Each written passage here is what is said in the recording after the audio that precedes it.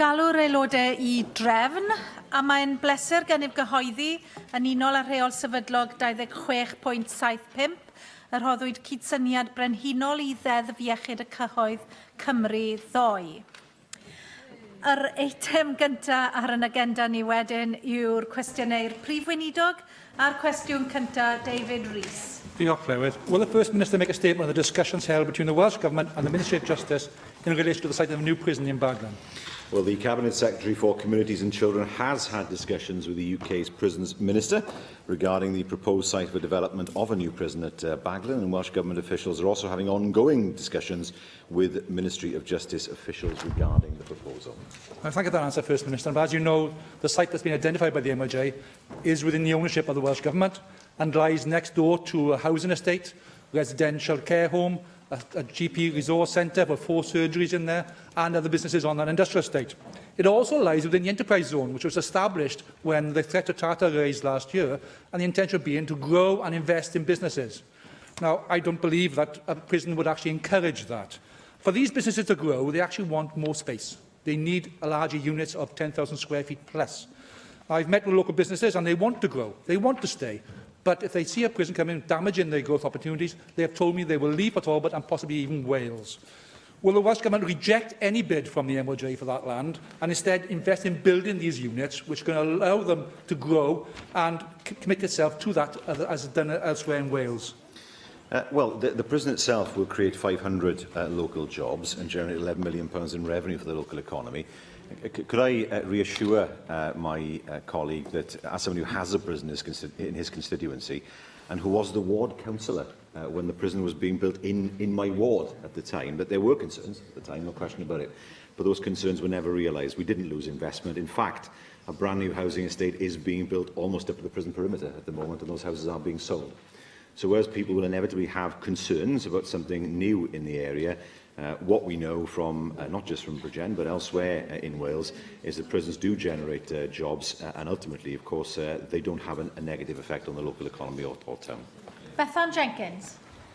Following on from that theme, last week, in a question that I asked the Cabinet Secretary, I said, why did you let the land go forward for consideration to be used for the prison? The Cabinet Secretary said, and I quote, "The member is incorrect in her assertion that I had an option in terms of the land issue regarding the prison." Could you please clarify this? Did you offer up that piece of land to the MOJ to consider? If you did not, how has it come about where a piece of Welsh Government land is being considered in the first place? If it is earmarked for potential other usage, why has it not been earmarked for that use before now for businesses locally, as David Rees has said? And can you confirm that you would be looking at other options in relation to this particular location?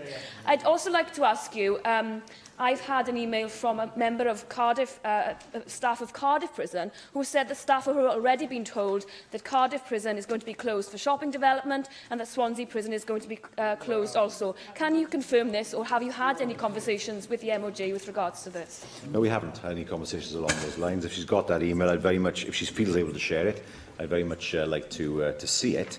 I'm not sure whether she's against the prison or whether she has other questions, but from our perspective, we know the prison can generate, as I said, 500 jobs, and I speak as somebody with a prison in my constituency. It had no detrimental effect at all on the immediate area, or indeed on the town of Bridgend, or indeed on investment. We know that a prison is needed, another modern prison is needed in the south of Wales. There's no getting away from that. But of course, it's hugely important to work with local people and businesses in order to reassure them based on what I've seen with my own eyes in Bridgend. Caroline Jones. Diolch, Llywydd. First Minister, the Ministry of Justice have indicated that they'll be holding a 2-day event in Port Talbot in order to garner the people's views on the new prison prior to submitting a formal planning application. While this is welcome, we need a more complete public consultation on the proposals. What discussions has your government had with the MOJ about a more detailed public consultation, and what role will the Welsh Government play in seeking residents' views on the new prison? Well, ultimately, the final decision on the exact location of any prison is a matter for the Ministry of Justice and not for Welsh Government. It's now, of course, a matter for the UK Government to seek planning permission. It's in the UK Government's interest to make sure that there is full consultation locally. You cannot give people too much information. I remember what happened in 1995-96 when the Park Prison was built in Bridgend. People did have a lot of questions. Those questions were dealt with by way of a public consultation. And of course, we see ourselves 20 years on, not with the teething troubles, I have to say, when the prison was opened, but 20 years on, the prison is accepted as part of the community and has created hundreds of jobs. Cwestiwn 2, Nick Ramsey. What plans does the First Minister have to recognise the additional challenges of delivering public services in rural areas in the distribution of local government funding? Well, the core funding provided to Welsh local authorities each year is distributed according to relative need. The formula is agreed with the local government through the Partnership Council for Wales, and it takes account of a wide range of factors. Thank you, First Minister, for that answer. As you know, a large percentage of Wales area is rural. I remain particularly concerned that the Welsh Government has not gone quite far enough in recognising rurality in its funding of local authorities over the last few years. Delivering services such as social care in a rural setting is always going to face additional costs when compared to an urban authority, and the same applies to other services provided by councils as well. Will you undertake to revisit the local government funding formula to see if greater weighting can be given to rurality over the years ahead? You look at the, if I can use the word, rankings for local authorities. Denbighshire's allocation is the 4th highest, Gwynedd is 9th, Carmarthenshire is 10th, Ceredigion 14th, Powys 15th, Pembrokeshire 17th. In comparison, Swansea is 16th, Flintshire 19th and Cardiff is 20th. It would seem to me that rurality is taken into account, and the reality is, of course, it's a matter for local authorities to agree amongst themselves what they wish the funding formula to look like, rather than one authority wanting to change it without the support of others. Joyce Watson. We all know, First Minister, that the only way that you can deliver any public services is through the staff. And there's evidence come out this week that the public sector pay cut and freeze over the past decade is such that now teachers' pay has fallen by £3 an hour, police officers by £2 an hour, and nurses' wages have absolutely stagnated. And the result of that at the moment on the nursing profession particularly is that we are now seeing 51% leaving that public sector service over the last 4 years. So do you agree with me, First Minister, that the Tory public sector pay freeze is now risking our public service delivery? Absolutely, I do. The time has come to ditch the public sector pay cap. We need to make sure that public sector workers are paid properly for the job that they do. I do not accept that there is some kind of financial restraint at play here, given the fact that £1 billion was found as part of a bung for Northern Ireland. If it can be found for Northern Ireland, the money can be found for our public sector workers. Simon Thomas.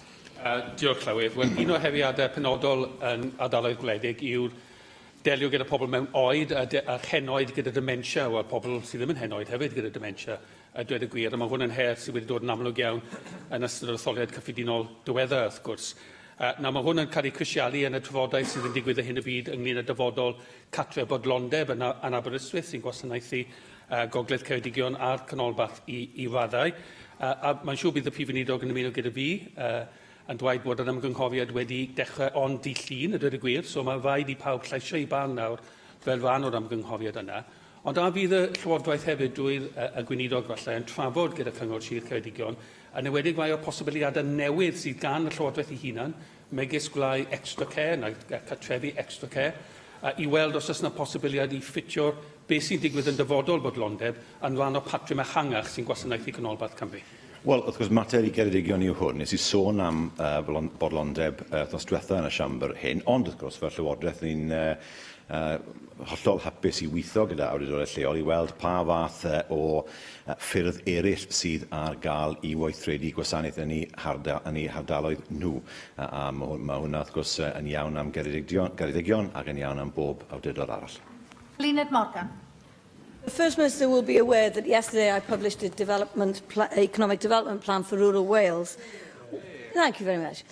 What assurances can the First Minister give me that the recommendations endorsed by a group of experts from rural Wales will be considered in the context of the new economic strategy for Wales? Well, could I thank my friend Lynn Morgan for the work that she has done, the deep interest she takes in rural communities across Wales. We know that rural Wales will have specific challenges, particularly with regard to Brexit. We welcome, as a government, the publication of the report, and it will form part of the strategy that we have to deliver further for rural Wales in the next few years post-Brexit.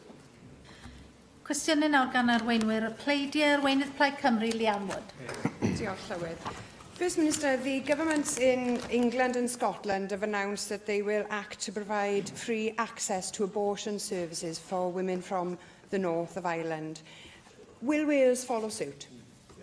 Yes, that's what we want to do. We're looking at the detail of how that can be done, but we want to make sure that the same service is on offer in Wales as it is in England and Scotland. There are issues such as, for example, travel costs, issues such as how do you provide ongoing care following a procedure rather than people just going home. These things are being considered at the moment, but I can assure the Leader of Plaid Cymru that what we're looking to do is to make sure that Wales, England and Scotland offer the same service. I welcome your answer, First Minister, so thank you very much for that. Faced with this Westminster government that is committed to austerity, Wales needs a government now that is proactive on health. Almost 30,000 Welsh nurses have seen a 14% cut in their wages since 2010 due to the NHS pay cap. On page 56 of your manifesto, you say that you will scrap the NHS pay cap. The Scottish Government has announced that it'll get rid of the pay cap in its next budget, and all I've seen from the Welsh Government is a letter to Jeremy Hunt. The UK Government has effectively rejected that letter and is now committed to that pay cap. It's time now, First Minister, for you to take action. Why haven't you yet announced any plans to lift the pay cap, and will you make it a priority in your next budget? We want to lift the pay cap. There are financial implications that we believe should be met by the Westminster Government. I don't know what their view is, if I'm honest, with the Leader of Plaid Cymru on the pay cap. I've heard different views from different ministers at different times. It shows the lack of leadership that exists in Westminster. She and I are in exactly the same position in wanting to see an end to the pay cap. We will continue to press the UK Government for more resources, and we will consider what we can do financially in order to move forward with that. If it's that much of a priority, First Minister, you should be able to commit to this today. We've got a Labour government in Wales, we've got 28 Welsh Labour MPs, and the NHS pay cap still remains. You might be happy to blame others in terms of the Westminster budgetary constraints, but you could be taking action today to protect workers, NHS nurses and NHS staff in Wales. The whole point of devolution is to pursue a different way, a better way. And you could have made a clear commitment today to look at where that funding could come from in the next budget. So your lack of action begs the question, what is the point of Labour if you're not able to protect Welsh workers? First Minister, can I please hear the Leader of Plaid Cymru, and can I hear less of ministers in the government and allow the First Minister to hear the question? Thank you, Presiding Officer. I'll give you one more chance to come clean on this now. Do you have any regrets about implementing Tory austerity, and when will you commit to lifting the NHS pay cap? Well, the Leader of Plaid Cymru asked what the point of Labour is. I can remind her we have 28 MPs and her party has 4. That is the point of Labour. People have faith in Welsh Labour. We saw that in the general election campaign. They keep on saying, do this, do that. Well, people aren't listening to them. She and I are in the same position in terms of the public sector pay cap. Surely there are two things she must agree with. Firstly, that the first protocol must be to secure the money from Westminster. Surely we don't give up on that. And that is something that we need to pursue. Secondly, surely she doesn't expect us to make a decision on the hoof without examining all the potential costs. And that is something, well, the Llywydd rightly stopped people heckling the Leader of Plaid Cymru. She could do the same for me. As I said, this is something that we want to take forward, but the first port of call is to say to the UK Government, you found the money for Northern Ireland, now you find the money for Wales. Arweinydd yr wrthblaid, Andrew Ati Davies. Thank you, Presiding Officer. First Minister, last week, obviously, the Government took the decision not to back the Circuit of Wales development at the heads of the valleys in Blaen y Gwent. One of the proposals that was put forward was obviously the development of a technology park, automotive technology park, that potentially could create 1,500 jobs over its lifespan. The enterprise zone has been in existence in Blaen y Gwent for over 5 years now. In its first 4 years, it created 172 jobs, and in the last year the figures are available for, it managed to create a mere 8 jobs.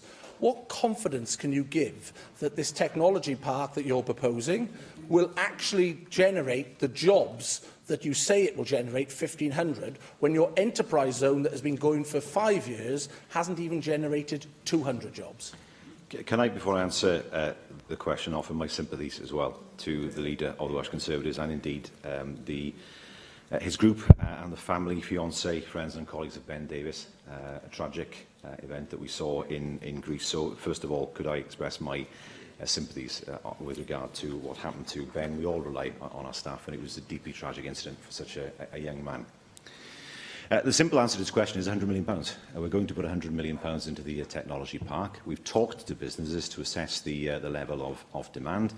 Bear in mind, of course, that this formed part of the circuit scheme technology park. It was something that was mooted as part of that scheme.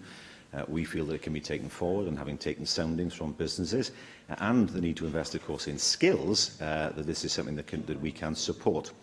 One of the issues that we have faced in the heads of the valleys for some years is investors saying that there are no buildings for them to go into. A speculative building is not something we want to encourage, but this is based on what businesses themselves have been saying to us. On that basis, we're confident that jobs can be created. Thank you, First Minister, for your remarks about the tragic death of our Deputy Chief of Staff, Ben Davies. Politically, we are divided in this chamber, and that's what this chamber is for, debate and discussion. But actually, the human spirit unites us all. And from a party perspective and a group perspective, and from Ben's family's perspective, I'd like to thank all the members who have expressed their condolences and wishes to be passed on to the family in the support that they will need in the days, weeks and months ahead. They've gone from being in a position of planning a wedding to arranging a funeral. And that really does put everything in perspective when we focus on what we debate and discuss within this chamber. But if I could go back to my line of question, if I may, First Minister, I do take the point that the alternative offer that the Welsh Government have put on the table of this £100 million over 10 years and the opportunity to open up the door for 1,500 jobs in this alternative offer is most probably sincerely made by the Welsh Government. But the evidence that the Circuit of Wales pointed to was that actually in their extensive discussions, and you referred to this in your answer to me, in their extensive discussions about the development of a technology park based on the automotive industry, you would need a track for testing and that opportunity for testing facilities to be coterminous with the technology park to be successful. Time and time again, we have seen the Public Accounts Committee reports and scrutiny reports about the build it and they will come mentality of previous governments having failed and considerable sums of public money being put on the table and actually thinking the money will solve the problem. How can you have this confidence this time round when the evidence points to the fact that actually you have to have the two working together to make the technology park a success in an area that desperately needs that success to create quality employment opportunities? We have had discussions with businesses, particularly those in the automotive sector, and they have said to us that the circuit is not required to move forward with the technology park. It's something that would be nice to have, but not essential to have. I think if I've represented in that way, I think it's a fair representation. But certainly, the development of the technology park, in their view, is not dependent on the development of a circuit. What is absolutely crucial is that we secure the jobs in the technology park and protect the public purse. That's hugely important, and that's exactly what we've done in taking this decision. Will you therefore then, First Minister, make public all the evidence that you've based your decision on, the £100 million investment and the due diligence that you, as a government, most probably, well, I hope, have undertaken, the ability to have confidence that 1,500 jobs figure will be reached, so that in 2, 3, 4 years' time we are not looking back at a big shed that is empty and these job opportunities lost to that particular area of Wales. As I've said, and I sincerely mean it, I hope the jobs come, but if you look at the track record of the 5 years of the enterprise zone, which was an automotive enterprise zone, I might add, you haven't managed to create 200 jobs in that area, and in the last year figures available, only 8 jobs have been created despite all the incentives of the enterprise zone. So will you therefore make public the evidence that you have based your decision on to sanction £100 million worth of investment and the feasibility in the figure that you've put forward of 1,500 jobs being created? We will make available all that can be made available, subject to commercial confidentiality discussions, of course, with other businesses. But I think it's right with this decision and this project that as much information is in the public domain as possible. We're not afraid of that. And certainly it is something that we are considering. How can we get as much information into the public domain? We saw some emerging today in an unfortunate manner, but we want to make sure that the information is there for members and for members of the public. Arweinydd Grŵp UKIP, Neil Hamilton. I'd like to continue this line of questioning with the First Minister, if I may. Is it not a tragedy that the Circuit of Wales project appears to have been strangled, not because of any credible doubts about the viability of the racetrack project, because there was nothing in the Cabinet Secretary's statement to that effect, but because of a technical internal accounting device by Her Majesty's Treasury and the Office for National Statistics? Shouldn't we look through the form of the accounts to the substance of the project? It's an entirely private sector funded project up front. All the Welsh Government was asked for was a guarantee for which they would be paid £3 million a year. It was secured on the assets which are to be constructed because the guarantee doesn't even begin until the construction phase is completed, and that 100% of the assets were available to secure what was a loan of less than 50% of the funding. So on the face of it, that appears to be pretty good security. And is there not a way through this, even at this late stage, that we could continue to look at the possibility of untying the Gordian knot with the Treasury and see if there is an imaginative solution to this in accounting terms, which would enable the private sector money to be put in, which, on balance, I think would be better than for the Welsh Government to have to commit its own money up front, which is now what is proposed? The issue is this, isn't it? The problem has always been that if this project had strong support from private investors, it wouldn't need a guarantee from the government, and it would be able to stand on its own 2 feet without that guarantee. As we said in the Chamber last week, the difficulty that we have faced is that no final decision will be given by the ONS or Eurostat as to whether this financial deal will be on or off the balance sheet until the contracts are signed, by which case it's too late. And of course, at that point, we are in a position where, in 2 years, 3 years' time, if the circuit didn't work out, the guarantee is called on. That is the problem with this. Now, we cannot take that risk.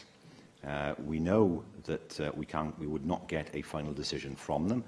The fact that, as the deal is currently structured, it does not appear to have met our conditions. If a new proposal comes forward, then of course we'd examine it. But we cannot take the risk with public money and take the risk of this money appearing on our balance sheet. If that were to happen, we would be treated as if we had already paid that money over and the money would be cut from our capital budget, which would mean, for example, potentially having to make cuts in this financial year. Now, that's not something that we as a responsible government can take a risk with.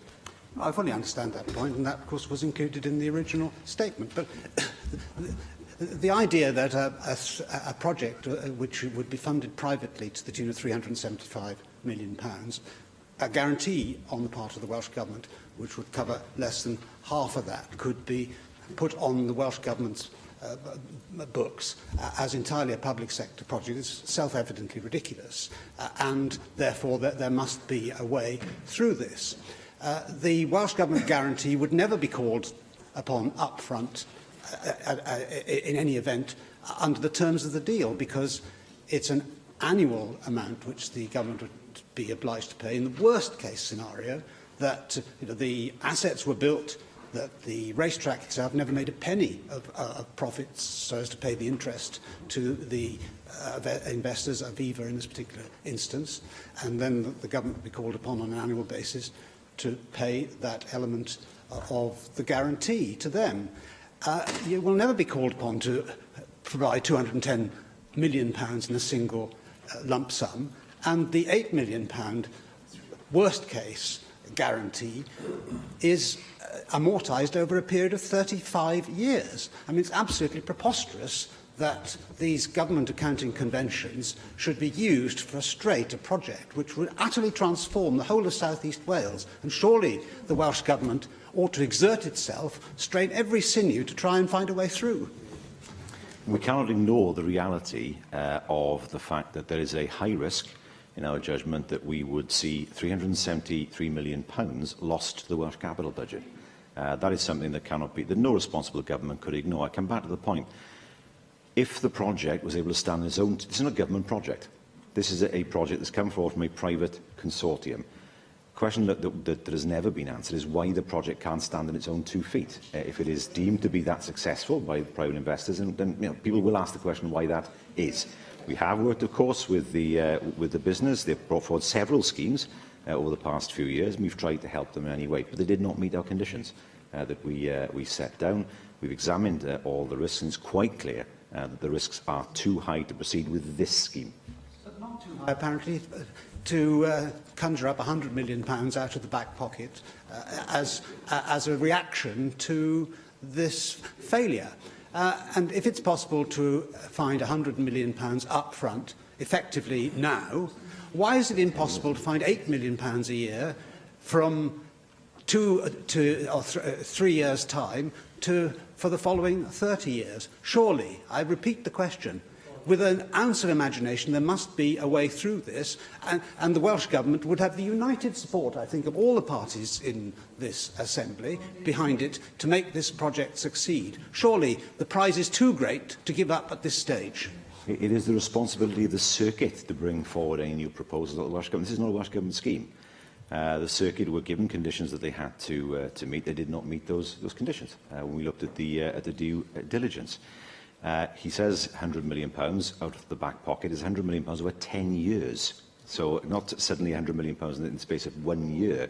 That is the commitment that we make to Ebervale to bring the jobs to the technology park, and we are confident, having spoken to businesses, that that technology park will be a success. Question 3, John Griffiths. Will the First Minister make a statement on progress with local government reform in Wales? Yes, as I said in my statement on the legislative programme, on the 27th of June, we will introduce a local government bill in the second year of our programme to reform local government. First Minister, local authorities deliver key services to our community, so it's vitally important that we have a thriving local democracy. A fundamental requirement of that is local authorities that reflect their local populations.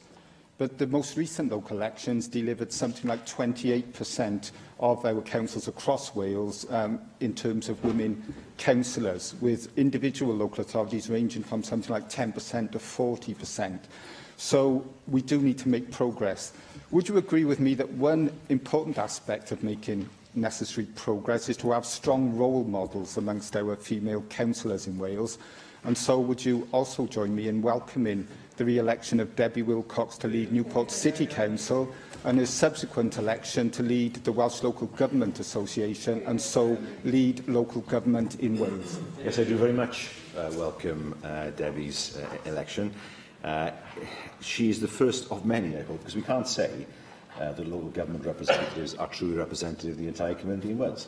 We're a long way from being able to say that. I can say, prior to the local elections, we ran a number of projects as part of the Diversity and Democracy programme.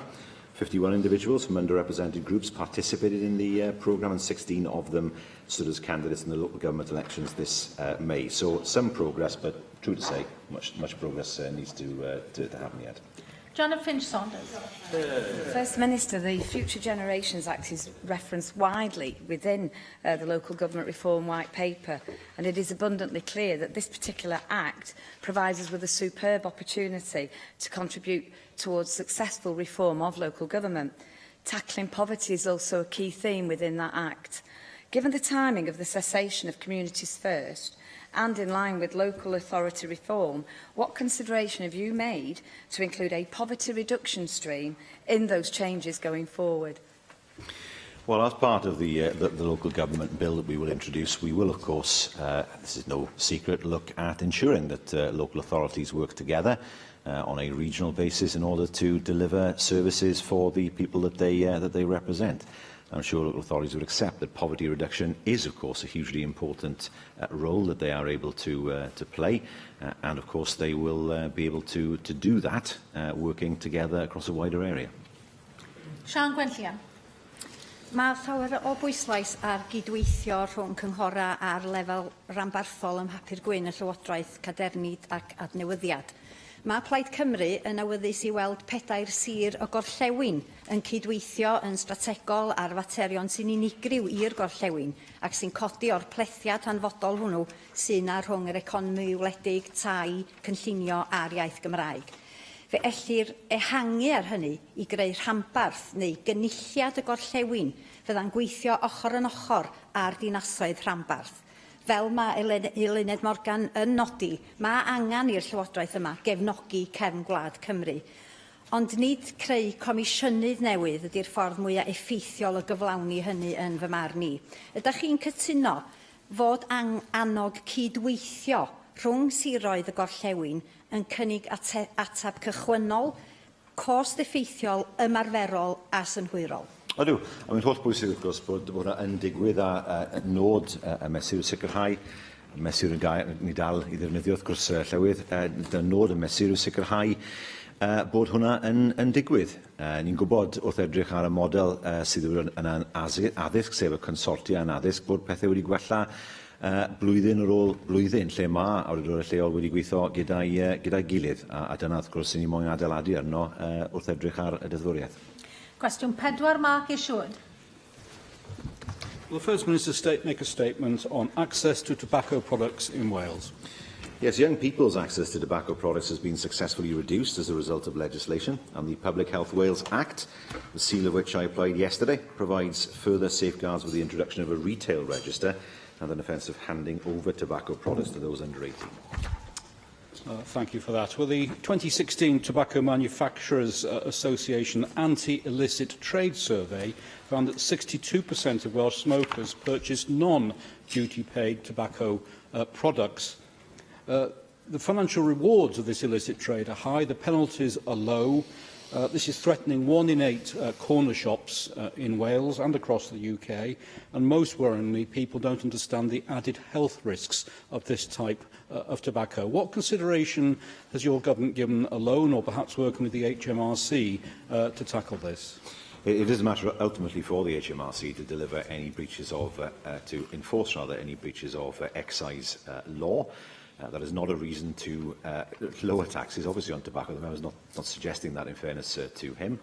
But it is hugely important that people are able to provide intelligence to the enforcement agencies. And, of course, I know the checks are carried out at the airports, particularly from areas that are seen as areas of risk when it comes to importing tobacco and cigarettes, particularly from jurisdictions where the prices are very, very low. But obviously we seek to work with HMRC in order to reduce and eliminate smuggling. Rhiannon Passmore. First Minister, in 2015, small shops and retailers fell into line with large businesses, with it being illegal for them to display cigarettes and tobacco in public. At the time, the Health and Social Services Minister, Mark Drakeford, stated smoking still causes around 5,450 deaths in Wales each year. Around half of all regular smokers will die prematurely from smoking-related illnesses, and that's why we will continue to work tirelessly to reduce smoking levels to 16% by 2020. First Minister, what progress is being made to hit that 2020 target, and what challenges do we face to meet it, and what further action can the Welsh Government take to fulfil our aim?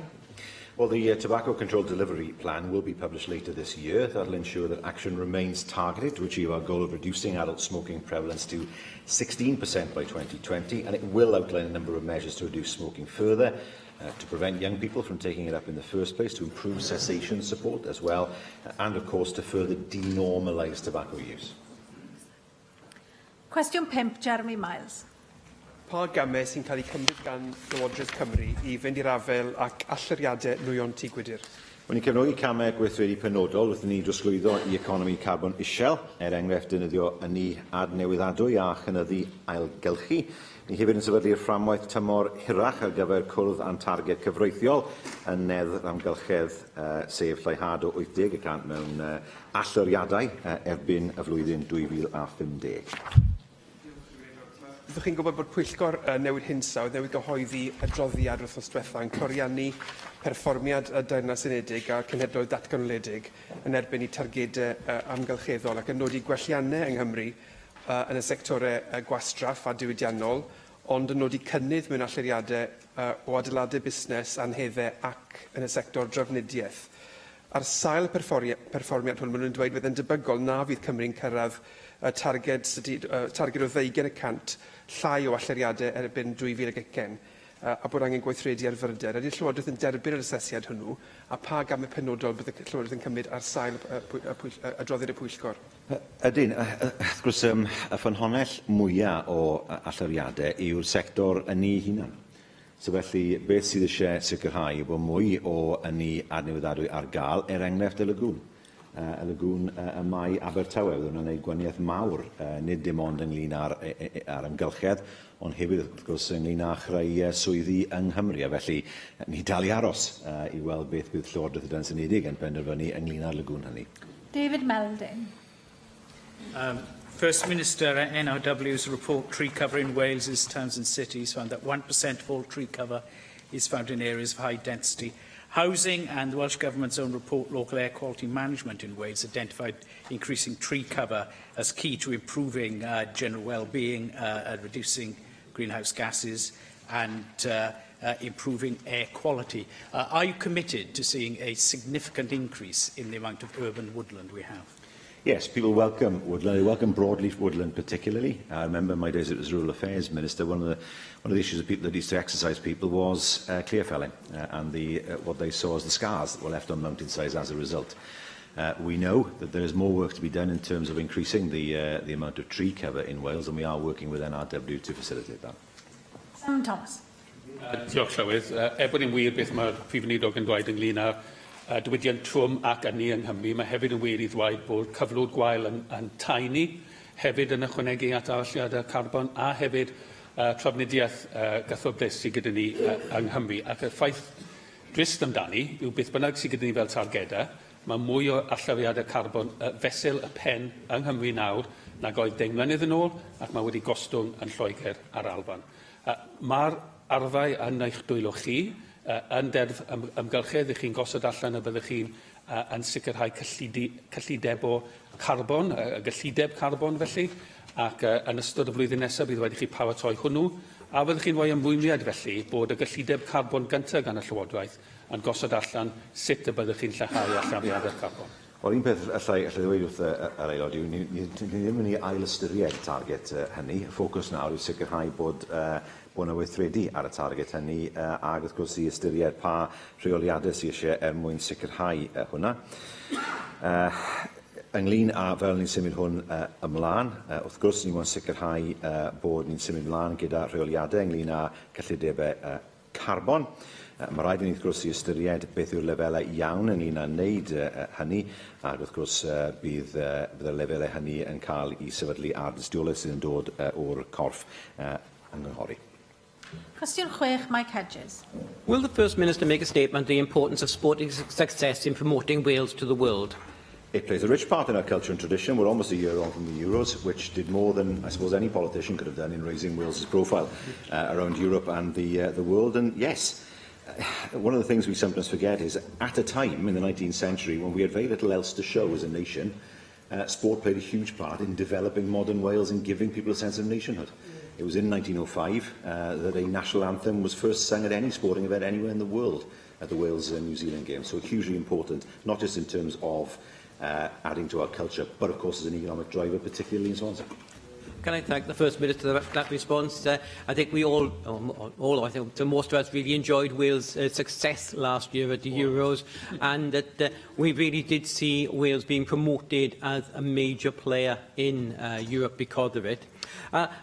I think it is, of course, crucial as Sport Wales also realises the importance of professional sport in Wales. Does the First Minister agree with me regarding Swansea City and the importance of Premiership football for promoting Swansea and Wales? 38 Premiership games a year shown on television throughout the world with the word Swansea being mentioned. That the best publicity Swansea or Wales gets from anywhere. And is the First Minister also very pleased that Swansea is spending yet another season in the Premiership? Well, the simple answer is yes. I don't think I can go much beyond that, but my friend Mike Hedges is absolutely right to say how important Swansea City is as a brand for the city of Swansea as well. And we've worked through Visit Wales with the club since 2011 to increase the profile of the club and, of course, the profile of Wales. Mohammed Ashkar. Presiding officer, after Mike Hedges, exactly the same. You know, the tremendous effect, the success of our national team, football team, in reaching the semi-finals in Euro 2016, we had in promoting Wales in the world.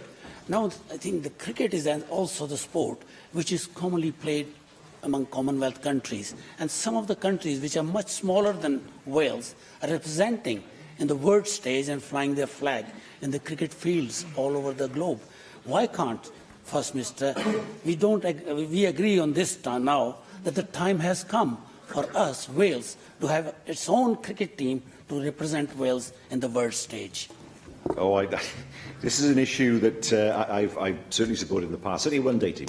So, not a test team. I don't think we are playing close at that level. But it is odd that we see Ireland and Scotland playing in international tournaments and not Wales. We did have a one-day team at one point for a few years. I know there are concerns in Glamorgan because of the financial advantage they get being part of the England and Wales Cricket Board, as is sometimes forgotten about. But from my perspective, I'd very much like to see us represented internationally at cricket, as long as, of course, there's no financial hit on Glamorgan and their ability to play at the highest level.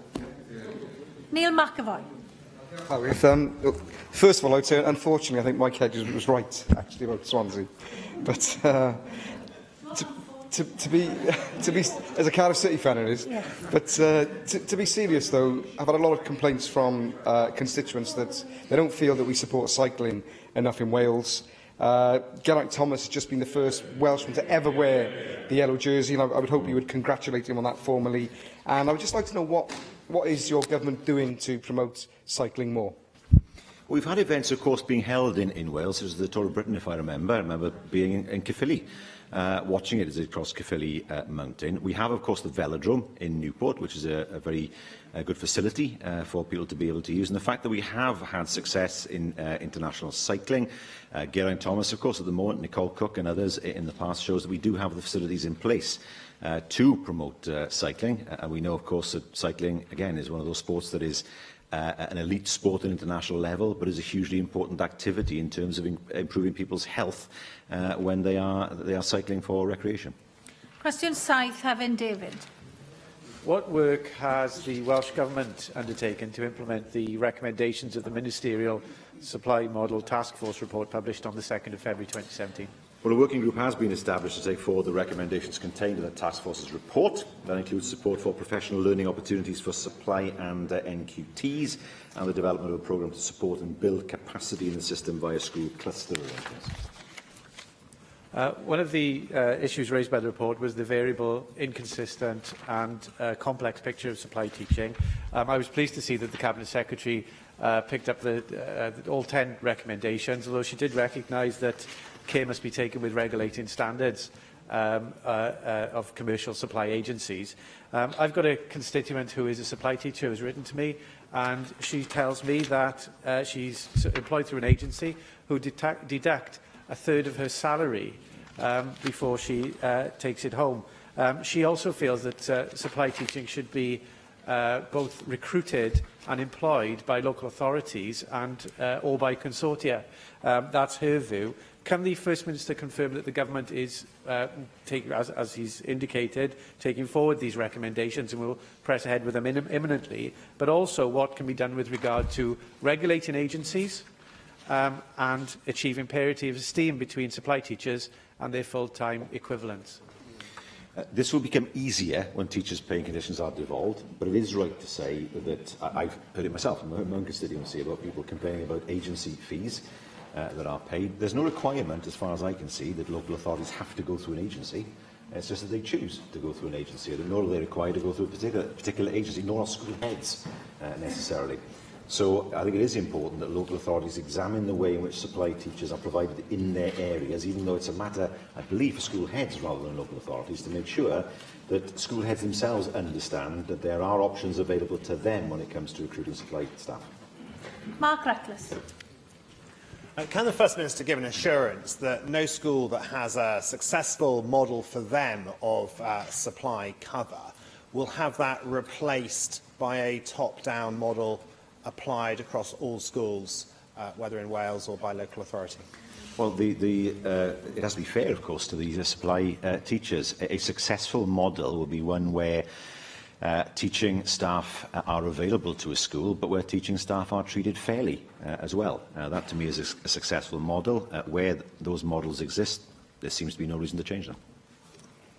Adam Price. Un o'r siomedigaethau yn credu ar pan nath yr adroddiad ymateb ysgrifenedig y gweinidog i'r adroddiad cael ei gyhoeddi, oedd nad oedd y Llywodraeth ar y pryd yn gallu rhoi arweiniad ynglyn â'r ddwy argymhelliad oedd yn mynd yn fwyaf pellgyrraeddol o ran rhoi ateb i'r sefyllfa. Yn yw reoleiddio y sector breifat, fel oedd Hefin David yn cyfeirio ato fe, o ran gwella safonau, ond hefyd creu system ranbarthol ar gyfer cyflogi yn uniongyrchol, ac mi oedd y Llywodraeth wedi gaddo dod nôl gyda ymateb ar ôl i ragor o waith cael ei wneud ar y ddau bwynt yna. Oedi'r Llywodraeth mewn pryd i gyhoeddi yr ymateb hynny nawr? Ynglŷn â'r ffwrprynt rhanbarthol, ni'n symud ymlaen gyda hwnna, llai gadarnhau hwnna mwyn sicrhau bod hwnna'n digwydd. Ynglŷn â'r delio gyda busnesau yn y sector preifat, wrth gwrs mae yna faterion sydd yn croesi mewn yr ardal sydd heb wedi datganoli. Felly ar hyn o bryd ni'n ystyried faint mor bell allwn ni fynd. Diolch i'r Prif Weinidog. Yr eitem nesaf ar yr agenda yw'r datganiad a chyhoeddiad busnes. A dwi'n galw ar arweinydd y tŷ i wneud ei datganiad.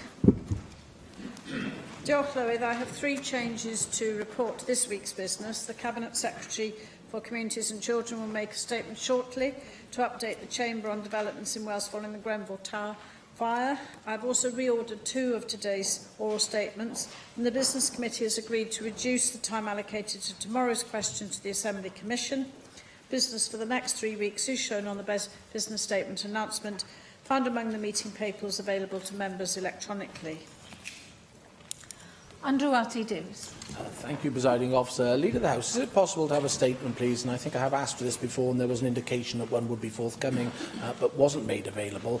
On the Northern Access Road, you'd be familiar with it around the St Athan Enterprise Zone. You'd also be very familiar with Lantrit Major Town Council and LeMace Community Council's very strong observations and objections to this new road that is proposed for the St Athan area. The planning application has gone in from the Welsh Government, and to me, certainly, there doesn't seem to have been a coherent case put forward as to why Welsh Government are very keen to spend £15 million on this piece of road when the existing infrastructure with a modest investment could quite easily accommodate the revised traffic levels that potentially could arise from investment in the enterprise zone area. I do believe that it would greatly inform local people if this statement could come forward, and in particular the Community Council of LeMace and the Town Council of Lantrit would benefit from a clear and objective view as to why the Welsh Government have sanctioned £15 million of expenditure on a piece of road that locally no one I find in support of.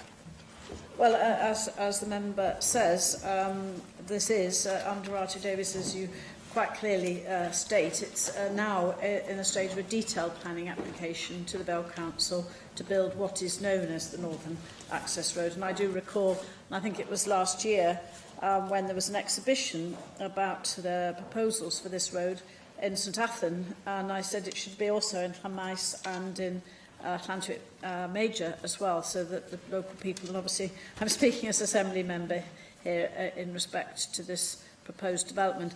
What is very important is that the local community have to be engaged, and as indeed the town and community councils are, and obviously then we await the full consideration in terms of the planning application before the Vale of Glamorgan Council. Neil McAvoy. Diolch Llywydd. Leader of the House, following the latest £9.3 million Circuit of Wales debacle inherited from a former minister, I'm looking for a statement from you on the following. Cancoat, £3.4 million wasted on a company with a weak business plan. Oyster World, £1.4 million lost. Cooked, £1 million on a company now being investigated.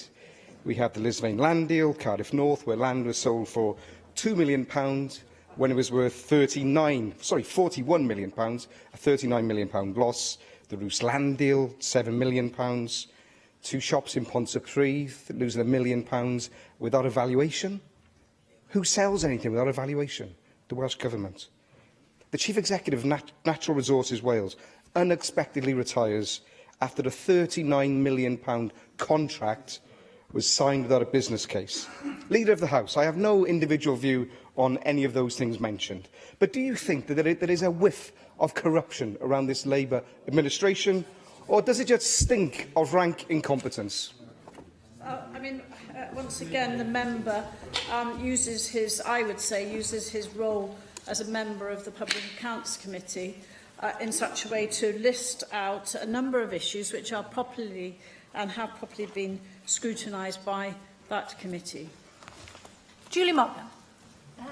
Thank you. I welcome the response of the First Minister in First Minister's questions to the Leader of Plaid Cymru about the issue of access to free abortions for women from Northern Ireland in Wales. I wanted to applaud the efforts of Labour backbencher Stella Creasy, whose campaigning and actions resulted in the Westminster Government making this decision for England. And I call for a detailed statement from the Welsh Government, from the Health and Social Services Cabinet Secretary, about how this will be implemented in Wales. I understand that last year 724 women from Northern Ireland accessed abortions in England and Wales. So could we have a statement to clarify the Welsh numbers, the funding? I note the funding from Westminster will be from the Equality of the UK Government's Equality Office. And obviously, what about the issue of travel and expense costs? Because the Supreme Court case earlier this year was brought by a pregnant 15-year-old and her mother who travelled from Northern Ireland to Manchester, and the cost was £900. And this sort of payment adds to the stress and the stigma attached to such a distressing occasion.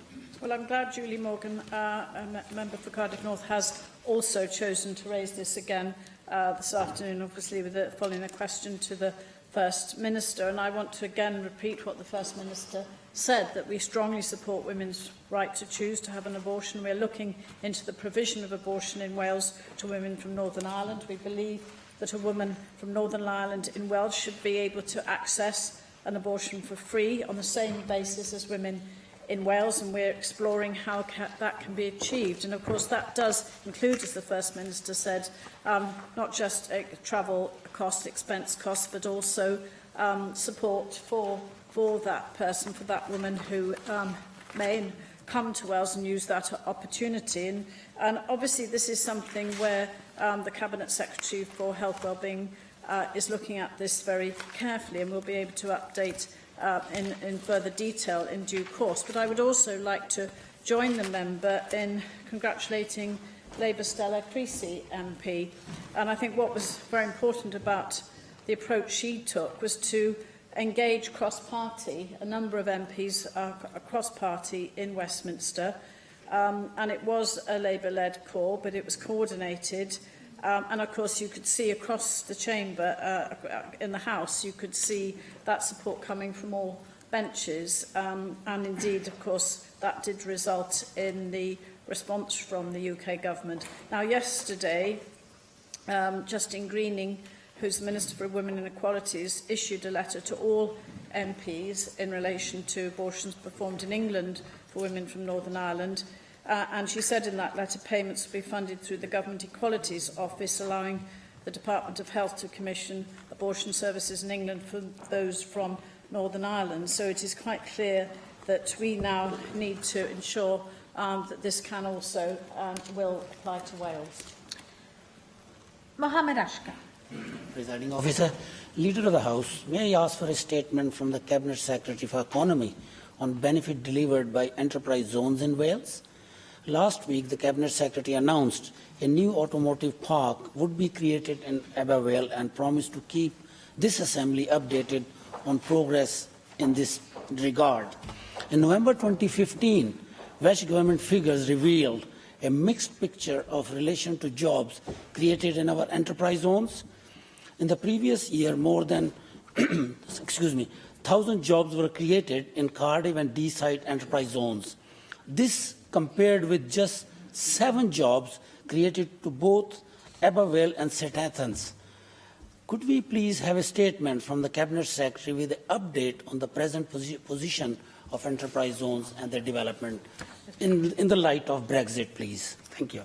Well, I thank the member for that question. In fact, the Cabinet Secretary met with the chair of the enterprise zone for Abervale only this morning and was able then to impress on him the importance in terms of the opportunities that are now presented as a result of his announcement and allocation of funding last week. And it is all important that we look to this in terms of the jobs created. And I know the Cabinet Secretary would like to update members with a statement across not just in terms of the enterprise zone in Abervale, but across the whole of Wales in terms of all the enterprise zones.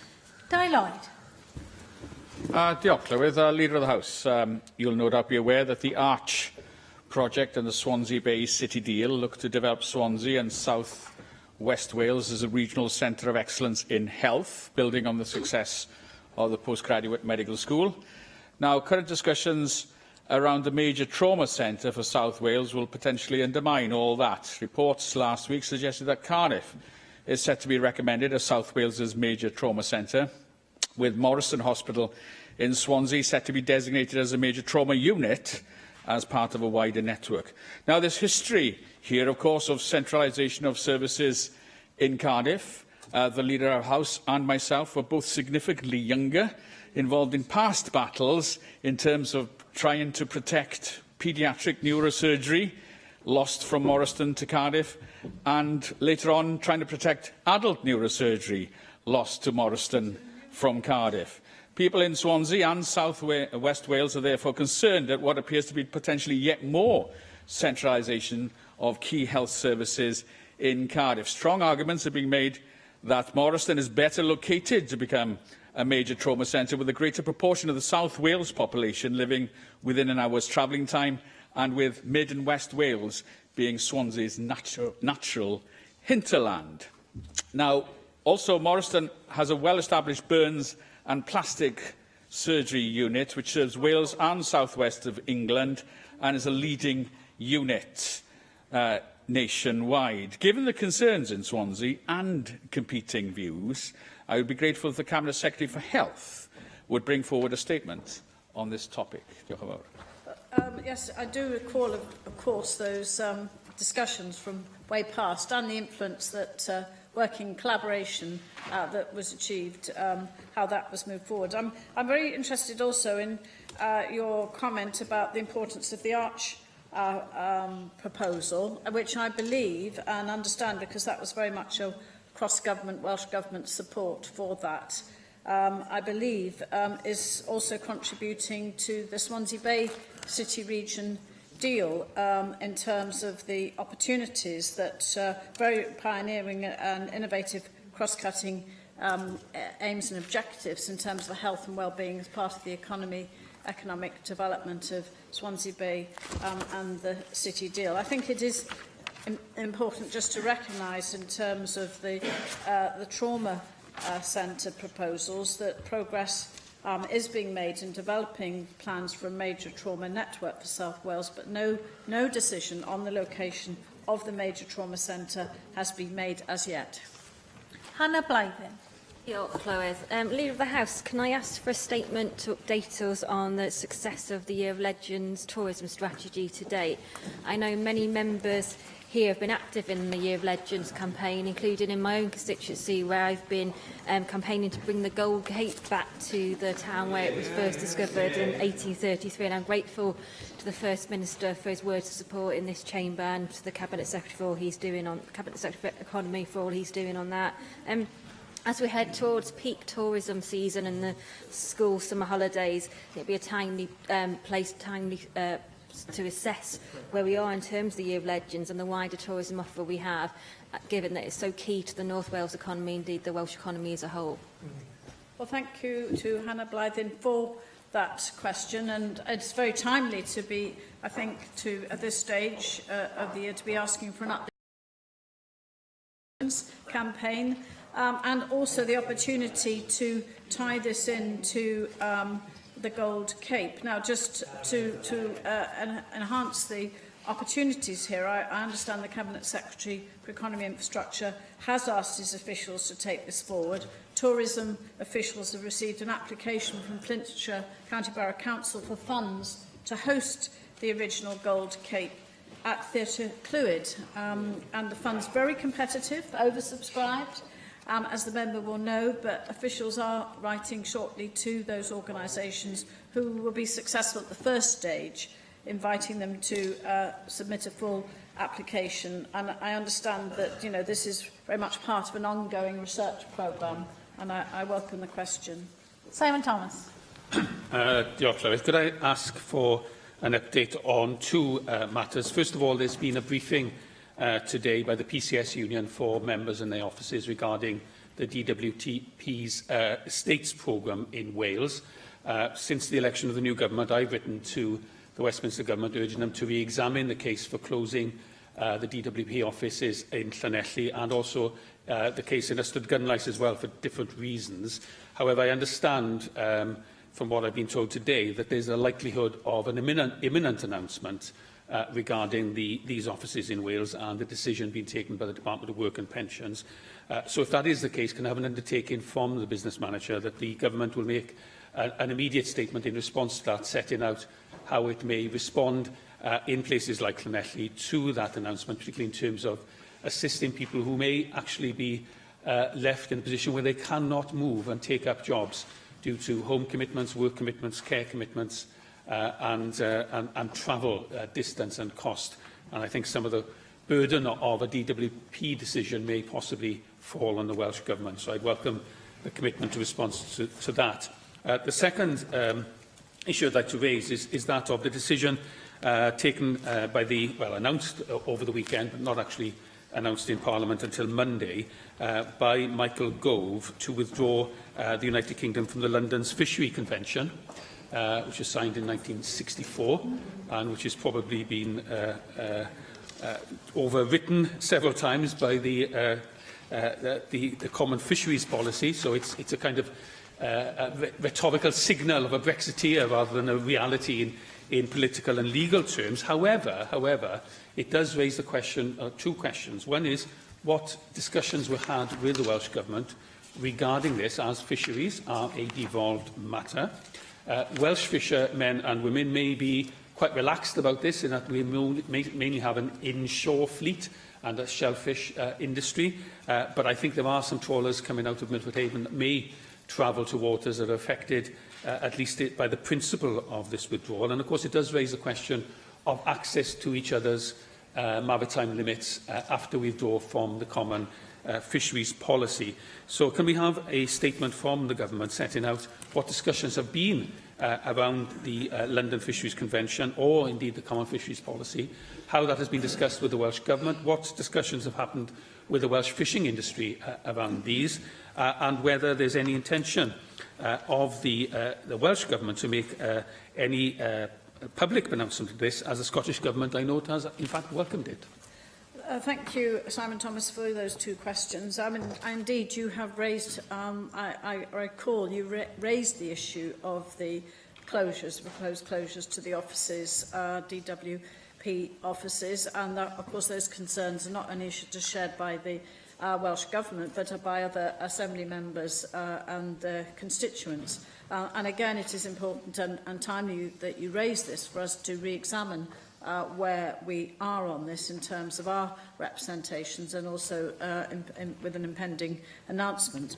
On your second point, in terms of Michael Gove, well, one can question with the way things are going at the moment, under whose authority and what authority he made that statement in terms of the Fisheries Convention. But I think my understanding, and it was only last week, I think, that you might have asked the question to the Cabinet Secretary about Michael Gove appearing to ignore the devolved administrations. In any case, I understand a meeting might be in the offing with the Cabinet Secretary, but quadrilateral meetings with Scotland, Scottish Minister and Welsh Cabinet Secretary had been postponed. And clearly this is, as far as I understand, the Cabinet Secretary, the Welsh Government certainly was not consulted before this was announced at the weekend. And it is very important that you, again, draw this to the wider public attention in terms of the way that we are being treated and disregarded. Darren Mill. Can I support the calls for an update on the Year of Legends strategy? I really appreciate the fact that there's a fellow colleague in North Wales seeking to get some of our treasures back into the region. One of the other treasures which is associated both with the Delyn and Clwyd West constituencies is the fingerbone of St Winifred, of St Winifred's Holy Well fame. Who, of course, was originally interred in Gwytherin, in my own constituency, and whose bones were, frankly, pinched by the monks of Shrewsbury Abbey in order to encourage people to visit that town. And I wonder whether we could have a message from the Welsh Government on the importance of that relic to North Wales, and whether there might be an arrangement and an opportunity to host a visit by that relic in conjunction with the Roman Catholic Church to both Gwytherin and indeed to Holywell at some point in the future. Can I also call for a Welsh Government statement on the Ministry of Defence estate review?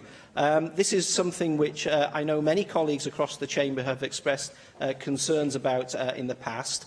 And I will, I appreciate that defence matters are not devolved to this National Assembly, but the estate review will have a significant impact across Wales, in North Wales, in Prestatyn and Wrexham, and in places like Chepstow, Brecon and elsewhere. And I think it's very important that the Welsh Government has a clear position on this, and that the Assembly on a cross-party basis can come together around a common message in terms of the importance of the footprint of the defence estate here in Wales, given the contribution that we make to the armed forces personnel more generally. So I would appreciate a statement on the Welsh Government's position on that, and any discussions which you might be having with the UK Government and the Ministry of Defence. Thank you, Darren Miller. On your first question, the Cabinet Secretary, as I've already stated, is going to do an update on the Year of Legends, and clearly you have identified one possible missing legend, which should be considered, those relics, more than one, I think, but particularly refer to St Winifred at Holy Well in Holywell. And, I think this is very important that these are charted and tracked, and that they're recognised. So I know the Cabinet Secretary will want to respond to you on that particular more local issue for you in your region, constituency, sorry. A second point, I think many members are very concerned about the MOD estate review. I certainly am, as a Vale Glamorgan Assembly member, as far as St Athan is concerned. So, but it's not, it is an impact on many constituencies, and I will ask the Cabinet Secretary to follow this up for an update from the MOD. Diolch i'r arweinydd y tŷ. Yr eitem nesaf yw'r datganiad gan ysgrifennydd y Cabinet dros gymunedau a phlant ar y wybodaeth ddiweddaraf yn dilyn y tân yn Nhŵr Grenfell, a dwi'n galw ar yr ysgrifennydd Cabinet i wneud ei ddatganiad. Carl Sargent. Thank you, Llywydd. Thank you for the opportunity to update members on the actions being taken by Welsh Government, landlords and fire and rescue services in Wales in the light of the Grenfell Tower tragedy. I'm committed to keeping members updated on our actions, and I'm sure members will agree that this is not a party political issue, but one of concerns to us all, and of course, in many cases, our constituents. Accordingly, I briefed opposition spokespeople this morning and will provide regular updates to members as the situation evolves. Now, with our immediate priority, both for the Welsh Government and social landlords, will to ensure that the particular Reynobond cladding implicated in Grenfell Tower was not fitted to the Welsh high-rise tower blocks. I reported last week that no cladding of this type was found. Our focus moved to the aluminium composite material, ACM, in general, and this has been identified in 7 blocks. This cladding has been tested. Clearly, the situation demands close cooperation by a range of agencies and services. Resident safety and peace of mind is the very highest priority for all organisations involved with this issue, and I'm pleased to say that we're working together effectively. Along with others, the Welsh Government is absolutely committed to taking a measured and proportionate response which recognises the importance of tenant safety and peace of mind. So as to understand the experiences of those living in the affected properties, yesterday I visited tenants in Swansea, where I had some very positive and insightful discussions which will be helpful in shaping our activity as we move forward. I was also able to explain the steps being taken to ensure that the high-rise tower blocks are safe. I was able to hear from tenants firsthand what their concerns are surrounding the safety of the cladding material, and they made it very clear that they appreciated the advice provided by the landlords. I am naturally anxious to deal with the understandable concerns of the tenants as quickly as possible. It is essential that government action should be based on the best possible professional advice, and our excellent fire and rescue services remain closely involved in supporting landlords and in ensuring that all proper and reasonable steps are taken to safeguard the tenants. Their professional and measured approach to risk management and fire safety is crucial. Indeed, I believe the only subsequent evacuation to date in England was from the Cholcotts estate, and this occurred following a joint inspection of the East London Fire Brigade and the decision that some of the blocks needed to be evacuated on a temporary basis. I am pleased to say that Swansea has implemented a comprehensive set of measures following their test results, and this action is fully in line with the DCLG guidance, which was updated on the 22nd of June. This sets out mitigating measures to be implemented as appropriate without delay. There it is to determine that insulation materials within ACM cladding are unlikely to be in compliance with the current building regulations.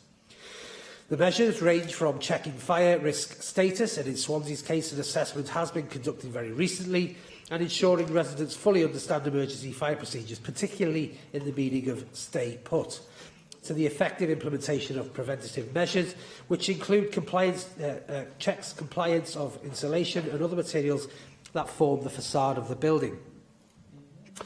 The local authority is in regular contact with the residents and has fire wardens on site to reassure tenants, and the Mid and West Fire Service has confirmed that it undertook fire safety audits at both Klein Court in Sketty and Jeffreys Court in Penlan on the 21st of June of this year.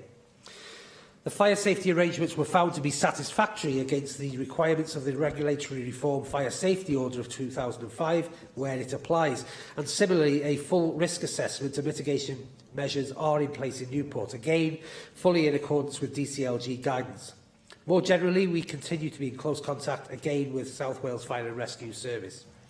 Now, the Welsh Government will, of course, continue to stay in close touch and work with Swansea and Newport and all other local authorities affected as further guidance and advice emanates from the UK expert group. I've also established a Welsh Fire Safety Advisory Group chaired by Des Tilsbury, my Fire and Rescue Advisor and Inspector for Wales. That group will meet for the first time this week. To ensure consistency and effective communication, there needs to be a strong and effective relationship between the two groups. So I've asked the Secretary of State for Communities and Local Government that Des Tilbury sits as a member of the UK expert group also. I expect to hear from a response from him shortly. As I've explained, our primary focus has been and remains for the time being on high-rise tower blocks within the social housing sector. We are, though, now engaged with local authorities and WLGA to identify all private sector residential high-rise blocks and we are working to ensure we can identify freehold and managing agents of these blocks and provide them with appropriate advice and guidance, in line with what we have provided to the social housing sector. My expectations is that where an owner identifies that a residential high-rise building has or is indeed suspected of having ACM cladding, they will send samples for testing and take the same additional precautionary measures as social housing landlords have taken. All of this activity, geared to ensuring we can improve safety measures and give reassurance, only happens with the full support and engagement of our partners across the piece. I'd like to thank them for their continued effort. As I said at the outset, this is a fast-moving issue, and I will ensure that members are kept fully informed and updated. Thank you, Llywydd. David Melding. Thank you, Chair. Can I welcome this statement from the Cabinet Secretary, and can I thank him for the briefing he gave opposition spokespeople this morning, and the promise of further briefing from him and his officials. I do think it's important we're kept informed of, as he said, what is a rapidly changing situation. Can I ask him, in terms of the immediate assessments that have been carried out, what conclusions have been reached about the role of cavity spaces, which I understand were key in the appalling tragedy at Grenfell Towers? And this where there is a gap, obviously, between the cladding and the main structure of the tower block, and this constituting a key risk. Are similar cavity spaces present in the Welsh tower blocks that have been inspected? Under what circumstances would the Minister advise social landlords to remove the cladding? I do understand there may be a danger that if cladding is just removed, then even more dangerous and inflammable material could be exposed beneath. Are there circumstances, therefore, under which the Minister anticipates relocation being an option if immediate assurances of safety cannot be established? I'm also advised that the cladding material on Grenfell Tower, and I don't know, but I assume that the other cladding materials that are present in Wales, that one of the difficulties with them is that they are designed to act as rain screens, which unfortunately means that when the fire service attempts to control and extinguish fires, that they're much less effective in the action they take as the water is being repelled. And obviously containing and extinguishing fires is key to the general fire resilience of these buildings. And is there any difference in the cladding material acting as a screen in Wales, as it seems to be the case in London? Cabinet Secretary, many tower blocks are in the private sector or public buildings such as schools and hospitals. And how are the assessments of these buildings being made?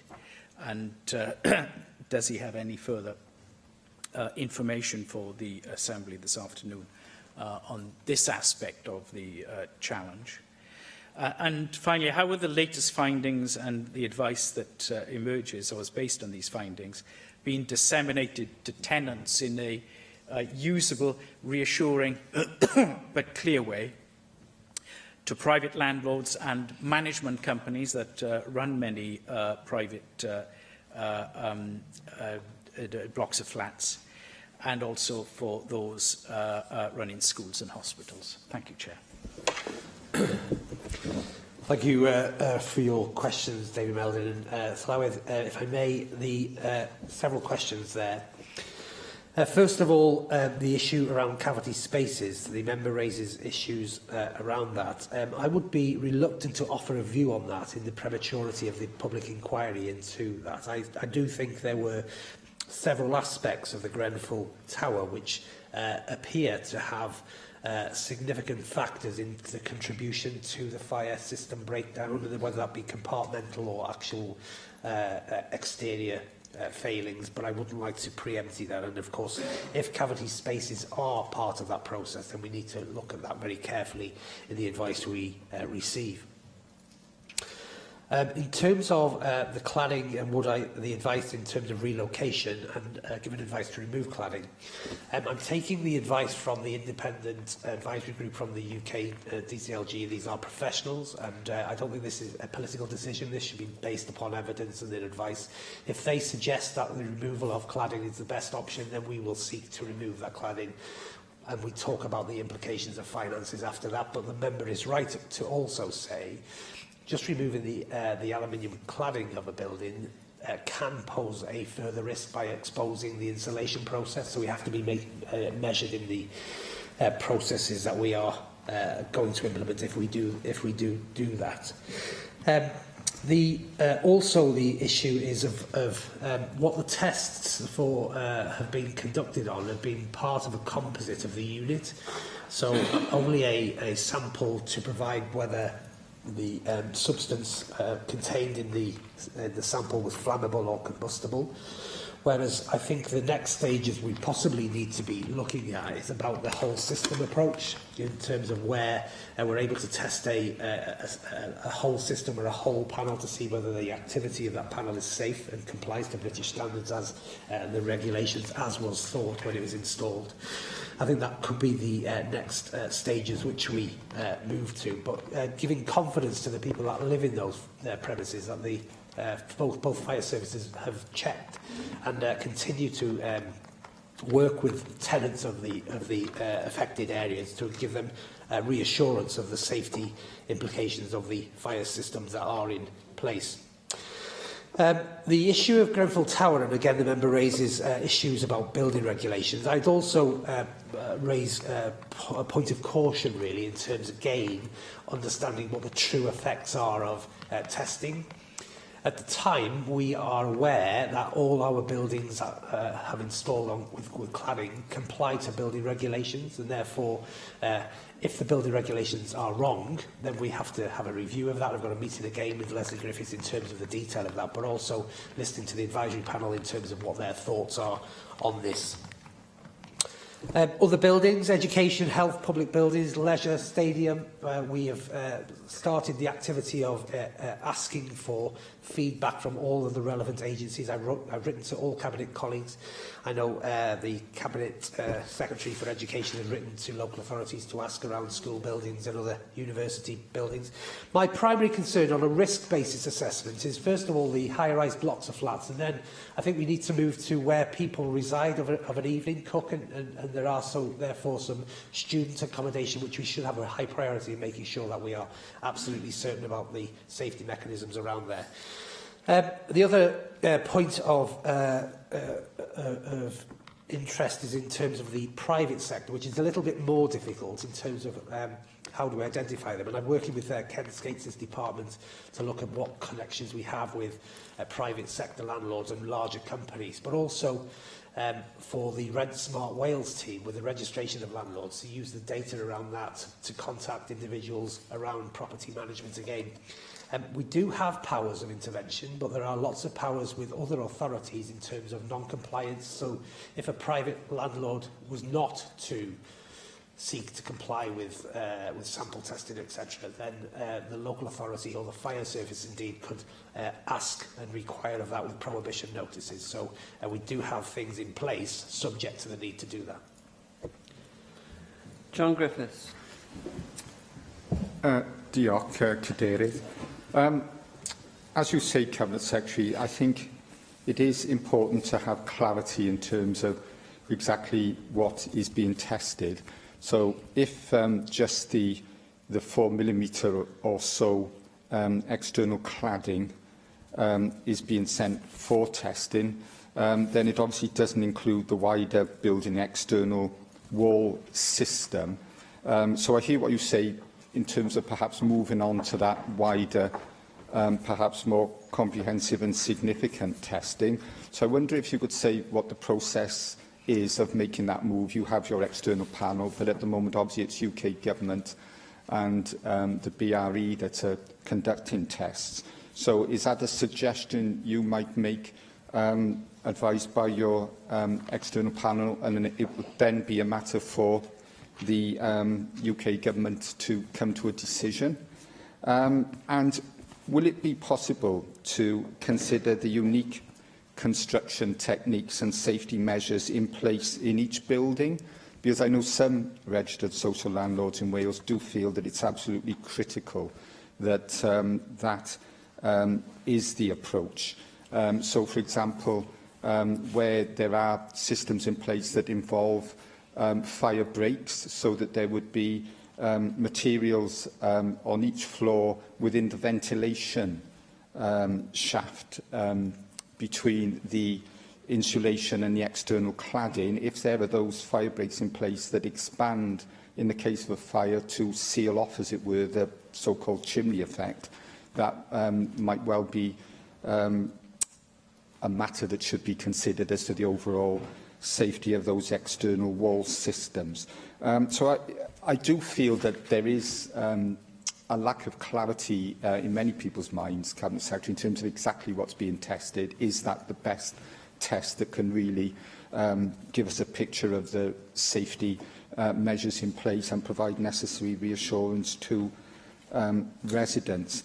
And the other question I'd like to ask is, will you continue to work with registered social landlords in Wales and others to make sure that tenants are properly involved and are properly communicated with to ensure safety, but also to provide necessary reassurance? Because I think whatever view we take of recent events, I think it will always be the case that there will be that need to involve residents and communicate with residents if we really are going to have the best safety systems and indeed proper reassurance.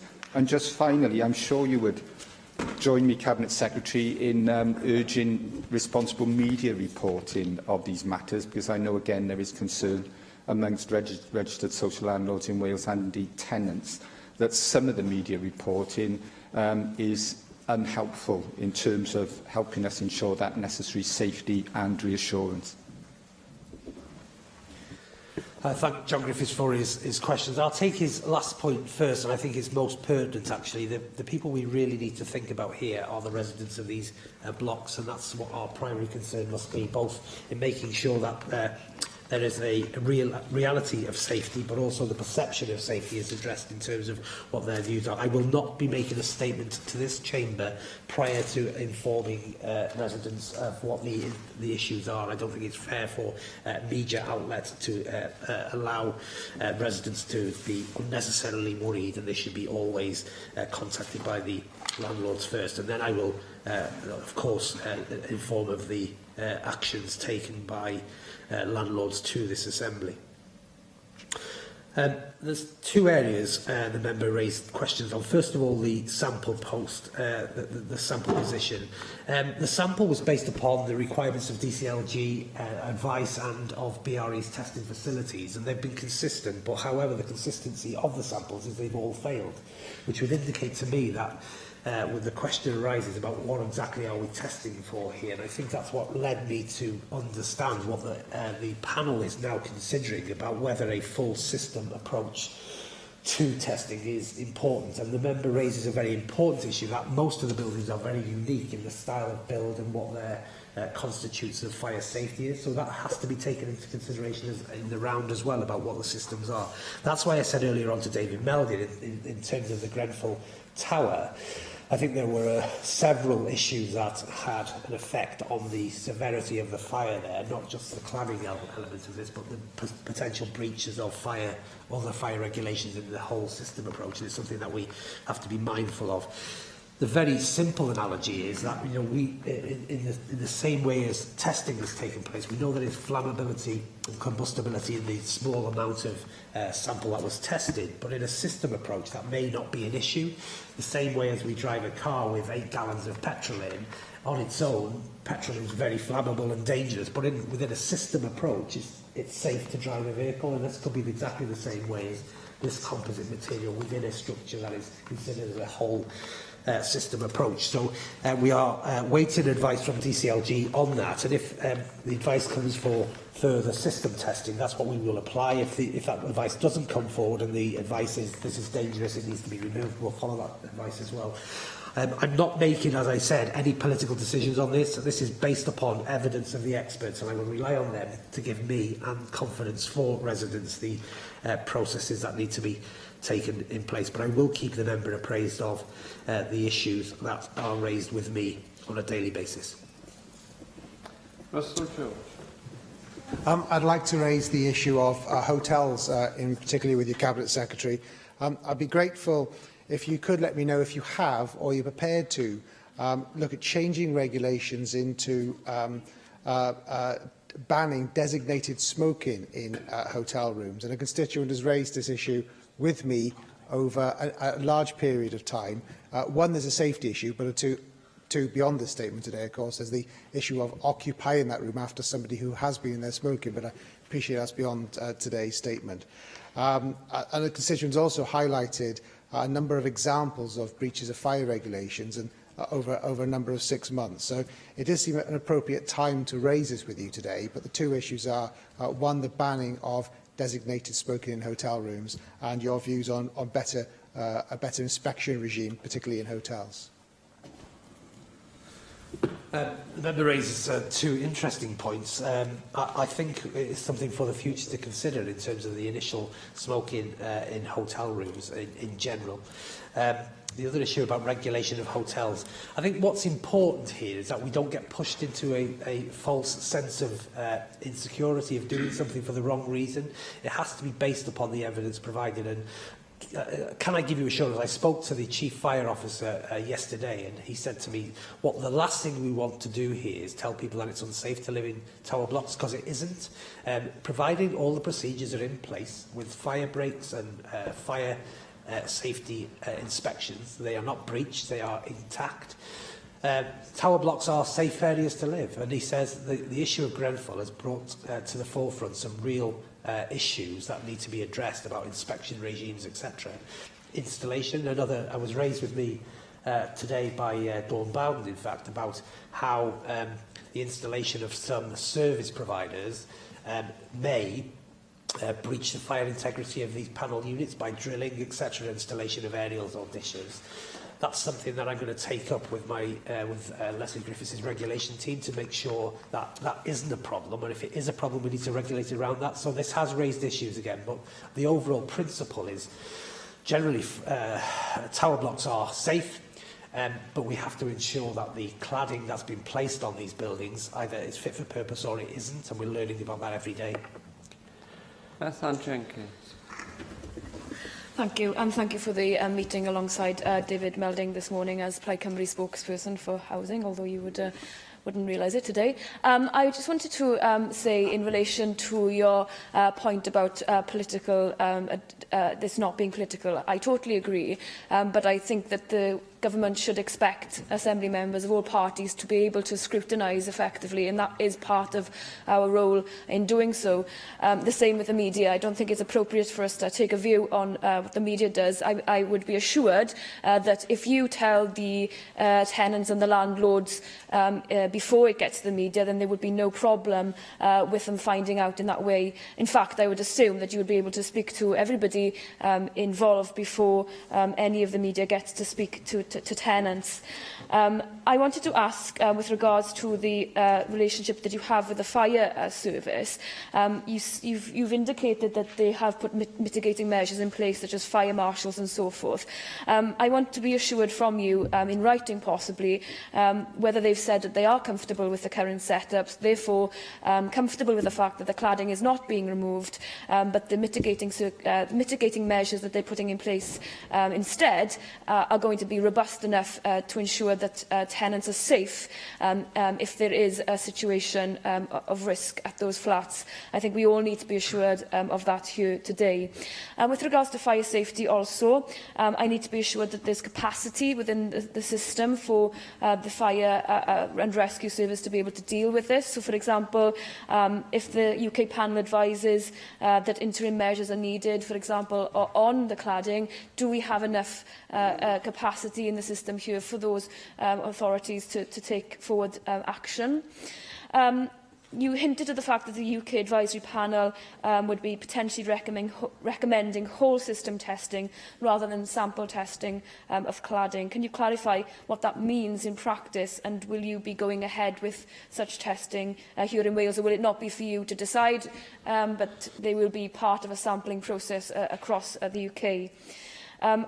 I thank you for the information on keeping us updated with other bodies. I'm wanting to understand how you're going to collate all of the information from the Cabinet Secretary for Health, the Cabinet Secretary for Education and the Economy, so that AMs can be assured that all that information is going to a central location. I have been told by some Plaid Cymru AMs that they're finding it difficult to find out information from Hywel Dda Health Board as to what's happening with the testing that they've carried forth on their systems. If we could get some clarification, that would be good. You said that you're going to be issuing guidance to local authorities in relation to private landlords. Are you satisfied this is enough, and what powers do you have to intervene should it not be something that they are receptive towards? And with regards to my final question on building regulations, if the UK Advisory Panel does confirm that testing of cladding is conducted to a higher safety requirement than current Welsh building and fire safety regulations require, do you agree that this could mean taking a larger look at building and fire safety regulations? How will you decide whether or not to take a closer look at that aspect of the situation? I understand from the new Government of Wales Act that you will have powers over building regulations as a government in future, apart from, sadly, the Crown state, which will include airports, which will include shipping ports, and will include nuclear power stations. So they will be reserved matters. So how are you going to be able to regulate or to legislate in this area if you don't have all the tools that you may need in future?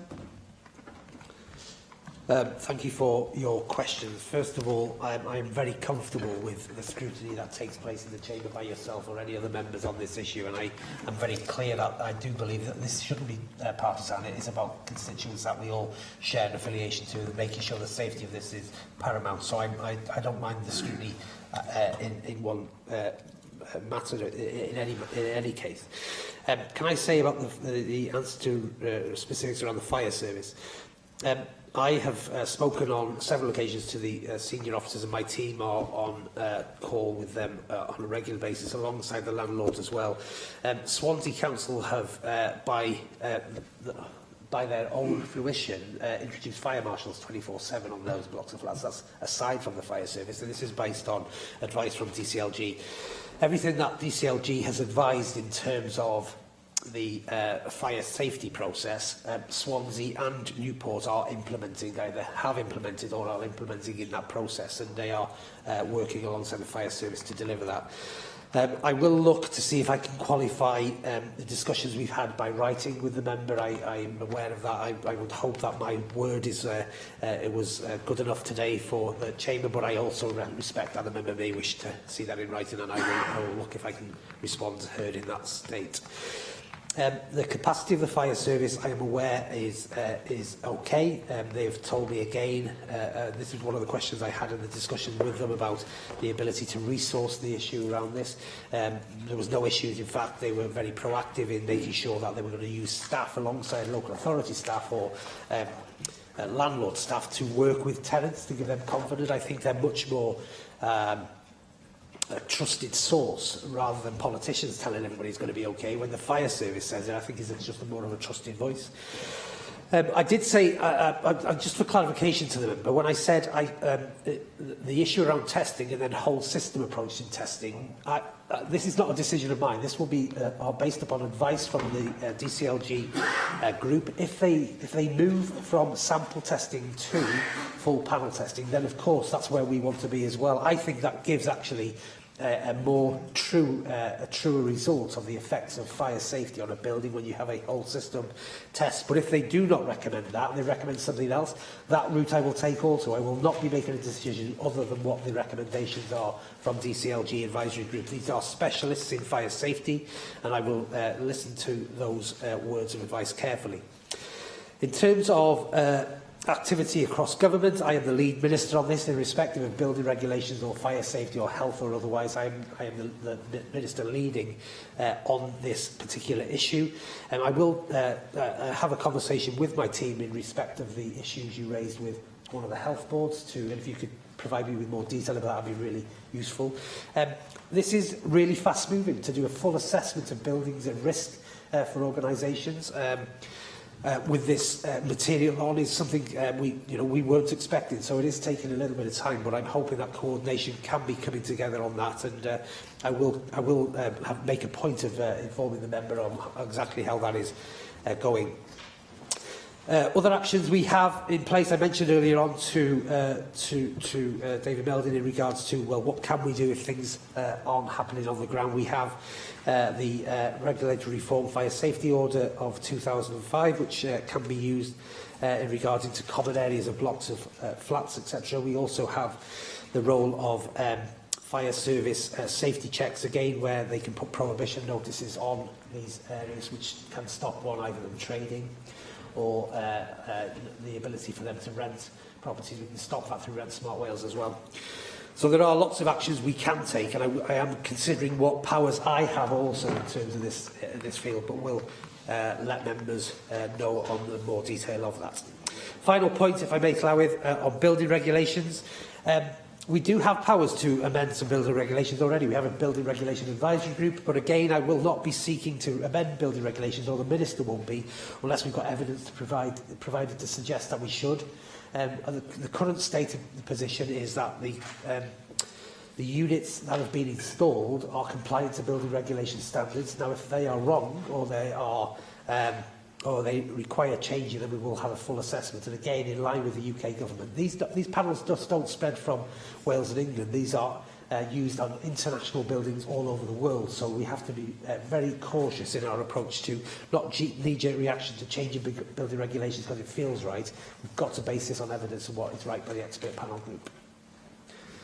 Jenny Rathbone. Thank you, Cabinet Secretary, for your statement, and thank you for all the work you're doing with other public services to identify whether we have a problem in Wales and where we do to rectify it. I agree it's absolutely important that we don't overreact on this, and I'm confident that my local authority is doing what the necessary to identify whether we have a problem, and if we do, to rectify the situation. I'm pleased to see that you have also asked local authorities to identify freeholders and managing agents of private sector tower blocks, because I've got many of them in the city centre of Cardiff. And I just wanted to probe a bit further. You say in your statement your expectation is that where an owner identifies a residential high-rise building has or is suspected of having ACM cladding, that they will do the right thing and send samples for testing. What if they don't? What are your powers in that regard? And in relation to the obligations of landlords and managing agents of private blocks in relation to regular inspections of the common areas of private sector flats, what sort of record is there of where and who has actually carried out these obligations? How do residents get to find out when a fire safety check has actually been carried out of these common areas? And, you know, how can the fire service, our excellent fire service, hope to target those who are not complying if we don't have a complete record? Really useful questions from the member today, and thank you for her comments, particularly around the fire and rescue services and their ability to act on the issues that she's raised. Can I first of all take the issue around testing and private sector testing? We are working with local authorities to identify the individuals at first point, and they will be given guidance on what we expect to happen. I've yet to find an agent that doesn't wish to comply with that process, but it is early days, and yet I expect there may be one or two that may wish to push the boundaries if that's what they seem to do. But there are powers within the Building Act of 1984. So under the Housing Act of 2004, in response to identifying hazard, the local authorities has a range of enforcement options. Taking emergency remedial action under Section 40, making an emergency prohibition order under Section 43 to prohibit the use of the premises, and all actions which can be taken by local authorities should they so wish, in addition to the fire service with their risk assessments on fire safety and prohibition notices as well. So we do believe that there is enough powers to deal with the issue once we've identified a non-compliance in the system, if that is to be the case. But I can't see for any reason why a person wouldn't want to move to ensure that their building is safe. There are regular intervals for fire safety inspection tests, and the fire service hold that data. I will write to the member and put a copy in the library of the detailed process in terms of fire safety regulations and checks for buildings of this type, so that the member is confident in the response, and also other members can have access to that. Gareth Bennett. Thanks, Chair, and thanks, Minister, for the statements that you've made on this subject so far to keep us updated on the measures that are being taken. I feel swift action was necessary, both to investigate potential fire risk and also to alleviate the fears of people living in high-rise blocks. And as you stated, peace of mind is an important factor here. So a lot is evidently being done. I think linking up what we're doing here in Wales with what they're doing elsewhere in the UK is important. So the appointment of Des Tilbury to the UK expert group, that would be a good move.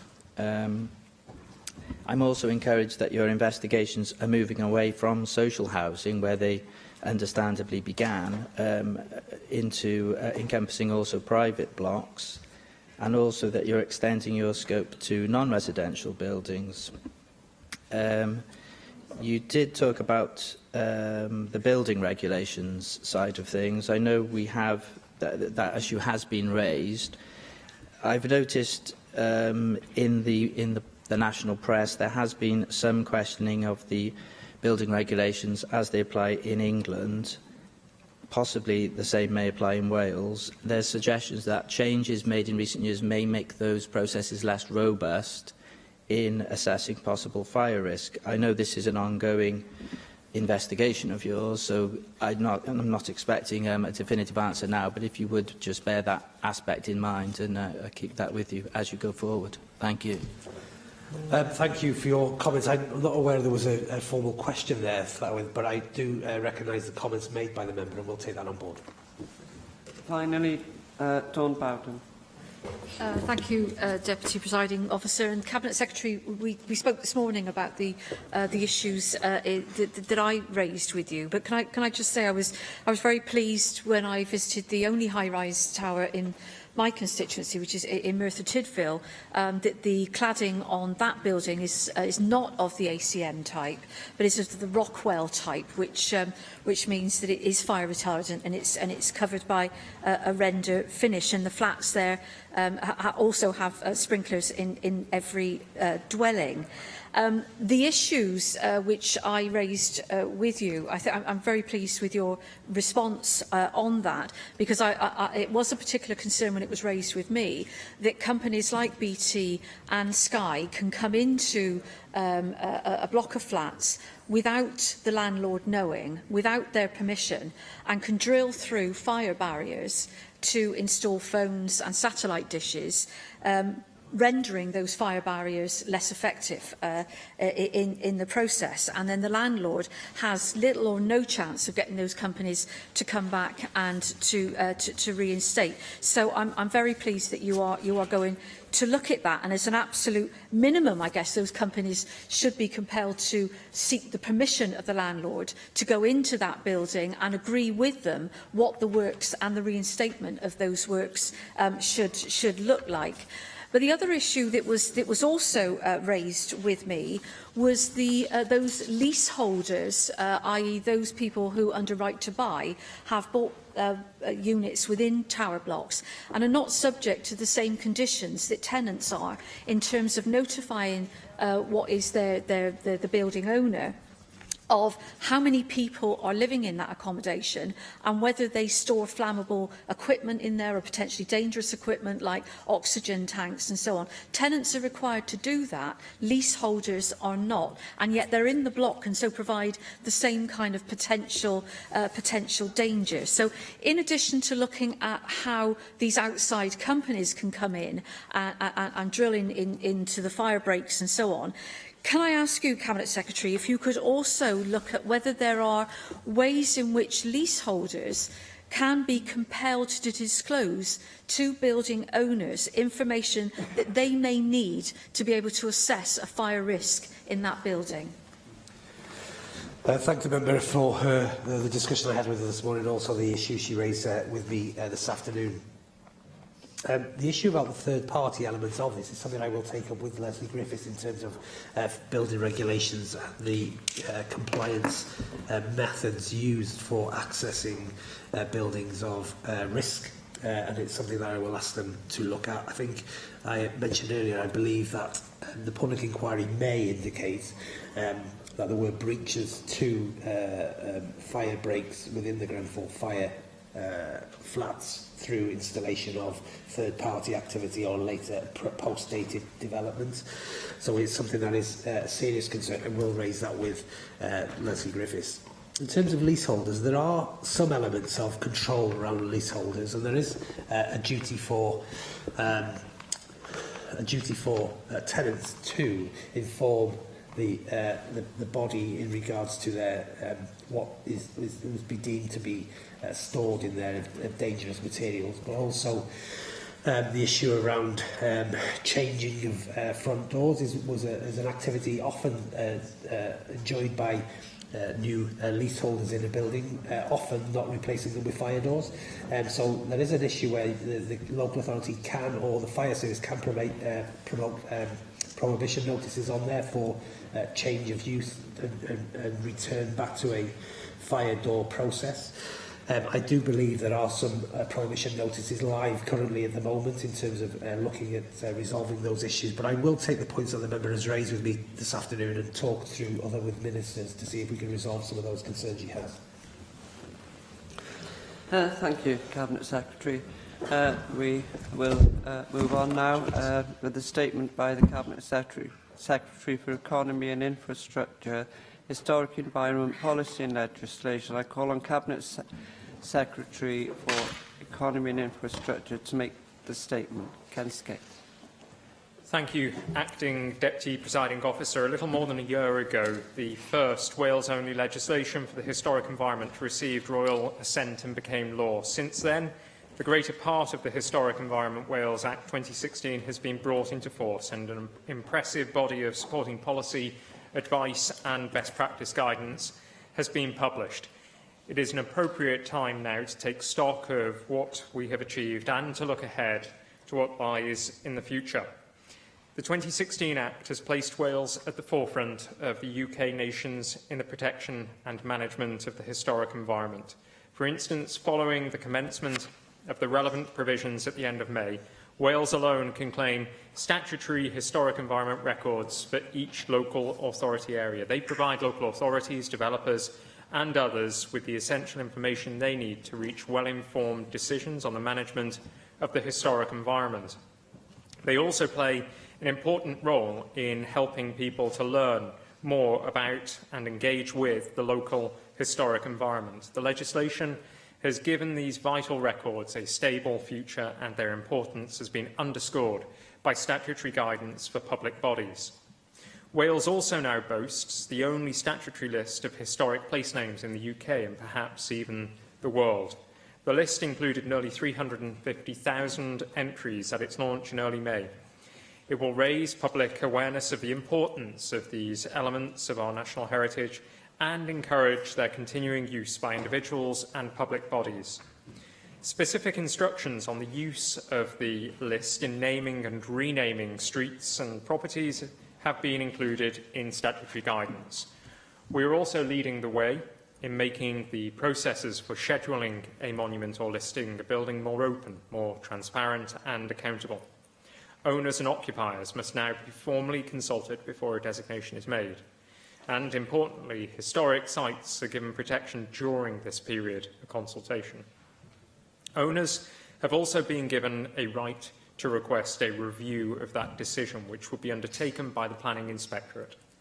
The 2016 Act has also provided a range of new or refined tools to give increased protection to our precious historic assets. For example, we've made it easier for local planning authorities to undertake urgent works to deteriorated listed buildings, and crucially, we've reduced the financial risk by making any costs a local land charge.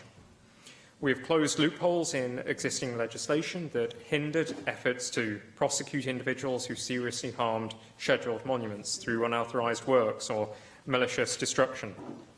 Of course, it is far better to prevent damage in the first place, so we have developed alongside the legislation a new web resource, Cov Cymru, National Historic Assets of Wales, to give owners, occupiers and members of the public free authoritative information on the description, location and extent of designated and registered historic assets right across Wales. From the outset of the legislative process, we recognised that the 2016 Act would need to be supplemented by up-to-date planning policy and advice for the historic environment, which reflected not only the provisions of the Act, but also the current conservation philosophy and practice. I've worked with the Cabinet Secretary for Environment and Rural Affairs in the production of a revised historic environment chapter for Planning Policy Wales and the first technical advice note, or TAN, for the Welsh Historic Environment. TAN 24 covers all aspects of the management of the historic environment within the planning system and has replaced a number of outdated Welsh Office circulars. These measures are being complemented by best practice guidance that will help local authorities, the third sector, developers and owners and occupiers to manage the historic environment carefully and sustainably for the benefit of present and future generations. The first 9 titles appeared in May and are available from the Cadw website. They include the management of World Heritage Sites and historic parks and gardens, and also advice on the preparation of lists of historic assets of special local interest, and of course, tackling listed buildings at risk. While we can be justifiably proud of our achievements in the year since the Historic Environment Wales Act became law, there is still work to be done. During the passage of the legislation, concern was expressed across the Chamber about listed buildings that had been allowed to fall into disrepair. This led to an amendment that will give local authorities the powers to take additional action to secure the proper preservation of such buildings. However, any regulations that we introduce must be genuinely useful to local authorities and contribute positively to the resolution of the complex challenges presented by decaying listed buildings. So we have commissioned research that will provide a sound evidence base for our proposals for regulations. This is an opportunity to find a way forward for many buildings that are blighting our communities, but we will need the input of stakeholders across the historic environment sector to shape effective legislation. The Act's provisions for heritage partnership agreements also remain to be commenced. These agreements, which have been greeted with enthusiasm in the sector, will support the consistent long-term management of scheduled monuments and listed buildings. They will benefit both owners and consenting authorities by embodying the necessary consents for agreed routine works. Since these agreements will last for a number of years, It is important that the regulations and the guidance are well-founded and practical. We are therefore seeking partners for pilot schemes to inform further progress. Work to bring the statutory register of historic parks and gardens into effect is well underway. A review of the boundaries of the almost 400 parks and gardens on the existing non-statutory register has been undertaken. All known owners and occupiers of registered historic parks and gardens will be notified of the boundaries of the registered areas during the remainder of 2017 and in early 2018. Once that notification process is complete, the statutory register will be brought into force. And finally, we come to the Act's provisions for the advisory panel for the Welsh historic environment. Assembly members will recall that at the end of last year I convened the Historic Wales Steering Group to undertake a review of heritage services in Wales. Following their recommendations, I asked for a business case examining the options for the future governance arrangements for Cadw, including potential legislative implications. Until I have received that business case and taken a decision on Cadw's future, it would be premature to consider the detailed arrangements for the advisory panel. Now, during the scrutiny of what was then the Historic Environment Bill, many here voiced their desire to consolidate the legislation for the historic environment to give Wales a single, bilingual body of law accessible and comprehensible to practitioners and the public alike. Therefore, I am delighted that in recent evidence to the Constitutional and Legislative Affairs Committee, the Council-General has identified the historic environment legislation as a suitable pilot for the Welsh Government's ambitious programme to consolidate and codify the law for Wales. Building on the work that we have already done, this represents an exciting opportunity to make Wales the envy of the UK nations.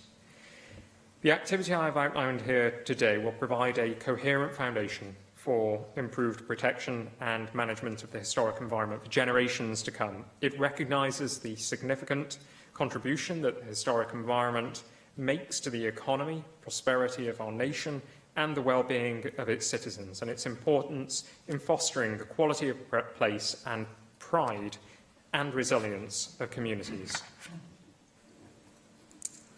Paul Davies. Diolch, Llywydd, and can I thank the Cabinet Secretary for his statement this afternoon.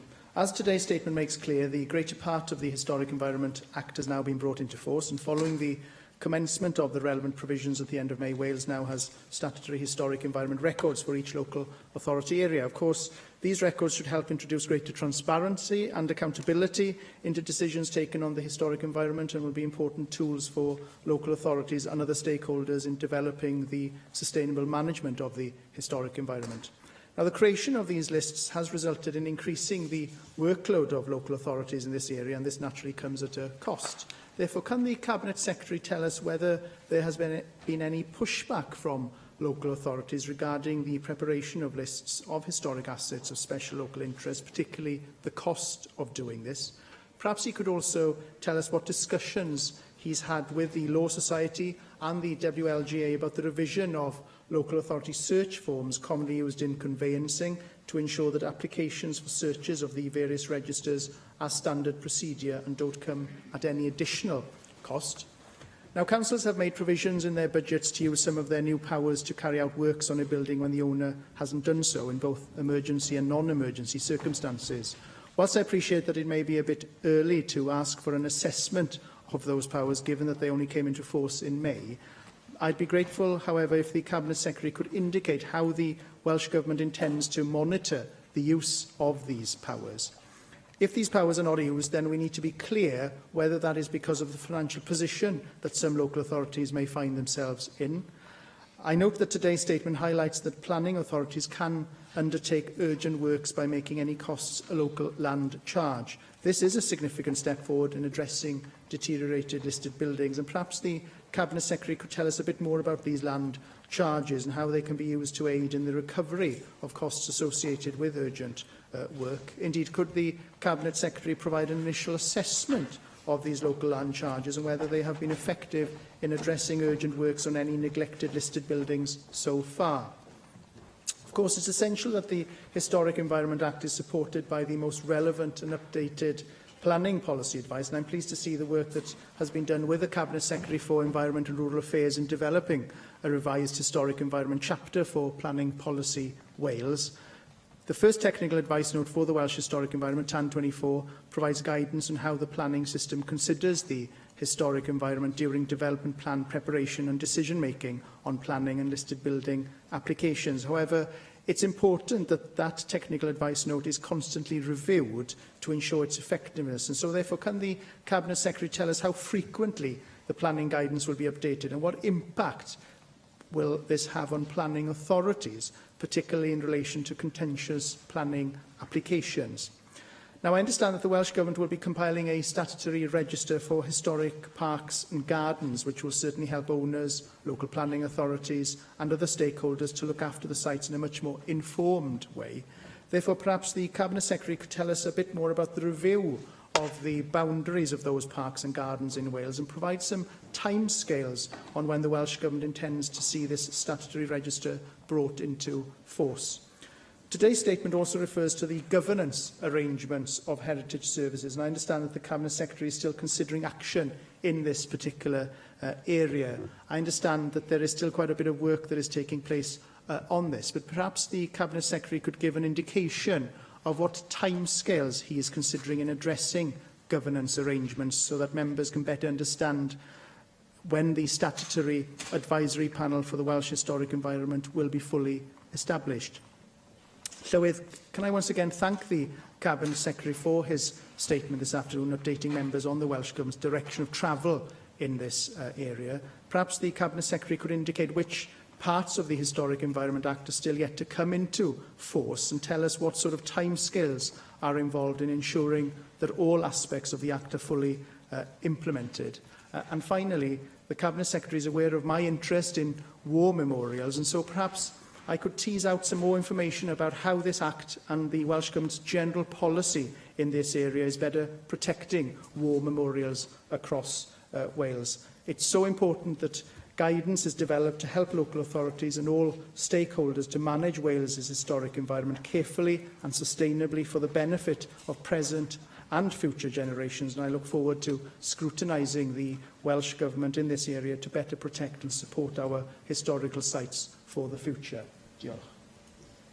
I'd like to thank Paul Davis for his contribution and for his questions, and indeed all members in the Chamber for the keen interest that has been shown in development of this legislation over quite a lengthy period of time, of their continued interest in the subject matter. The historic environment is crucially important, not just to national and community pride, but also to the economy. As I said in my statement, it employs more than 40,000 people, is hugely important to the tourism sector, contributing something in the region of £900 million to the economy annually. And therefore, it is right and proper that we make the preservation and promotion of the historic environment a priority for Welsh Government. I'm going to address, first of all, the question concerning local government capacity, because, of course, this is crucially important in the successful delivery of the provisions within the legislation. I do recognise that there are severe pressures on local government, and in particular on non-statutory areas of service delivery, such as conservation, not just here in Wales, but right across the UK. And those pressures are likely to continue. They will not improve given the likely level of expenditure reductions across the public sector, and that's why I set up the Task and Finish group led by CADU and WLGA to consider the resilience and also the capacity of conservation services across Wales, and to identify options for collaboration in response to issues such as the consistency of advice that can be offered, timeliness in making decisions, tackling buildings that are at risk, and also the ability to utilise new powers. I'm not aware of any pushback from local government to the Historic Environment Act. However, I am determined to ensure that local government has tools, expertise and the capacity to be able to properly and fully protect the historic environments, It's one of the reasons why I think it's important that regional delivery is considered with regard to conservation. And that's something that I know my friend and colleague, the Cabinet Secretary for Finance and Local Government, is keen to pursue and to promote.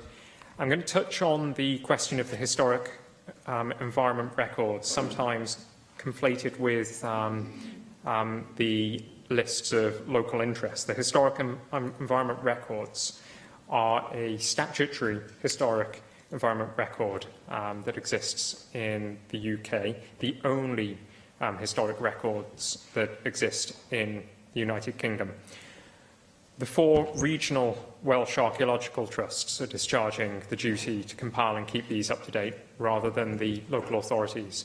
And those archaeological trusts, which are supported by Welsh Government, I have to say, are doing an exceptional job in ensuring that the records are properly maintained and properly kept up to date. They are available through the Archwilio website, which has been established specifically for the historic environment records, and all new records created after the 1st of April 2016 are available bilingually.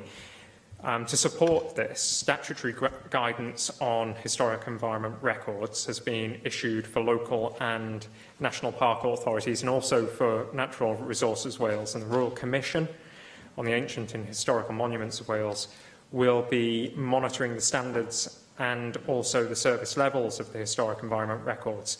That's to ensure that they are maintained and monitored by those trusts that are responsible for them on a consistent basis. It will also include coordinating and validating audits on a 5-year cycle. The member also asked about buildings, and in particular buildings that are at risk, and whether local authorities are currently utilising the new powers available to them for urgent works. There is no magic bullet for dealing with buildings at risk, but we have supported local authorities in preparing buildings at risk registers, and new guidance on tackling heritage at risk and managing change to listed buildings was published on the 31st of May. On the same day, the provisions relating to urgent works to listed buildings came into force, giving additional powers to local authorities, but I do recognise that there is still more to do. So the provision made for the introduction of preservation notices in the Historic Environment Acts, I think, also gives us the opportunity to develop new measures to address the often intractable challenges posed by decaying listed buildings. But in specific regard to urgent works, local planning authorities are often deterred from using the powers that they have by the prospect of legal complications, and in more so the prospects of financial loss. Now, the 2016 Act has made the use of urgent works easier by extending it to any listed building, provided that it does not unreasonably interfere with residential use. And it also reduces financial risk by making any costs incurred a local land charge, upon which, as a member identified, interest can be charged until fully recovered. I think it's too early to assess whether this has been successful. Plans are in place, presiding officer, to collect data from across the provisions in the Act to inform formal evaluation of the Act, and it's anticipated that it will be 5 years before sufficient data is available to measure whether the Act and the associated measures have made a difference to the protection and the management of the historic environment. That applies equally to the effectiveness of TAN 24, which the member also raised. And then, in terms of Historic Wales and the work of the steering group, my officials are currently developing the business case for change within CADU that will consider the options for CADU's future, including a consideration of any improvements that can be made to the status quo. But whatever the outcome, it will also highlight best practice that will help shape the future of the organisation. Now, I think it's too early to preempt whether any legislative change will be required, but if it is required, then this, of course, will in turn impact on the timescale for delivery in the advisory body that I spoke about. The member also raised questions regarding historic parks and gardens, specifically when I anticipate the statutory register will be brought into force, given that CADU is currently engaging with owners and occupiers, notifying them, and that this work will carry out into the first part of 2018. I anticipate that the register will be brought into force in the summer of next year. And in terms of any changes to the boundaries, owners and occupiers of registered parks and historic gardens are being notified in the current year. I'm going to move on to other provisions that the member asked about, provisions that, or measures that have not yet been introduced. Heritage partnership agreements still require work. That's because we want to make sure that they are developed on the basis of sound evidence. So we are currently looking for partners that can take part in pilot schemes to ensure that heritage partnership agreements are effective. They have been widely welcomed within the sector, but in order to make sure that they operate most successfully, I think it's important that we have the right partners to develop pilot schemes that we can base future agreements on. And also there was other areas of work that I outlined where there is further effort to be made in ensuring that that the Act can be delivered in full. And this work includes some of the points that I raised in my statement concerning powers available to local authorities concerning the disrepair of listed buildings where owners have potentially deliberately allowed listed buildings to fall into disrepair. I outlined how regulations would have to be genuinely useful to local authorities and contribute positively to the resolution of the challenges that are presented to local authorities, and so a sound evidence base is still required for that particular piece of work. As I've said, we also believe that we will need the input of stakeholders right across the historic environment sector to shape effective legislation if it is to be brought forward. Dai Lloyd. Diolch Llywydd. Llai ddiolch i'r ysgrifennydd y Cabinet am ei ddatganiad a'r polisi a deddfwriaeth yr amgylchedd hanesyddol. Mae nifer o pwyntiau eisoes wedi cael eu crybwyll gan Paul Davies, felly na i ddim yn mynd i ailadrodd. Ond mi fyswn i yn pwyso chydig bach yn rhagor. Chi'n deud efo hyn ar yr ail dudalen mater, da chi wedi crybwyll eisoes, da chi wedi gwneud un haws i awdurdodau cynllunio lleol i ymgymryd â gwaith mewn argyfwng lle mae yna adeiladau wedi rhestru sydd yn gweithygu yn eu cyflwr felly. Mae hynny'n iawn am waith argyfyngus. Beth am y gwaith na sydd yn llai nag argyfyngus, ond yn angenrheidiol, serch hynny, i godi adeilad unwaith eto nôl i safon gweladwy digonol. Fel y Palace Theatre yn Abertawe, enghraifft. Mae gwaith angenrheidiol angen i wneud. Yswn i'm yn galw mewn argyfwng, ond mae angen i wneud. Mae angen pwerau cryfach ar gynghorau lleol na sydd ar gael ar hyn o bryd i weithredu yn hyn o beth. Dwi'n gwybod os ydy'r ysgrifennydd Cabinet eisiau ymhelaethu ar hynna, lle mae'r angen yn llai nag argyfyngus, ond mae yn angen serch hynny, achos mae rhai o'r adeiladau mae'n gallu bod yn embaras yn lleol. Troi at beth sydd yn ymddiddori fi yn naturiol ydy enwau lleol hanesyddol yn y ddathganiad yma, gan gofio bod cadw enwau lleol hanesyddol yn hanfodol bwysig, ac fel ydych chi wedi crybwyll yn adran 4 o ddeddf yr amgylchedd hanesyddol Cymru 2016 ceir crybwyll i lunio rhestr o enwau lleoedd hanesyddol yng Nghymru sydd wedi digwydd. Mae'r wefan, fel ydych chi wedi dweud, yn rhestru dros 350 o filoedd o enwau lleoedd hanesyddol Cymru gan ymgyfuno'r gwahanol ffurfiau a sillafiad o'r lleoedd drost amser. Nawr, tra dylid croesawu'r fath adnodd rhai bwysig nad yw'r rhestr yn sicrhau unrhyw amddiffyniad cyfreithiol o enwau lleoedd hanesyddol ein gwlad. Ar ddiwedd y dydd, dim ond rhestr ydi o. Da ni'n parhau i wynebu sefyllfa lle nad oes unrhyw ddiogelwch i enwau lleoedd hanesyddol Cymru. Mae'r diffyg diogelwch statudol hyn yn warthus wrth ystyried pwysigrwydd yr enwau hyn yng nghyd-destun treftadaeth ac hanes ein gwlad. Heb reoleiddio statudol, bydd peryg go iawn I nifer o'r enwau hyn a gofnodir ar y rhestr o enwau lleoedd hanesyddol, wirioneddol ddod yn ddim mwy na hanesyddol I hunan wrth i'r enwau byw hyn gael ei newid a'i anghofio. Efallai i'r ysgrifennydd Cabinet gofio fy ymgais I ddod â bil gerbron ar ddiogelu enwau lleoedd hanesyddol Cymru nôl yn mis Mawrth. Ac fydd yn cofio o'r memorandwm esboniadol i'r bil ni, a dwi'n dyfynnu pwysigrwydd cadw enwa fel mater amgylcheddol hanesyddol. Mae enwa lleoedd hanesyddol yn dystiolaeth werthfawr o ran hanes cymdeithasol, hanes diwylliannol ac hanes ieithyddol. Mae enwau anifeiliadau, tai a ffermydd, caeau a nodweddion naturiol yn darparu gwybodaeth am arferion amaethyddol y presennol a'r gorffennol, diwydiannau lleol, sut mae'r dirwedd wedi newid a chymunedau'r presennol a'r gorffennol. Maent yn dystiolaeth o ddatblygiad treftadaeth ieithyddol gyfoethog yn Gymraeg, yn Saesneg ac mewn ieithoedd eraill. Llawer o ieithoedd eraill. Lladin, Eingl-Sacsonaidd, Llychlynaidd, Ffrengig, Normanaidd, Saesneg, llawer mwy. Mi fydd yr ysgrifennydd y Cabinet yn cofio'r ddadl o mis Mawrth. Mae yna enghreifftiau pellach o golli enwau, wrth gwrs, maes llwch Hywys yn troi yn foils, cwm Cneifion yn Eryri yn troi yn nameless cwm.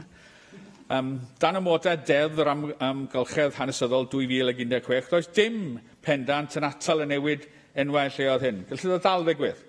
Gellir dadlau fod gwendid y ddeddf I amddiffyn yr enwau hyn yn bygwth elfen holl bwysig o'n hamgylchyd hanesyddol. Cafodd bil mis Mawrth eleni I wrthod, fel ydych chi'n gwybod, achos wnaethoch chi bleidleisio ni erbyn o, bod cefnogaeth selog yn y Gymdeithas Sifig mwyn diogelu enwau lleol. O Cymdeithas Enwau Lleoedd Cymru, mynyddoedd pawb, Comisiynydd y Gymraeg ac ymlaen. Nodoch chi yn hytrach ysgrifennydd Cabinet eich bwriad fel ydych chi'n cyhoeddi heddiw I hangi defnydd o rhestr enwau lleoedd a chyflwyno canllawiau yn unig. Nid deddf, a dwi'n dyfynnu o'ch datganiad diwrnod anol y mis Mawrth, bydd defnydd o'r rhestr o enwau lleoedd hanesyddol yn cael ei ystyried yn benodol. Yn gyffredinol, bydd y canllawiau hynny'n cyfarwyddo'r cyrff cyhoeddus I ystyried y rhestr o enwau lleoedd hanesyddol wrth ystyried enwi ac ailenwi strydoedd, adeiladau a lleoedd eraill. Ystyried, cyn ei diastyru. Sylwer o'i sylwadau, mae'r angen I ystyried yn unig fydda'r fath ganllawiau arfaethedig. O bosib mod i'n gorfod atgoffa'r aelod taw cyfleu gwestiynu yr ysgrifennydd Cabinet yw hyn? Ac mae'r cwestiwn yn dod, a mae yna un cwestiwn eisoes wedi dod yn fy amddiffyniad, Llywydd. Ond Gofynnwch eich cwestiwn, mae'n werth wneud y pwyslais. O gofio, taw ystyried yn unig mae rhaid I pobl wneud o'r rhestr faith o enwau hanesyddol, mewn gwledydd eraill, megis Zeeland Newydd, mae yna ddiogelwch statudol, mae yna gyfraith yn diogelu enwau y Mawri, enghraifft.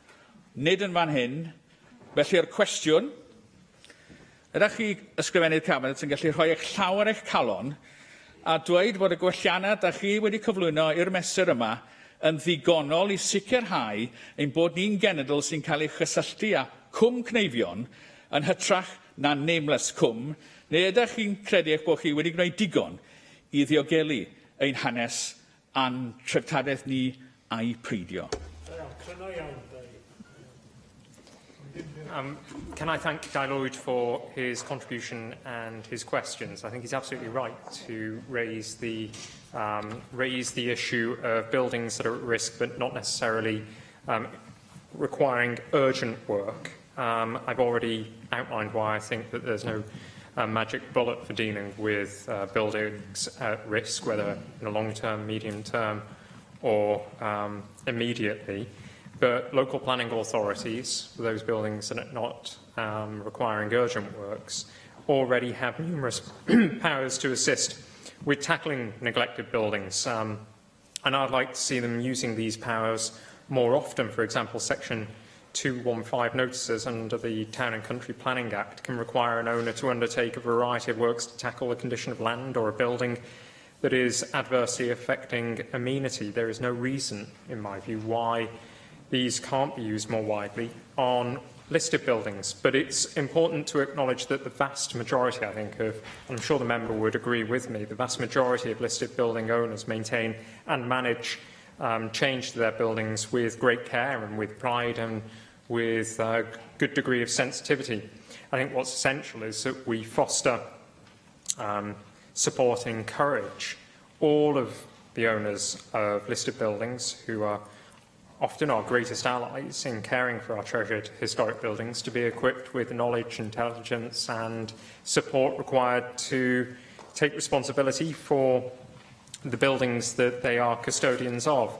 For that reason, we've produced 9 documents that relate to best practice. The guidance includes managing change to listed buildings in Wales. Further titles are planned, but I do think that through package of measures within the Act, we will encourage a greater degree of responsibility in civil society for the maintenance of historic assets.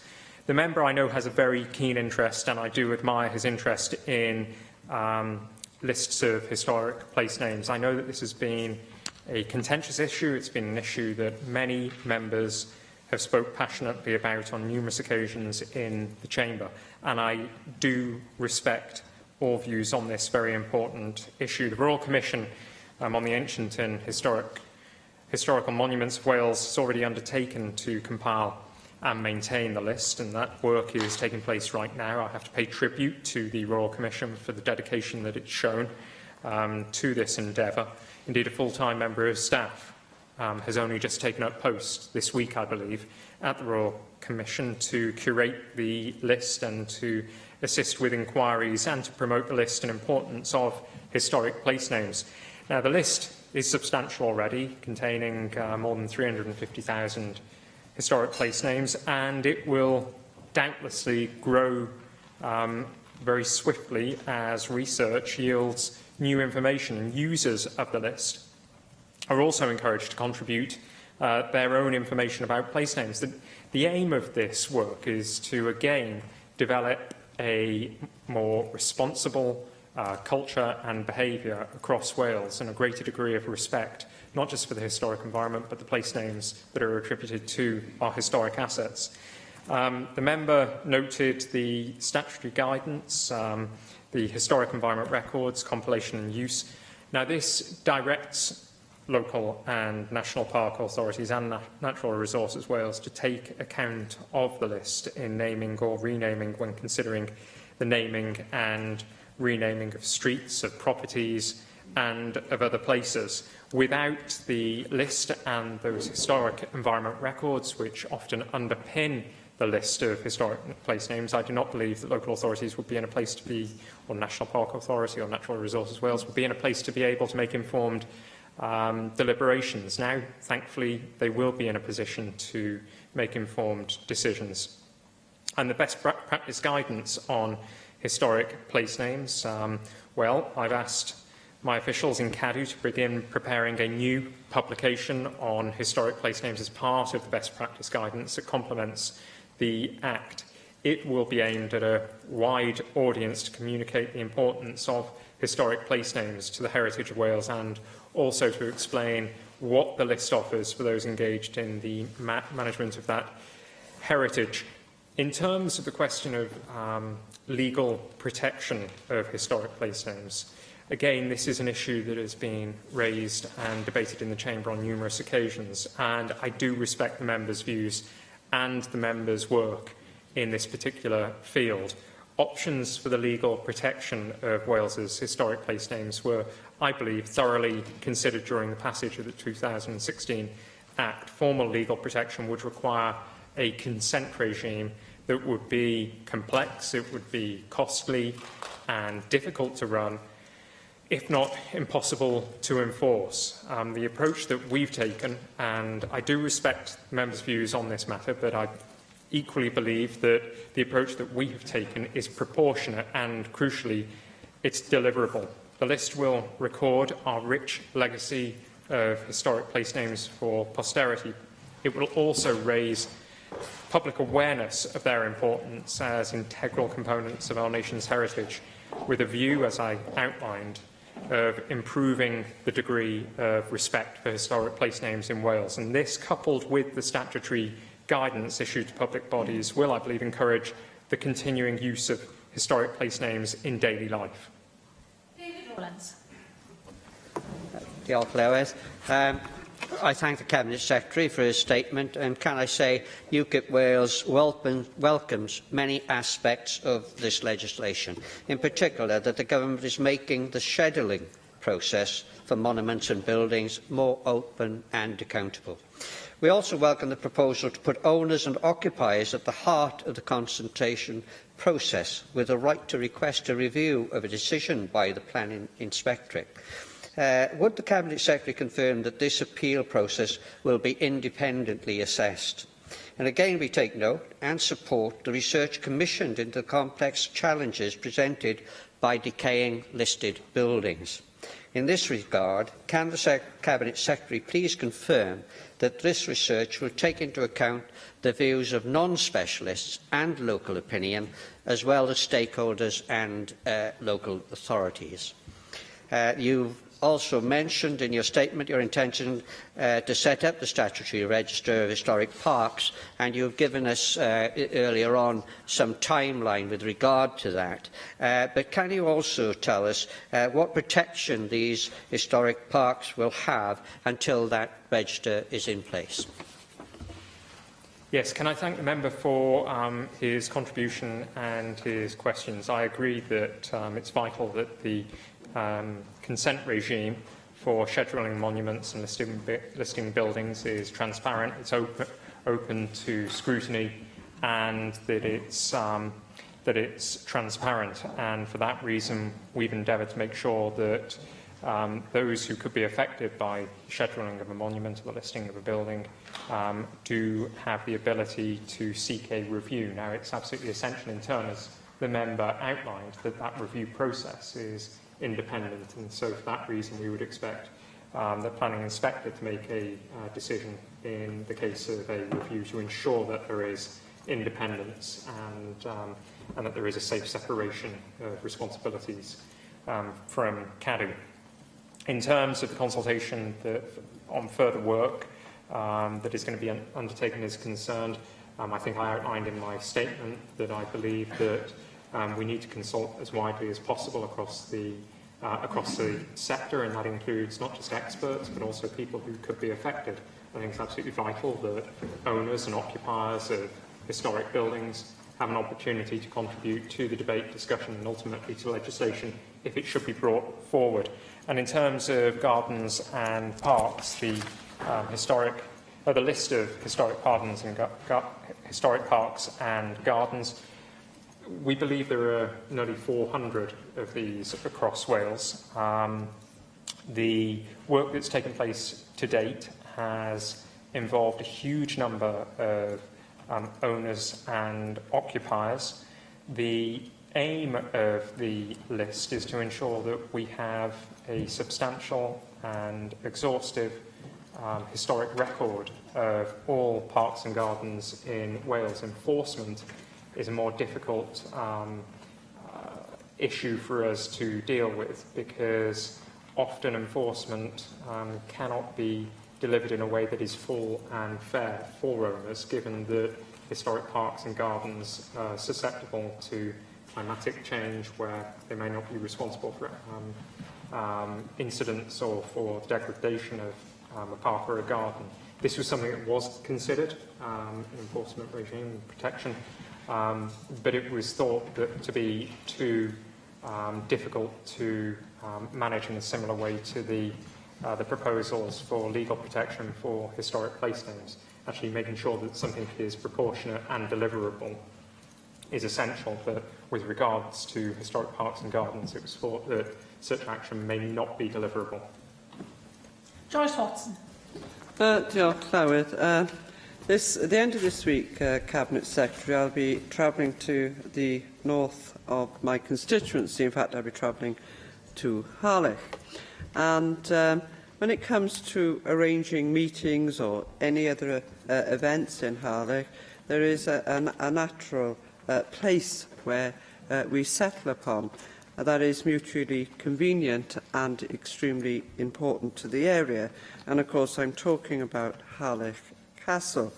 And I know that the community, like myself, are hugely grateful for the Welsh Government's recent £6 million investment in the castle and consequently actually putting it back in good shape, but now attracting more than 100,000 visitors last year, which is a 35% increase. So the extra protection afforded to places like that of historic monuments by last year's Act is hugely important. But it's not only important to the preservation of the physical structure, but to the well-being of the local area. And as you well know, that it is a World Heritage Site, and it sits within a nearby conservation area, a site of special scientific interest, and an area of special conservation. So the question that I have is, whilst we look after and preserve and put forward acts that protect those buildings and those areas, you will know that within virtually the same footprint of that site, we have the St David's Hotel that is practically falling down. Some would like it to fall down very soon. And I suppose my question is this. Whilst we're putting all the investment into the area, whilst we're putting lots of protection into the castle, it is marred by overlooking what is now a derelict building. And on top of that, of course, there's the uncertainty of the college site and also the theatre. So, but I know that, Cabinet Secretary, that you've put some money into co-funding some regeneration work, and I wonder whether you'll be able to tell me how much that investment was. And I understand and appreciate that you're in conversation with Gwynedd Council in trying to solve some of the problems, as well as the Snowdonia National Park. But I also wonder whether you're able to confirm, Cabinet Secretary, if you're speaking with your colleague, Minister for Lifelong Learning and Welsh Language, regarding the future of the college and the theatre and the site, so that when we do put in protection and we do put in some investment, that actually does deliver positive change, that it isn't spoiled by those things that it overlooks. Can I thank the member for her contribution and for her questions? Joyce Watson is a great promoter of Harlech Castle, a great promoter of the region, of the town itself, and also a great champion of the natural environment and wildlife tourism, which we also know is a huge contributor to the Welsh economy. And I'd also like to pay tribute to the keen interest that Joyce Watson has shown in the regeneration of Harlech, which has been sparked by our considerable investment in the castle. The member rightly noted that we have recently approved a not insignificant sum of money to support further regeneration in Harlech, and it's my hope that the local authority will be able to work with local stakeholders, shopkeepers, community leaders and action groups in ensuring that the right projects are identified for priority work, and that together some of the big challenges concerning other assets, some might say eyesores in the area, are actually dealt with speedily, because I do share the member's frustration at some of the decay that is apparent not far from the castle into which we've pumped millions of pounds. And as a result of the investment that we've made in Harlech Castle, we've seen a huge increase in visitor figures. Visitor numbers last year grew by 11.2%, and the member is right, they now exceed 100,000 visitors in total. That's an additional 8,000 paying visitors, which in turn is driving investment back into the Cadw site. And it's worth noting as well that the new bridge that was installed at the castle has been recognised. It's an award-winning bridge, and it's become something of an iconic feature locally. The Harlech Castle Improvement Project has been successful in receiving the RCIS Culture and Heritage Award. It's my view that we need to ensure that we reflect on the fact that the castle is part of an incredible natural environment. The member identified the World Heritage Site, the National Park, as being complementary components. We have developed guidance on maintaining and managing World Heritage Sites in order to contribute to the work of other groups that are preserving and promoting the historic environment. But I do believe that, with specific regard to Harlech, it's essential that all parties at a very local level and at a local authority level work together, overcome domestic frustrations that may exist, and focus on the single purpose of identifying the challenges, overcoming them, and ensuring that regeneration can be delivered. And Welsh Government is very happy to lend a hand where possible. And finally, Rhiannon Passmore. Diolch, Llywydd. I also would like to welcome very much the statement by the Cabinet Secretary for Economy and Infrastructure. May I take this opportunity to praise the passionate and committed approach to this important area of responsibility that the Cabinet Secretary has always taken. The 2016 Historic Environment Wales Act is an important piece of legislation, and I note in the statement that the 2016 Act is rightly praised for providing a range of new or refined tools to give increased protection to our precious historic assets. These historic assets take in an all-encompassing range of Welsh life, and in my constituency of Isla, the navigation in Crumlin is an historic, iconic and important Welsh colliery site. It is among the top 10 most endangered Victorian and Edwardian buildings in England and in Wales. The navigation contains a number of listed buildings.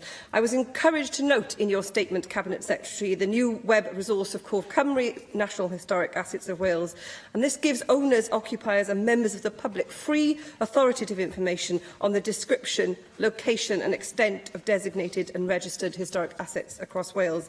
And I have done some homework and I've actually visited this helpful website, and I'm delighted to have clearly been able to see the various listed buildings at the navigation, which include the Winding Engine House, the Fan House, workshop stores, pithead baths and outbuildings. That's 11 in total, and all of them Grade 2 listed, and all of significant and historic record for Wales. Would the Cabinet Secretary agree with me that it is imperative that Welsh Government does all that it can to ensure that these important historic assets tell the story of our nation and are retained for future generations, as highlighted by the historic memo in Newbridge, now in full and thriving community use? We know that funding demands place great pressure on us all. £1.2 billion swept off the Welsh budget in recent cuts from the UK, and I'm heartened to hear of the £250,000 grant from Welsh Government in 2015 for the colliery. I want to place on record my appreciation to the Friends of Navigation, who are a group of passionate, highly dedicated local volunteers who maintain and manage this site with the aim of restoring the site and buildings, bringing them back into use. This is an aim that I fully share, along with seeing in the not-too-distant future the railway station reintroduced in Crumlin in order to open up our valley communities. Cabinet Secretary, how do the principles and purposes of the 2016 Act, a groundbreaking Act in my view, and the ensuing best principle guides, safeguards and revitalise our important historic monuments as the navigation? It is a colliery site that my grandfather and my ancestors worked within, and which is today a solid but slowly disintegrating legacy of an international historical, cultural and industrial heritage, and equally it must play a part in the new Welsh vision for future generations to come. Can I thank Rhiannon Passmore for her contribution and pay tribute to her keen interest in this subject since being elected to the National Assembly last year. She's passionate, clearly, about the historic environment and, in particular, the historic assets within her constituency. And I'd also like to pay tribute to the volunteers at the colliery. I think they do a magnificent job. Not only are they showcasing one of our most important historic assets in Wales, they're also making sure that it is maintained in a way that without their efforts, without their hard work, it could potentially crumble. So I'd like to thank them for their dedication and commitment. I'm also very impressed that the member has taken time to browse our online resource. I'm very pleased that she's found it an impressive resource, and I'm hoping that she'll share her experience with others, given that if it's a TripAdvisor rating she's going to give it, hopefully it'll be 5 stars. I do agree that we have to ensure that we tell the story of Welsh heritage. It's absolutely essential that we go on interpreting the magnificent past that we have, the story of Wales over the millennia. And for that reason, it's essential that we support the groundbreaking Pan Wales Interpretation Plan, which I think has been hugely significant in drawing together the many facets of our historic environment and shaping them in a compelling narrative. Diolch i'r ysgrifennydd Cabinet. Yr eitem nesaf yw'r datganiad gan ysgrifennydd y Cabinet dros iechyd llesiant a chwaraeon ar y gronfa driniaeth newydd a droddiad cynnydd. A dwi'n galw ar yr ysgrifennydd Cabinet i wneud ei ddatganiad. Vaughan Gething. Thank you, Presiding Officer. The new treatment fund became active immediately after it was established in January of this year. The purpose of our new treatment fund is to speed up access to those medicines that have been proven to demonstrate clinical and cost effectiveness and therefore represent good value for money for the NHS resources and the public purse. This statement is to update members on progress. This government is providing £80 million over the next 5 years to speed up access to medicines that have been recommended by the National Institute for Health and Care Excellence, NICE, and the All Wales Medicine Strategy Group, the AWMSG. In practical terms, that means that we are allocating an additional £16 million a year to health boards. In return, health boards must make these recommended medicines available for prescribing where clinically appropriate within 2 months. This represents a reduction in the required implementation timescale of a third. Health boards are also required to plan for the implementation of NICE recommendations from the earlier date of the publication of the final appraisal document rather than waiting for the publication of the final technology appraisal guidance. That makes a difference because it can reduce the time to availability by up to 8 weeks. All new cancer medicines with an interim recommendation from NICE must also be made available within the same timeframes. And I have issued directions to health boards mandating the new timescales for implementation.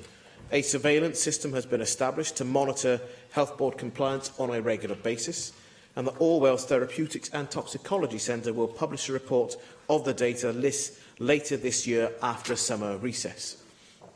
We've designed our new fund to treat all conditions equally, assuring Welsh citizens that we want to see an evidence-based new medicines approach being made available quickly and consistently, regardless of condition. The annual allocation of £16 million for 2016-17 was released in 2 tranches between January and March, and that's helped to support the delivery of effective new treatments for a wide range of life-limiting and/or life-threatening diseases, including heart failure, cancer, arthritis and diabetes, to name a few. A list of medicines recommended to date will be published alongside this statement. This £80 million fund is for the express purpose of enabling recommended medicines to be made available faster and to reduce variation in access across Wales. That was a commitment we put to the people of Wales in May last year, and we're delivering on that commitment to make the funding available and to set the new parameters for faster and more consistent access. And I will, of course, hold health boards to account for putting this into effect and making this a reality for patients across Wales. In the first 2 months of the fund, health board compliance showed some variation in the availability of recommended medicines on health board formularies, and that was reflected by the First Minister during questions on the 20th of June. He commented that while some good progress has been made, there was still more to do to ensure full compliance with the new timescales across the whole of Wales. And following that, discussions have taken place at a Chair and Chief Executive level since the fund was established. Health boards and trusts are absolutely clear as to the specific purpose of this fund and our commitment to secure faster, more consistent access to recommended medicines. So I'm pleased to report that the latest data shows a further improvement. As of the 9th of June, there were 17 applicable medicines. One health board, Cardiff and Vale University Health Board, made 15 of the 17 recommended medicines available by this date. All 17 medicines are now available within Cardiff and Vale, and the board has confirmed that systems have been reviewed to ensure full compliance going forward. The other 6 health boards, however, had made all 17 medicines available within the timeframe, and Verlindra NHS Trust has made all but one of the relevant medicines available within the 2-month timeframe, but all are now available as well. And the money for the fund is being provided to ensure that new medicines are available within that 2-month timeframe. I previously indicated that in exceptional circumstances, the Chief Medical Officer can be contacted to agree a further month to comply. If organisations do not meet the required timescales moving forward, then I will have no hesitation in clawing back the allocated monies, either partially or completely. The approach that we're taking to supporting faster access to medicines with proven value for money across all diseases is supported by the Association of British Pharmaceutical Industry, and they continue to work with us on improving planning, as well as forward planning to introduce new medicines, in particular strengthening the data for financial forecasting and the earlier identification of new medicines which may require substantial infrastructure development. In January, when I launched the new treatment fund, I said a concerted joint effort was needed between the pharmaceutical industry, NHS Wales and the Welsh Government to deliver a sustainable and responsive approach to the introduction of new medicines.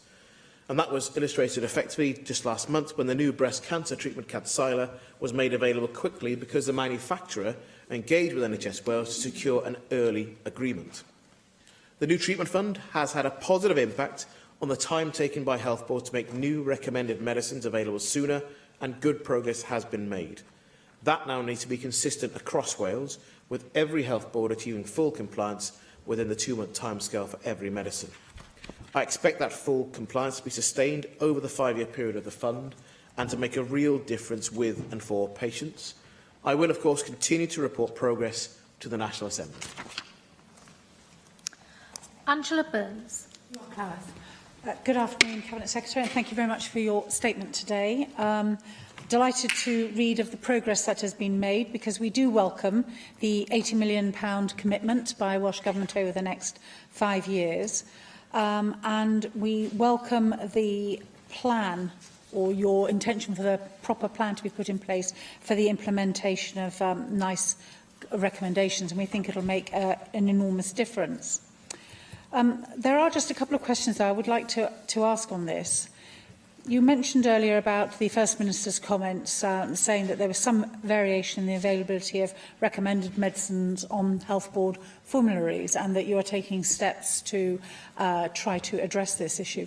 But you may recall a couple of weeks ago I mentioned the use of radium-223 as a prostate cancer treatment available here in Wales.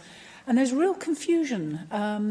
I can't get any answers from anyone, and I'd be very grateful if you would look at this, because the Health Board in North Wales is using the new treatment fund to make it available. The Health Board in South Wales says, no, you have to claim treatment for this through the IPFR route. And when I ask Members' Research Services and Welsh Government, I'm having real difficulty in getting the answers back. And I think my real concern isn't so much this one particular drug, although I think it highlights it, but are there many other areas where there is this disparity in how a treatment is being made available to people in Wales? Because I know that you will agree with me that the one thing we must stamp out is the postcode lottery. So I'd be very grateful for your commentary on that particular element of your statement. You also talked about the fact that in exceptional circumstances, the Chief Medical Officer could be contacted to allow health boards further time to comply. And I wonder what you might consider to be an exceptional circumstance, because health boards are mighty organisations. They have a significant amount of resources at their disposal. And I just wonder what could possibly be an excellent excuse that would mean that they weren't able to implement what they should be implementing on time. I was really pleased to see your commentary about the Association of British Pharmaceutical Industry. I think they do sterling work in trying to work together. Pleased to see that they're going to be doing the data sharing and the planning. Will we be able to bring any transparency to this? Because, of course, I'm sure that we've all had many pressure groups approach us about particular drugs, and I'm sure that your door has always been beaten down by either groups or by reps from drug companies.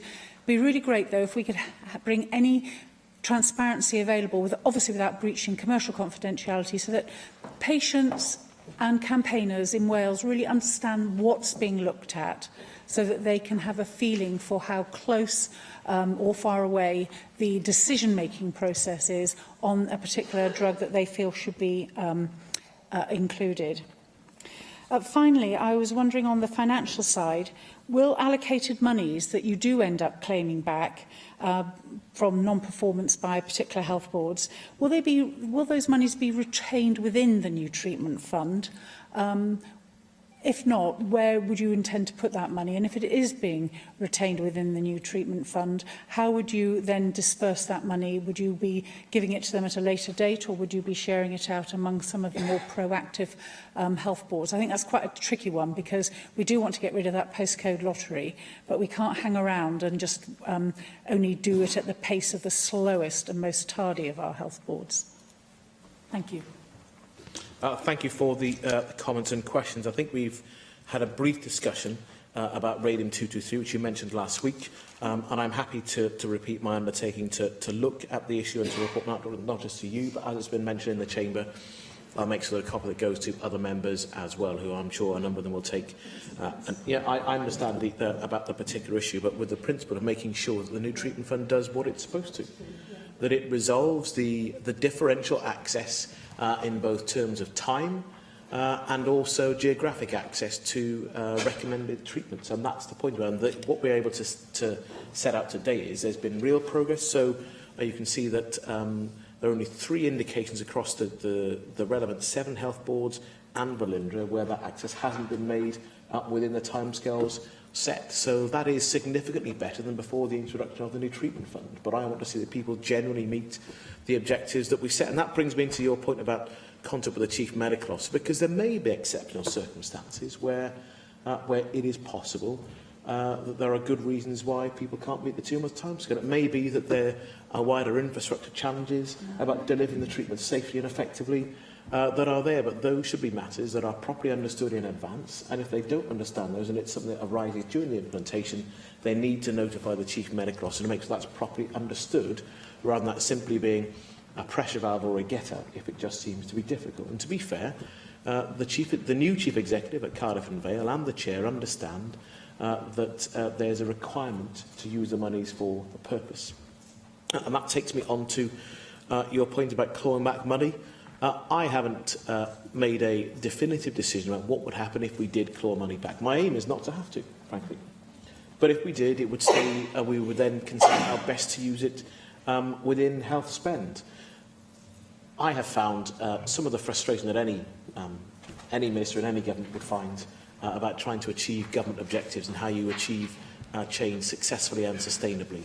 And our accountability mechanisms are often difficult in the sense of you can do something with the whole organisation. That's what our escalation framework is for. If the organisation overall is not succeeding, not delivering as it should do on a range of really important fronts, on more specific measures like this, I don't think we'd be suggesting that we should remove individuals at the head of an organisation. There's got to be some form of accountability, and I have found that actually the potential use for money in a way that is visible has a really encouraging effect on encouraging organisational compliance. So as I say, I am optimistic that I will not have to claw back monies, but if I do, I'll obviously report back about the fact of that and how those monies will be used. On your last and the broader point in the middle about the ABPI and the work and the engagement with the decision-making process, again, to reiterate, this is about recommended medicines. So the NICE appraisal process, again, independent expertise, the same with the AWMSG. They aren't politicians deciding what is good for them in the short term. It's not about having theirs a large enough or emotively run enough campaign to persuade people to change the view of politicians. Otherwise, all of us are vulnerable and susceptible, not just to campaigns persuading us to change our minds, but actually the evidence. And this has to be a genuinely evidence-led process. Otherwise, we can all anticipate that money will be used for purposes that we cannot objectively justify. And we're talking about precious but significant public resource that's going into this area to generally benefit treatment for patients across the country. Rhyn ap Iorwerth. Diolch yn fawr iawn, Llywydd, gaino groesawu diweddariad gan yr ysgrifennydd Cabinet ynglyn â'r gronfa bwysig yma. Just chydig o gwestiynau gen I. O ran reference mewn ffordd, faint ydyn ni'n dybio mae cyflwyno'r 17 cyffur newydd yma wedi gostio mewn terma go iawn i'r Byrdau Iechyd yng Nghymru? Dwi'n cymryd bod y cyfan ddim yn cael ei dalu amdano fo allan o'r 16 miliwn o bunnau yn flynyddol oherwydd cyflymu mynediad at yr cyffuriau yma ydy pwrpas yr gronfa wneud talu amdano nhw I gyd yn tei a'i cyllido canolog ydy'r default erbyn hyn ar gyfer pob cyffur newydd. Un cwestiwn sy'nynhara fi hefyd, beth sy'n digwydd fy mod i'n croesawu bod cydymffurfiaeth yn digwydd o fewn y 2 fis, beth sy'n digwydd efo cyffuriau hŷn? Nid cyffuriau sydd ddim yn newydd o bosib, ond cyffuriau hŷn a sydd ddim ar gael pam y dylan nhw fod. Mae rhain I hefyd, wrth gwrs, yn bwysig iawn ar gyfer cleifion. A be di'r broses y dyla gael ei dilyn o ran geiriolaeth cleifion ag ati sicrhau bod ateb yn cael ei ganfod. Ac yn ola, sôn am gyffuriau ni yn fan hyn, cronfa triniaetha newydd ydy hwn. Be sy'n digwydd pan nad cyffur ydy'r driniaeth newydd ac o bosib ffurf newydd o ffisiotherapi neu beiriant stryd newydd o bosib, a sut y gall y gronfa newydd hon fwydo I mewn pan mae angen triniaeth amgen?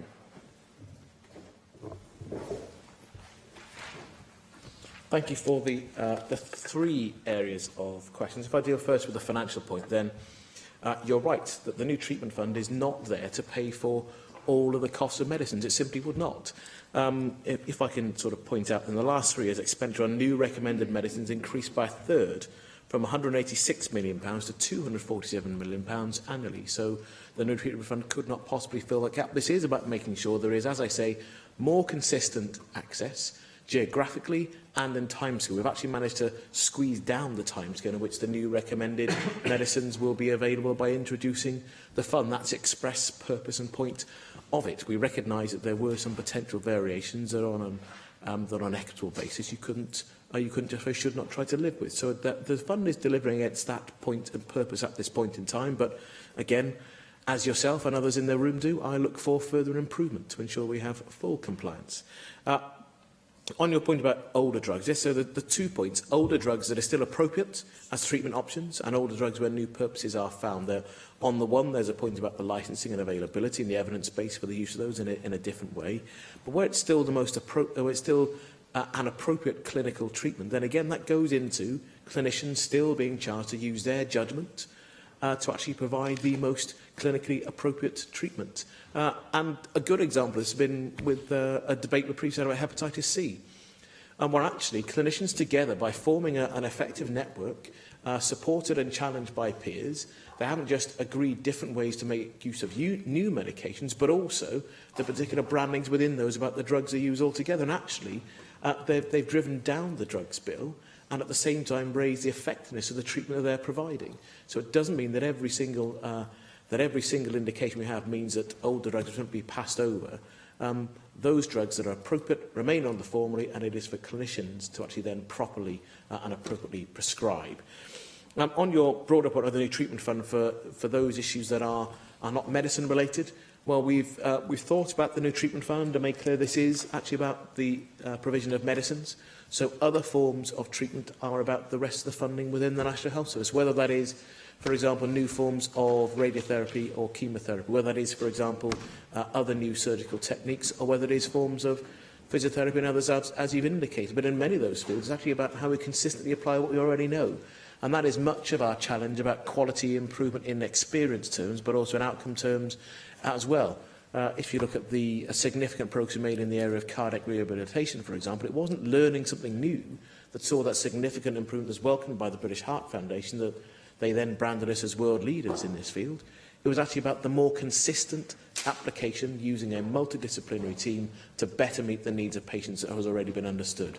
So this new treatment fund is about medicines, faster, rapid access on a more consistent basis to effective medication.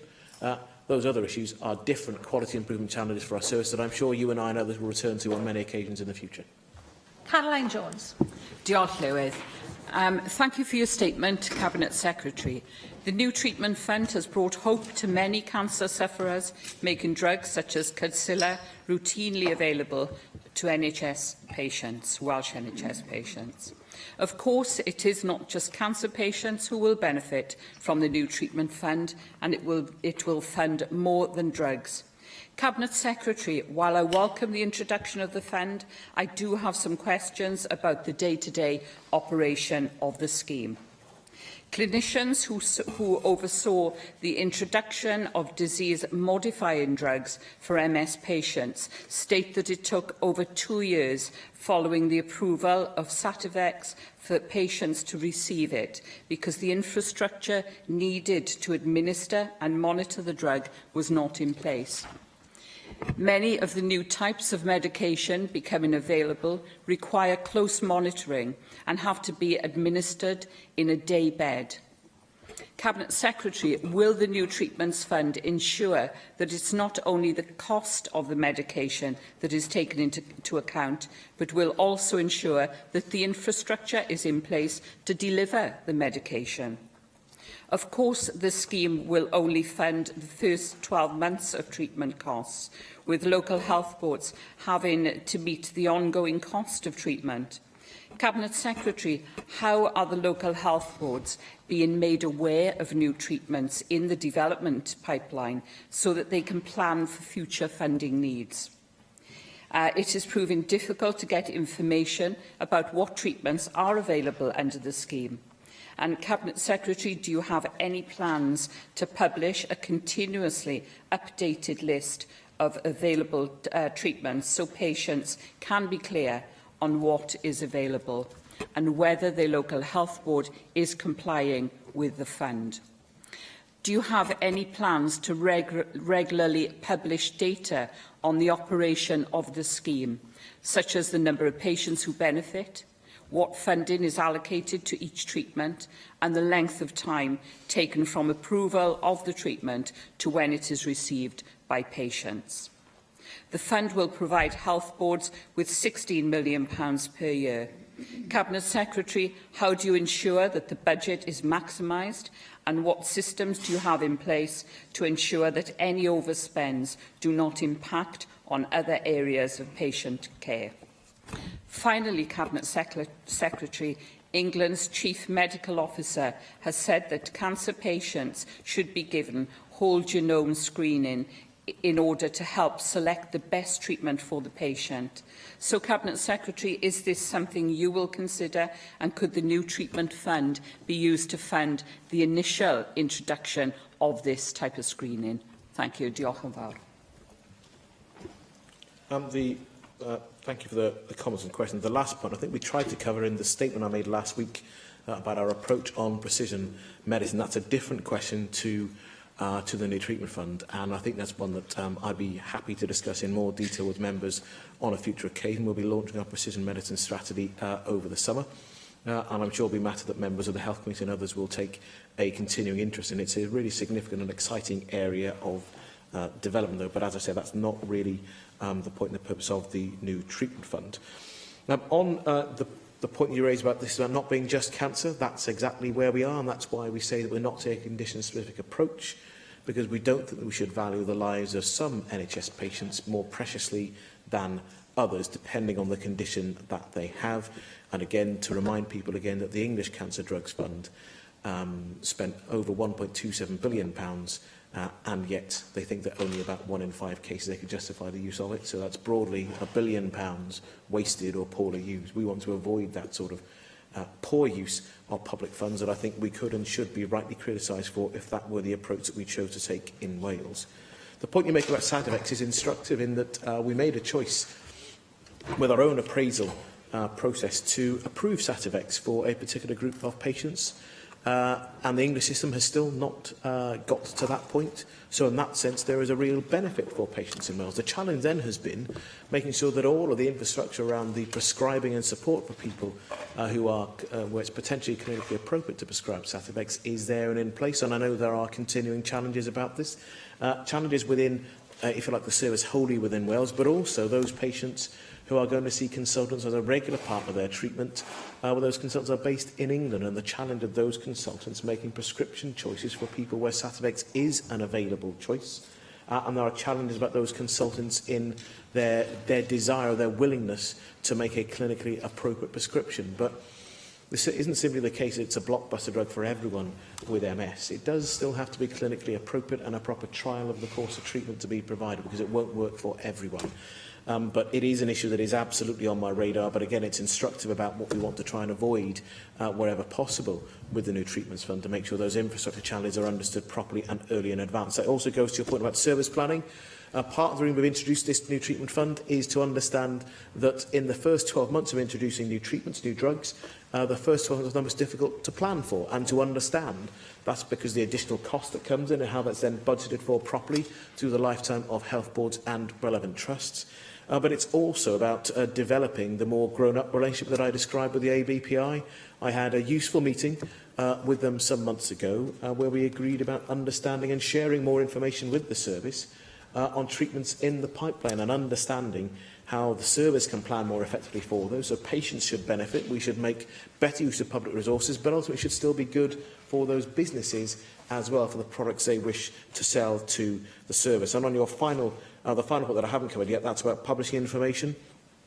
I indicated in my statement I'll publish information at the end of summer recess. There'll be a quarter release of funds, and I expect to publish information at least twice a year, but I'll give consideration to whether we could or should publish information more regularly than that. And that's really about understanding the data that we have and making sure it's properly robust. But I'm keen to make sure that information continues to be put into the public domain about the use of the new treatment fund and the likely benefit that patients across Wales could and should be receiving. Julie Morgan. Thank you. First of all, I'd like to welcome wholeheartedly this statement today and the fund, which obviously was a manifesto pledge, which we have delivered on, and thank goodness we were not diverted to the Cancer Drugs Fund, such as was set up in England. So I think it's really important, as the Cabinet Secretary has said, that the fund applies to medicines of all conditions so that everybody has an equal chance. I think that's very important. The issue about MS drugs has already been mentioned, and at an MS Society Cymru roundtable meeting last week, the issue of the difficulty of delivering the drugs because of the lack, perhaps, of the infrastructure to deliver them is something that I would like to emphasise as well, because that did come up very strongly from patients who were attending the meeting about the difficulty of actually getting the drugs and monitoring the drugs. And for some drugs, you need regular MRI scans and all those sort of issues. I'd like to reinforce those points. I welcome the fact that the Cabinet Secretary has said that he will be publishing a report in August, which will show where we're going. And I was also interested in his response to Rhina Piorwerth about drugs, because I was looking at the list of drugs and noticed that Sofosbuvir there is on it, treatment for hepatitis C, as the Cabinet Secretary mentioned. And obviously this was made available in 2015 and is now on the list of these drugs. So I just wondered if you could explain again how the older drugs are are treated as the new drugs in this scheme. The Savosvir first, the treatment for hepatitis C, and there was a previous individual choice made about this particular generation of funds, and money is really specifically for it. We're now talking about these drugs being generally available across the scheme, and there's a challenge about whether we deal with drugs on an individualised basis, and which we had done in the past, or whether we actually deal with the evidence-led process and then see them delivered across the service. I'd still say Savosvir is still a relatively new drug, and we've got people who are now having a significant improvement in the quality of their lives as a direct result of it being provided. And again, it goes back into the example I gave about how hepatitis C clinicians have come together to agree how to use that, and we're actually now in a better position in terms of how we treat Welsh citizens as a direct result.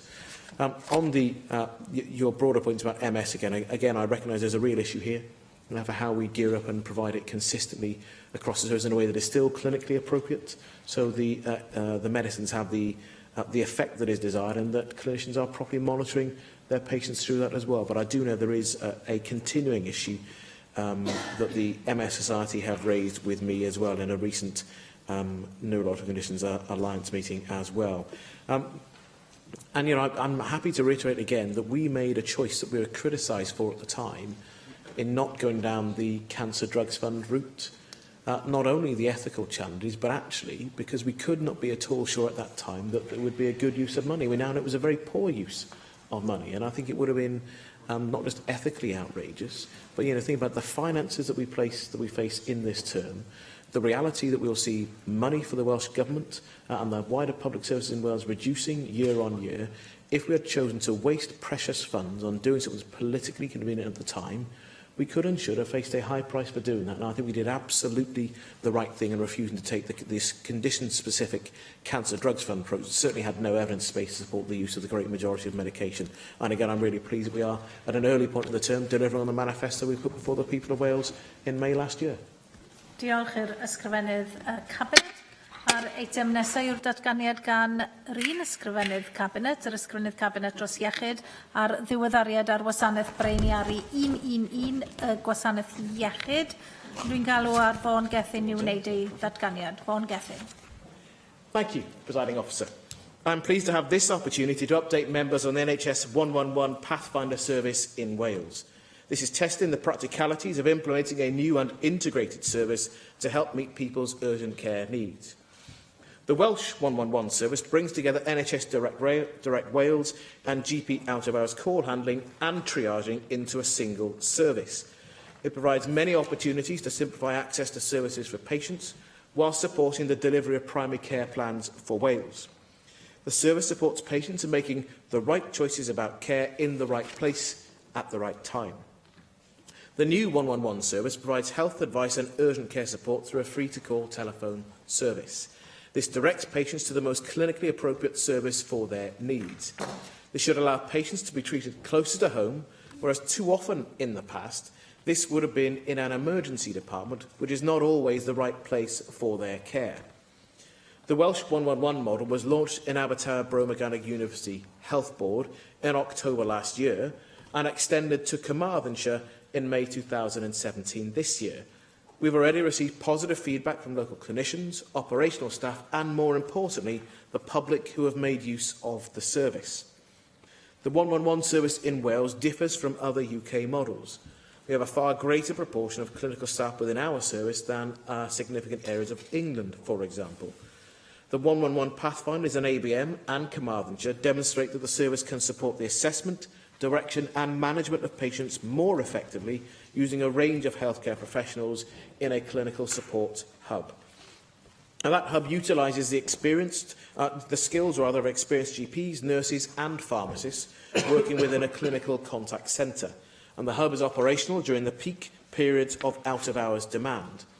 And the GP within the hub has both a direct clinical role in dealing with complex calls, and crucially, they also act as a supervisor overseeing and managing queues. They also act as a resource for the wider unscheduled care system. For example, paramedics and nursing homes have a direct line into 111, and there have been tangible benefits. Between the 4th of October last year, when we launched the service, to the 30th of April this year, the service within ABM has dealt with more than 73,000 calls. And access to the service since launch has been good, and the feedback from patients, particularly via social media, has been positive. I'm also pleased to say that locally, within ABM and Carmarthenshire, the in-hours GP services and emergency department staff have been positive about the service, and importantly, there are no significant patient safety issues. We've commissioned a formal evaluation from the Public and Corporate Economic Consultants Unit in association with the University of Sheffield, and that report is expected in late July. That report, together with the valuable information we've gleaned by those delivering the 111 Pathfinder, will help us to identify issues that need to be resolved prior to any final decision being made about the pace and timing of an all-Wales rollout. Because when we launched the Pathfinder in Wales, we wanted to build on the good practices and initiatives that were already taking in place, whilst learning lessons from similar services in England and Scotland. We want to ensure that we have a clinically safe and robust service in Wales. Adopting the Pathfinder approach with some caution will ensure that lessons from the evaluation can be incorporated and take on board advice from clinicians and patients. These can then be built into the design of our permanent model. I recognise that there is more still to do if we are to implement a national service to support the people of Wales using prudent healthcare principles. I have therefore asked the 111 Programme Board to provide me with a robust plan by autumn this year for taking the service forward. I expect that plan to set out options for how the 111 service could operate post-Pathfinder as a national service to support patients and the NHS to treat patients with urgent care needs more effectively. And I want that plan to outline the future strategic role of the 111 service and its role at the heart of our unscheduled care system here in Wales. I'll therefore consider a number of issues, including the potential role of the 111 service as a single point of access for non-emergency health services, and the potential to integrate other healthcare inquiries into 111 in the longer term. Agreeing how expanding the range of specialists employed within the clinical support hub could better support patients with complex and specific conditions, for example, paediatric diabetes and mental health. And to quantify the resources required to deliver the service on both an interim and a longer-term basis, and the opportunities and economies of scale and other benefits that may be presented by the co-location of 111 clinical support hubs with the Welsh Ambulance Trust clinical contact centres, and the potential to expand the opening times for the hub to provide a greater resilience and support to other areas of the NHS, and the development of a nationally agreed and managed directory of services, along with an IT digital platform allowing for Skype calls or transforming the way that patients and professionals interact. In conclusion, though, I'm very pleased with the progress that has been made to date, which I've seen for myself on a visit earlier this year. And I want to acknowledge the hard work of the 111 team centrally, but in particular the clinicians and operational staff who are making this work and making it a successful pilot to date. The 111 Pathfinder service has been a success so far, and lessons are already being learned and considered as plans are developed for the future rollout. A number of big decisions do, though, still need to be made, but I've made it clear that this is about doing it right, not necessarily doing it quickly. I believe 111 will provide us with significant opportunities to enable patients to receive the most appropriate service for their care needs at the right time and in the right place. Angela Burns. Cabinet Secretary, thank you very much for your statement today. This is still a service in its infancy, and I have sort of questions in three specific areas. The first is about resources, both human and financial. I wonder if you can give us a bit more of an overview as to how the intended pulling together of NHS Direct Wales and GP Out of Hours will go, based on the experiences that you have in ABM and, of course, the very few months that it's been rolled out in Carmarthenshire. I've had a number of meetings with staff in these areas and also in staff throughout Wales. And one of the areas that comes up quite a lot is how difficult it is to get human resource, to get people involved currently in NHS Direct Wales. There's a feeling that it is understaffed, it's hard to recruit. And so I wonder what is going to happen when this service pulls all those people together. How do you intend to be able to recruit them? And on the financial resources element, can you perhaps give us an overview of the kind of costs that you anticipate? Because I'm not clear whether or not you think that putting these two services together will just give you a fund of money and that'll be what you spend. I would suspect that you might need some pump priming exercises to carry this forward. In the second area I'd like to just have some clarity on is about the clinical directory. Now, I picked up here that there's a potential development of a nationally agreed and managed directory of services, along with an IT digital platform. One of the things that I've really picked out from the Pathfinder projects is that the directory of services are quite different for the different areas, and I anticipate that that will continue as it's rolled out across Wales. And I have a concern that if this becomes a national directory of services, then what flexibility will you look to build into the system to ensure that it reflects the local area, so that if you're phoning in Angle or from the middle of Cardiff, you're going to have access to quite different directories of services. You're going to have access to, or no access to, not just what I would call medical clinical services, but other help that you might be pointing people into, because this is about general well-being as well. So I'm very keen to explore with you how you see that directory of clinical services going. I'm extremely concerned that one directory that is supposed to fit all of Wales will actually not do what we could do very successfully with this, which is enable people to understand it. And I think I'd just like to illustrate that by saying that I've met a number of clinicians who sort of said, wow, it's not until that Pathfinder services came together that we realised, some of us didn't realise that we did this or could offer that. So if the clinicians don't know it, how is the person in the street going to know about it? And finally, you mentioned that you're asking some organisation, the Public and Corporate Economic Consultants Unit, to have a look and to evaluate it. And I just wondered if you've got any interim commentary that you could share on how you think it's gone and what feedback you're currently having from either ABM or indeed from Carmarthenshire. Some of the feedback I've had has been very, very positive, but there are some glaring holes.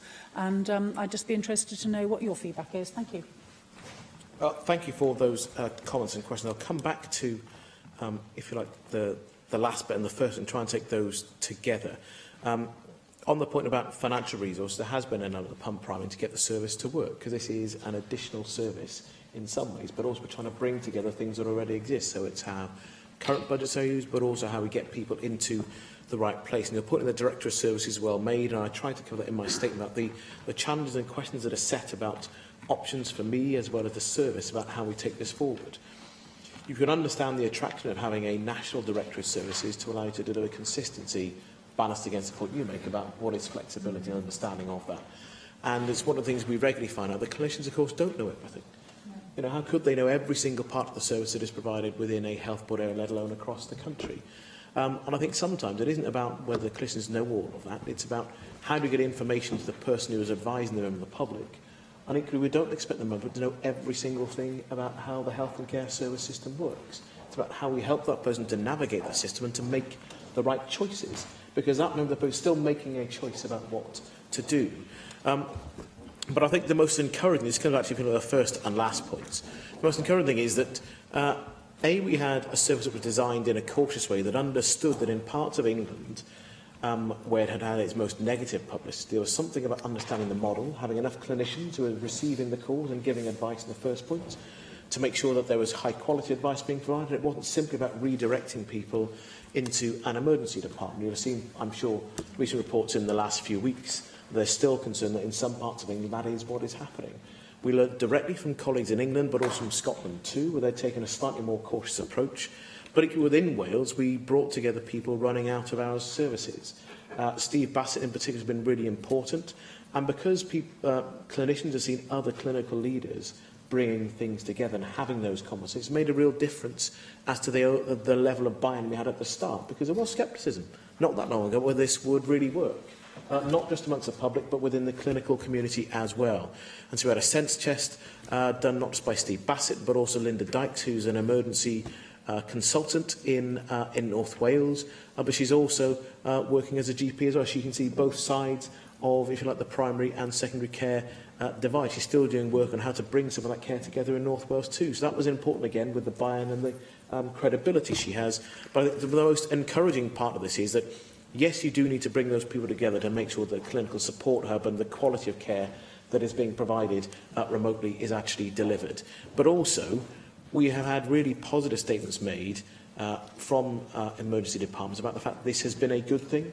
Andy McNabb, the lead consultant for emergency medicine in Swansea, he thinks it's a good thing, and they haven't seen an inappropriate either bounce in numbers or in terms of people being inappropriately sent to them or not sent to them as well. And so, as we go through the evaluation, that's what I expect to understand, to see what's come from it, because my anecdotal feedback has been positive so far with individual staff, with the project team, the numbers that they see, it's real positive. The PASEC or PACC group are the same people that did the evaluation on the new ambulance model as well.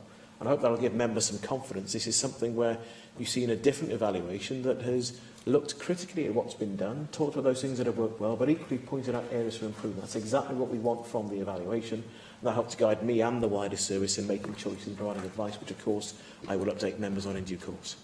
Diolch yn fawr iawn. You have described how the 111 service works, and for the record, I think it's a good idea, and I look forward to measuring its success in future. You say the Pathfinder service has been a success so far, but its success, of course, will be measured in its outcomes. You tell us that 73,000 calls were made to the ABM service between October 2016 and April 2017. But again, it's outcomes that's important. What effect has that had, for example, on the number of patients attending emergency departments?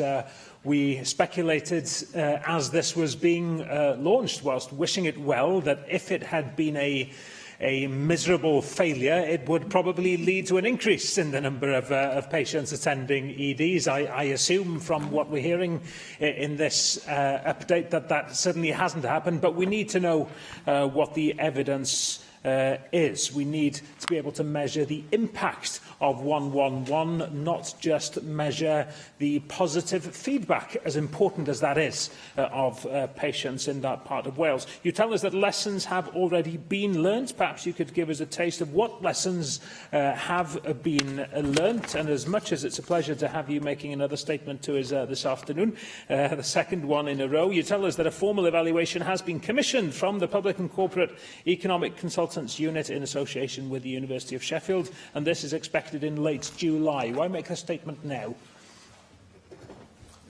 In terms of making a statement now, I gave commitments to make a statement before the end of summer recess, so I'm delivering on the commitments that I've previously made. I'd have thought that's a good thing for a minister to do.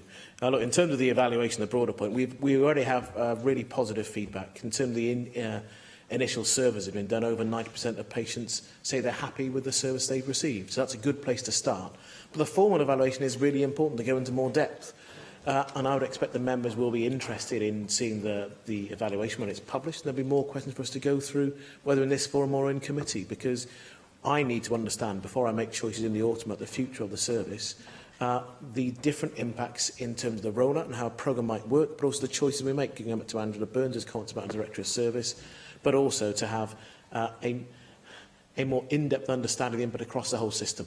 Like I said, it's really good to have the direct feedback from somebody like Andy McNabb working in a really busy emergency department, and to understand that this hasn't led to a significant bump up in the numbers coming in, and certainly the numbers coming in inappropriately. So there'll be more of that detail with the evaluation.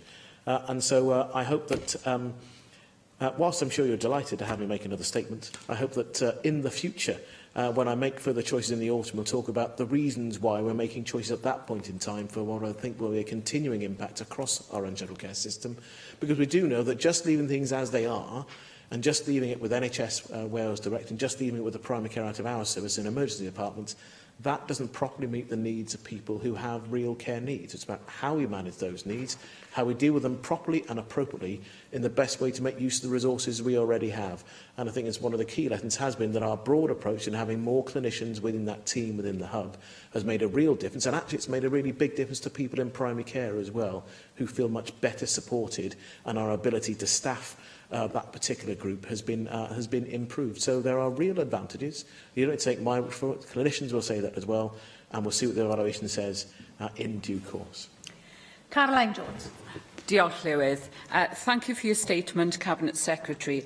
The 111 service has been well received by a lot of constituents, by a lot of my constituents who had the benefit of the Pathfinder service.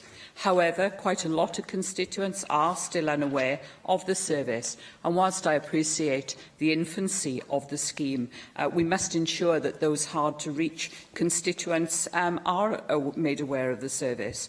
So I'm pleased to see that you are considering the wider rollout of the service, and I look forward to receiving the results of the formal evaluation. At the recent National Survey of Wales shows us 1 in 4 of the Welsh public find it difficult to make a GP appointment, which puts pressure on out-of-hours services. So the 111 service addresses this problem, and the sooner we can make it available in the rest of Wales, the better. Cabinet Secretary, what are the major barriers preventing the wider rollout of the service at this present time? You mentioned the development of a digital platform to allow Skype-type chats. So, Cabinet Secretary, do you see video conferencing playing a greater role in primary care, particularly in rural areas? And how can we improve our infrastructure to make greater use of voice-over IMP services in future? And finally, Cabinet Secretary, you have asked the Programme Board for a robust plan for a wider rollout by the autumn. What do you envisage will be the timescale for the complete rollout of the service to all local health board areas? I look forward to working with you to ensure this service, which hugely complements our primary and urgent care services, is available to every person in Wales. Diolch yn fawr. Thank you for the comments and questions. I'm pleased that there's a recognition of a service innovation that the member recognises her constituents have commented on positively. It is, of course, a service innovation based around the ABM area with the Carmarthenshire starting afterwards. So, real innovation starting in South West and Mid West Wales. The challenge always is understanding what you need to do before you actually start with the rollout. And we did have to make changes to, if we simply tried to implement the system with the old primary care out of our system, NHS Direct Wales, it would not have worked. We need to get buy-in from clinicians. So actually something has to go into that. It should be easy if we're going to roll out the service to get that sort of buy-in on the back of a successful Pathfinder.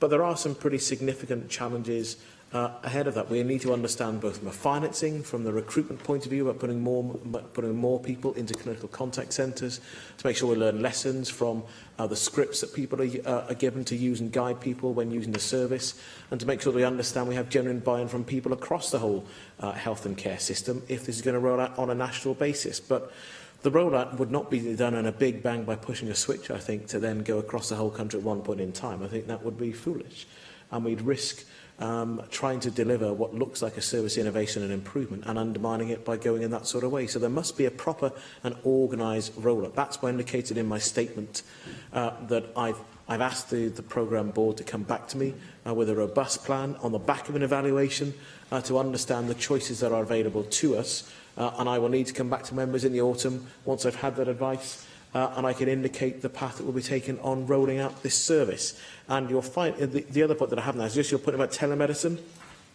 I think that not just video conferencing, but all parts of telemedicine, there is huge potential across Wales, and not just for rural Wales, actually, to improve the quality of care and particularly the quality of experience for individual patients. We see it in some parts of our system already, in eye care, for example, transferring images in a way that is really positive for patients and good for the service, but also to deliver greater efficiency for citizens making use of the service as well as the staff within it. So not just in this area, but across our whole health and care system, I think there's a real potential and need to do that on a consistent and demanding basis. Diolch i'r ysgrifennydd Cabinet. Yr eitem nesaf ar yn agenda ni wrth ddadl ar ystyried yr achos dros drethu newydd, a dwi'n galw ar ysgrifennydd Cabinet dros gyllid i wneud y cynnig Mark Drakeford. Diolch yn fawr, Llywydd. It's always seemed to me that each Assembly term has its own character and particular contribution to make to the journey that has been devolution. Amongst the defining characteristics of the Fifth Assembly, I believe, will be the assumption of our new fiscal responsibilities. A great deal of time has been taken in this first year, and I believe profitably taken, on the floor of the Assembly and in committee, in securing a fiscal framework for Wales, scrutinising and agreeing 2 new tax bills, establishing the Welsh Revenue Authority, and putting in place the first set of arrangements for the independent oversight of these new responsibilities. This afternoon's debate draws attention to a further strand in these new possibilities for Wales, because when we published our tax policy framework and work plan in June, the plan included a commitment to test the Wales Act 2014 power, which enables Wales to make the case and propose new devolved taxes. Now, Llywydd, the process for introducing a new tax in Wales is quite certainly not a straightforward one. The Government of Wales Act 2006, as amended by the Wales Act of 2014, has a new Part 4A introduced to it. This part allows additional devolved taxes to be specified, but that requires an order in council to be made, and for an order in council to be made, a draft of it has to be approved by the National Assembly and by each House of Parliament. The road on which we are embarked today, then, is inevitably a long one, but once a new devolved tax is specified, the National Assembly will have competence to then legislate in that field in the usual way. The command paper published alongside the Wales Act of 2014 sets out the criteria the UK Government would use to assess any new tax and the information which would need to be supplied in support of any proposal. As far as the tests are concerned, they include the extent to which any new tax affects UK macroeconomic or fiscal policy, the extent to which it increases the risk of tax avoidance, and the extent to which it creates additional compliance burdens for businesses and individuals. As far as the information that would have to be provided is concerned, the Welsh Government would need to include full details of the taxable activity, the estimated revenue and economic impact, the estimated income on UK revenue or interaction with UK-wide taxes, expected impacts on businesses and individuals, assessment against all relevant legislation and directives, and compliance and collection plans. Now, despite that rather daunting list, I continue to believe that it is important for us, as part of the work of this Assembly term, to test this new possibility and to see how the machinery that the 2014 Wales Act puts in place would work in practice. Of course. I wonder, as the Minister laid out that range of criteria that have to be run past both the House of Commons and the House of Lords, and quite right that they would want to scrutinise this, or as he put it, that we would want to test the machinery. The worry is it sounds similar to the old ELCO process in some ways, in that it's enormously creaky, and our interpretation of what might be a suitable and proportionate tax that was within the devolved competencies, that didn't risk non-compliance, that didn't put undue burdens on business, might be interpreted very, very differently by either House of Parliament. Well, Llywydd, I tend to agree with what the member has said. I might well prefer that our hands were less constrained and that this Assembly was able to make decisions about the future of tax policy in Wales without some of these constraints. But just as in the ELCO process, sometimes you have to begin with the machinery you have. Pretty soon in its operation, some of its deficits may become apparent and a less cumbersome set of mechanisms emerge. We won't know that unless we put the machinery to the test, and that's what I'm proposing we begin to work on this afternoon. Now, ideas for new taxes in Wales have been put forward by a number of individuals and organisations since the Wales Act of 2014 achieved the royal assent. The Bevan Foundation's 2016 report, Tax for Good, outlined 8 possible Welsh taxes, from public health taxes such as a sunbed tax and a takeaway packaging tax to a land value tax and a water tax. And I'm very grateful to the Bevan Foundation for making this first contribution to an emerging debate. I don't think they would expect that the scope of our consideration will be limited to the ideas that they outlined, and I want to look beyond that research for other ideas which support our commitment to fairness, well-being and growth. So there have been suggestions already for new taxes to support Welsh services, such as a tax to fund social care, ideas put forward by Jerry Holtham and Eluned Morgan, which I am keen to consider as part of this debate. Other tax proposals begin from an ambition to use fiscal levers to decrease detrimental practices, such as targeting land banking through a levy on unused land. And I do intend to take a particular interest in the vacant land levy that has recently been introduced in the Republic of Ireland. New taxes also present us, Llywyd, with an opportunity to build on Wales's strengths. We could consider taxes which aimed to increase our levels of recycling, or look at the tourism tax which has been proposed in Scotland. As part of this process, I am very keen to hear ideas from all members in this chamber, both today and over the summer months, and I will be asking other stakeholders for their ideas too. I want to start a conversation around these new taxes with political parties, with the public, businesses and organisations across Wales. I want to hear how new taxes could operate alongside other policy tools to deliver improvements for our communities. And maybe unusually, Llywyd, sitting here in the chamber this afternoon, I've received emails from members of the public setting out other new ideas that we could think about in this field. And that's very important to me, because I want to make viewing taxes through the eyes of the taxpayer central to the way we develop Welsh tax policy. And this is, of course, I'm grateful to the Minister. I just want to understand, because he said at the outset said he would like to test this system in this Assembly.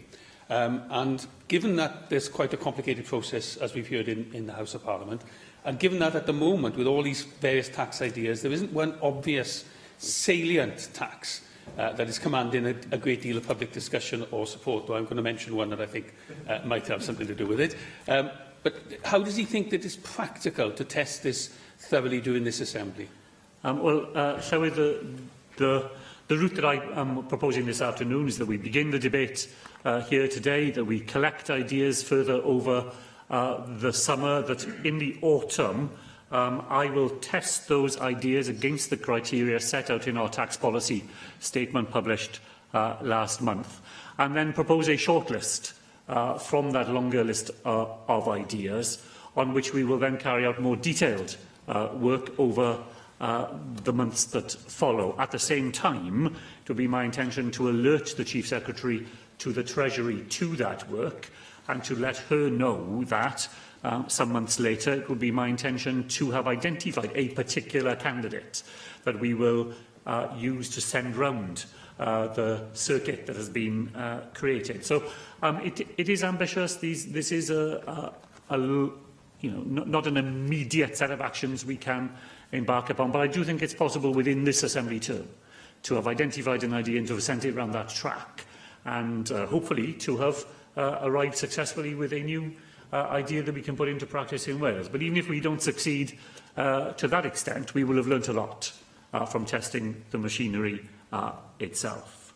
So, Llywydd, let me conclude by saying that proposing new taxes brings with it a new set of responsibilities. The Government will support the two amendments from the Conservative Party this afternoon. I'm happy to reaffirm that I'm not intending to use powers simply because we have those powers, but saying that I'm not in favour of change for change's sake is not the same thing as saying that there cannot be a case for change.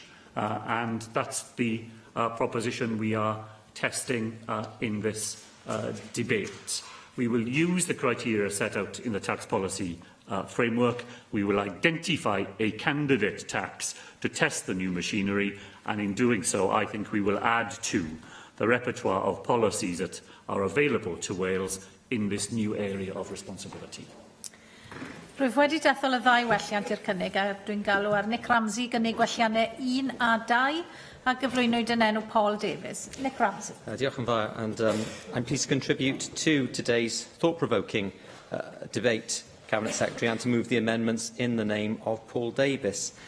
As the Cabinet Secretary has himself said, these are times of change for this institution and for Wales. We're about to see the introduction of the first new Welsh taxes in 800 years. How many times have we heard that in this chamber over the last few months? When UK stamp duty and landfill tax are switched off and their Welsh replacements kick in April next year. And the Welsh Revenue Authority will hopefully be fully operational by then and in place to collect those taxes. As we know, the tax landscape will change again the following April with the introduction of the RIT, the Welsh Rate of Income Tax, and the significant revenue that will bring directly to the Welsh Government, although, of course, still being collected in that case by HMRC. Of course, these taxes will replace existing UK taxes and will mirror them to a certain extent, so today's debate is welcome because, as the Cabinet Secretary has indicated, it does move us on from the arguments hitherto and initiates the discussion about potential new taxes over and above replacement taxes, what those taxes may look like and how they may be developed. Now, critically, the public must be involved in this process, and I'm pleased that the Cabinet Secretary has recognised this. The public must have confidence in it, and more than this, they must feel a sense of ownership. After all, as we know, government money is at the end of the day taxpayers' money, and we should always remember that important fact. Now, Cabinet Secretary, you've set out the enormous complexity of getting a new tax established. I was going to ask you exactly what you meant by testing the machinery, but I think you've given us a very clear indication of how complicated this process is, not just in us playing our role at this end of the M4, but also then looking at the other end of the M4 in the House of Commons and the House of Lords. And Hugh Ranker Davis referred to the previous ALCO system. He knew how difficult that was. I think at this early stage it's probably understandable that there is that complexity, but I fully appreciate the fact that you feel there is a need to test all this to see how we can move forward. Turning to the amendments, and Amendment 1, the maxim that there should be no change for change's sake, which you yourself mentioned, and which is lifted from your own written statement issued on the 5th of July, to which there is a link on the Assembly website. It also appears in many other documents and has been referred to numerous times, both by yourself and by your predecessor, Jane Hutt, when she was given evidence to Finance Committee over recent years. I think, listening to what I couldn't quite work out whether you were supporting our amendment or not. I think you were, but I think you were interpreting it in a particular way, which is fair enough. I agree that it's a good maxim. I agreed with it when you said it to committee. And I think it is important that, where possible, and for smoothness and for ease of transition, the structure of new taxes should not deviate from that of their counterparts across the border, where it is beneficial for there to be a similarity. As you recognised, this has moved on slightly in that I'm suggesting it should also apply to new taxes, I suppose what might be called standalone taxes, the formation of creating those standalone taxes. And I think it is important that, as you yourself alluded to, we shouldn't just be looking to create taxes for tax's sake and merely to test the system, but we should be looking to create taxes which have potential to really improve the lives of people in Wales and to add to the tax system. And I think that is your intention. You've clearly got an appetite to test this new aspect of the devolution machinery. That does, of course, need to be done cautiously. And, as I said, any new taxes should be introduced for the right reasons. If we're looking for examples of taxes, then I suppose the plastic bag levy, as it was called, well, it was not a tax, obviously, it was a levy for the reasons of the day and the way that the Assembly worked in those days. I think it would have met those criteria which you are now setting forward. And I think, in fact, environmental taxes are probably the most obvious candidates for the testing of this machinery, and the Welsh Government would certainly be right to focus on these, certainly having them in the mix in terms of testing the tax machinery. It's clear that the Welsh Government has the experience of legislating in this area in the past, and by and large it seems to have worked, well, not fallen apart at any rate, so that certainly would qualify as working. Turning to the Second Amendment, Presiding Officer, I know I'm short of time, but briefly, this is calling on the Welsh Government to make arrangements for an independent review of any new taxes to be completed within 6 years of their introduction. The importance of a review of the new Welsh replacement taxes, LTT and LDT, was discussed during stages 2 and 3 of the legislating process. And I think, although we didn't get an amendment for various reasons on the books at that point in time, I know that you agreed with the principle of a broad review after a period of around 6 years into the way that new taxes are working. I think that this was a good principle, and I think it would also be very wise for us to introduce this into the new standalone taxes. I can't think of a better thing to call them. So that's why that amendment's there. So I hope that you will support the amendments, and as I say, we are more than happy to support the broad thrust of this motion. Adam Price. I welcome this debate, and I welcome, in general terms, the government's desire to test this provision. In reference to one of the amendments, I've never quite understood this phrase, we're not in favour of change for change's sake. I mean, in the very basic sense, I don't think anyone would be in favour of that. But actually, change for social change's sake, change in the taxation regime for a purpose, I would hope that we would all subscribe to as well. And there is just a hint of a kind of a sense of inertia sometimes, a kind of a innate conservatism in the argument against change for change's sake. I mean, look, even in the taxation field, changes are constant. When the VAT was first introduced, when VAT was first introduced, it was, what was it, 8%. It's now risen, of course, to 20%. Corporation tax was 52%, some decades ago. And, of course, it's going to fall even further to 17%. So, look, change is constant even in the taxation field. I'm an experimentalist in a world that is changing in every sense.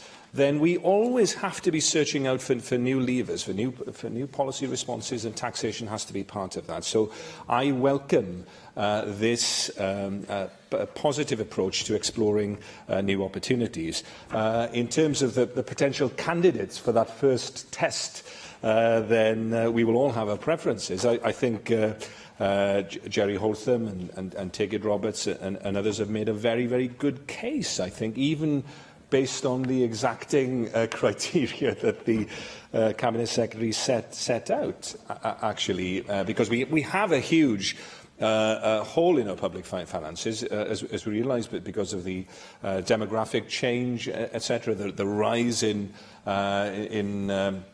non-residential care costs that are coming our way, then we need to find a way of addressing those, and we're not going to be able to do it within the strictures of the current Barnett block. So I think Jerry Holtham has, I certainly would be happy to give way. Thanks for giving way. I suppose you shouldn't be surprised that a Conservative would appear slightly conservative in some views given. I wouldn't have said that I was talking about an argument of inertia. I would have preferred the word caution. And I'm not going to put words into the Cabinet Secretary's mouth, but in terms of that maxim, not having change for change's sake, I think that applies particularly at a transitional phase. And I think we would all agree that when you are testing the machinery and bringing in a new system like this, then we should be very mindful that there's a very robust and reasoned and clear and transparent rationale behind certainly the introduction of those initial new taxes. That was my point. But to turn that argument on its head, and if the figures that Jerry Holtham has produced to support his case, the 67% rise that's coming our way in the short term in non-residential care costs, it would be incautious, of course, not to find a means of funding the quality of care that we, in a decent society, would want to provide. And I think that it's a very, very interesting proposal. Of course, it's based in a sort of a European tradition of social insurance. It adapts that to this particular case, and some innovative examples of intergenerational equity in terms of a sliding scale, in terms of the level of funding, and even a suggestion of a lottery prize once a year, maybe to sweeten the pill. It's certainly the kind of example, I think, of yes, a creative and innovative proposal, but that really goes to the heart of one of the key problems that we're facing. There are others. I think in economic development, I think the idea of, I think the Bevan Foundation suggested looking at innovation tax credits. The Irish have responded to the OECD's proposals in terms of differentiating business taxation to encourage investment in intangible assets like research and development, having a different corporation tax rate, a so-called knowledge development box of 6.25%, I think, for R&D activity exclusively by companies. So there are interesting proposals out there. The Cabinet Secretary has already referred to a wide-ranging review of property-related taxes, and that's both in the personal field in terms of council tax and in terms of business rates. That opens up a whole other debate about land value taxation that has been around for over 120 years, and I'm sure that other members will look forward to joining that debate in due course. Neil Hamilton. Well, the Cabinet Secretary for Finance is always beguilingly reasonable in what he says, but I'm perhaps going to take a rather different tack in my speech from others who participate in this debate, because generally speaking I'm not in favour of introducing new taxes, although I'm strongly in favour of having the maximum sensible devolution of taxes. We have a problem in Wales, of course, because our average income is so much lower than the average of the rest of the United Kingdom, so the tax base is more difficult to exploit, if I can use that word in a neutral sense. But broadly speaking, I'm in favour of maintaining the link between government decisions and accountability for them through the system of raising taxes. And I do think that the devolution of taxation does give us opportunities, as Adam Price has just pointed out. Freudian slip there, I think. But don't call me I'm sure he's coming my way. But as pointed out in relation to corporation tax, certainly the Irish example is a very interesting one. And I'm sorry that my attempts to move the Cabinet Secretary in that direction in the past have met with rebuffs. When we had the tax policy framework statement just a few weeks ago, I'm afraid he didn't prove to be very susceptible to those blandishments. But I do think that Ireland has made very effective use of differential rates of corporate taxation, and within the corporation tax itself, as Adam Price pointed out, to have differential rates, which has enabled the Irish government to prioritise certain important areas of high value-added activity. And that is what we need most of all, I think, in Wales, is to increase the tax base. And I think the tax system can be used in this way. I give way to Mike Hedges. Corporation tax, it's almost like a voluntary donation by major companies when they can decide where they're going to repatriate their profits to, when they decide to pay for intellectual property rights, etc. So it's a voluntary contribution. The rate doesn't matter, it decides how much they actually want to pay. Well, that is perhaps true within the European Union, and this is the position that Luxembourg finds itself in, of course, presided over so successfully by Mr Juncker for so many years. And it's rather perhaps paradoxical that the EU Commission wants to wipe out the opportunities of that kind for the rest of Europe. But outside the EU, we do have the opportunity to be internationally competitive in terms of corporate taxes, and I hope that the opportunity will come to us to enable us to do that in due course. Edmund Burke famously said that to tax and to please no more than to love and be wise isn't given to man, and if you make a proposal to tax Peter to pay Paul. That will always be very popular with Paul and not popular with Peter. So these are not easy equations to sum, but I'm not generally in favour of using taxes for reasons of social engineering, and I've made this point in relation to the sugar tax proposed only recently, into which we'll no doubt return at length in due course. But what I do think we should do is use the tax system to encourage wealth creation. Whilst taxes in themselves don't encourage wealth creation by definition almost, then nevertheless the difference between taxes in one jurisdiction and another can certainly do that. Our problem in Wales in many respects was pointed out by the Bevan Foundation in their publication on devolved taxes in Wales just 2 years ago, that 48% of the population of Wales live within 25 miles of the border with England, and 2.7 million people, that's 90% of total population of Wales, live within 50 miles of the border. And taking England and Wales as a whole, 16 million people in Wales and England live within 50 miles of the border between the two countries, compared with only 3 million living within 50 miles of the England-Scotland border. So it is, in many ways, more difficult for us to take decisions which make us less competitive through the tax system, but actually more beneficial for us to use the tax system in the way that I started off by describing.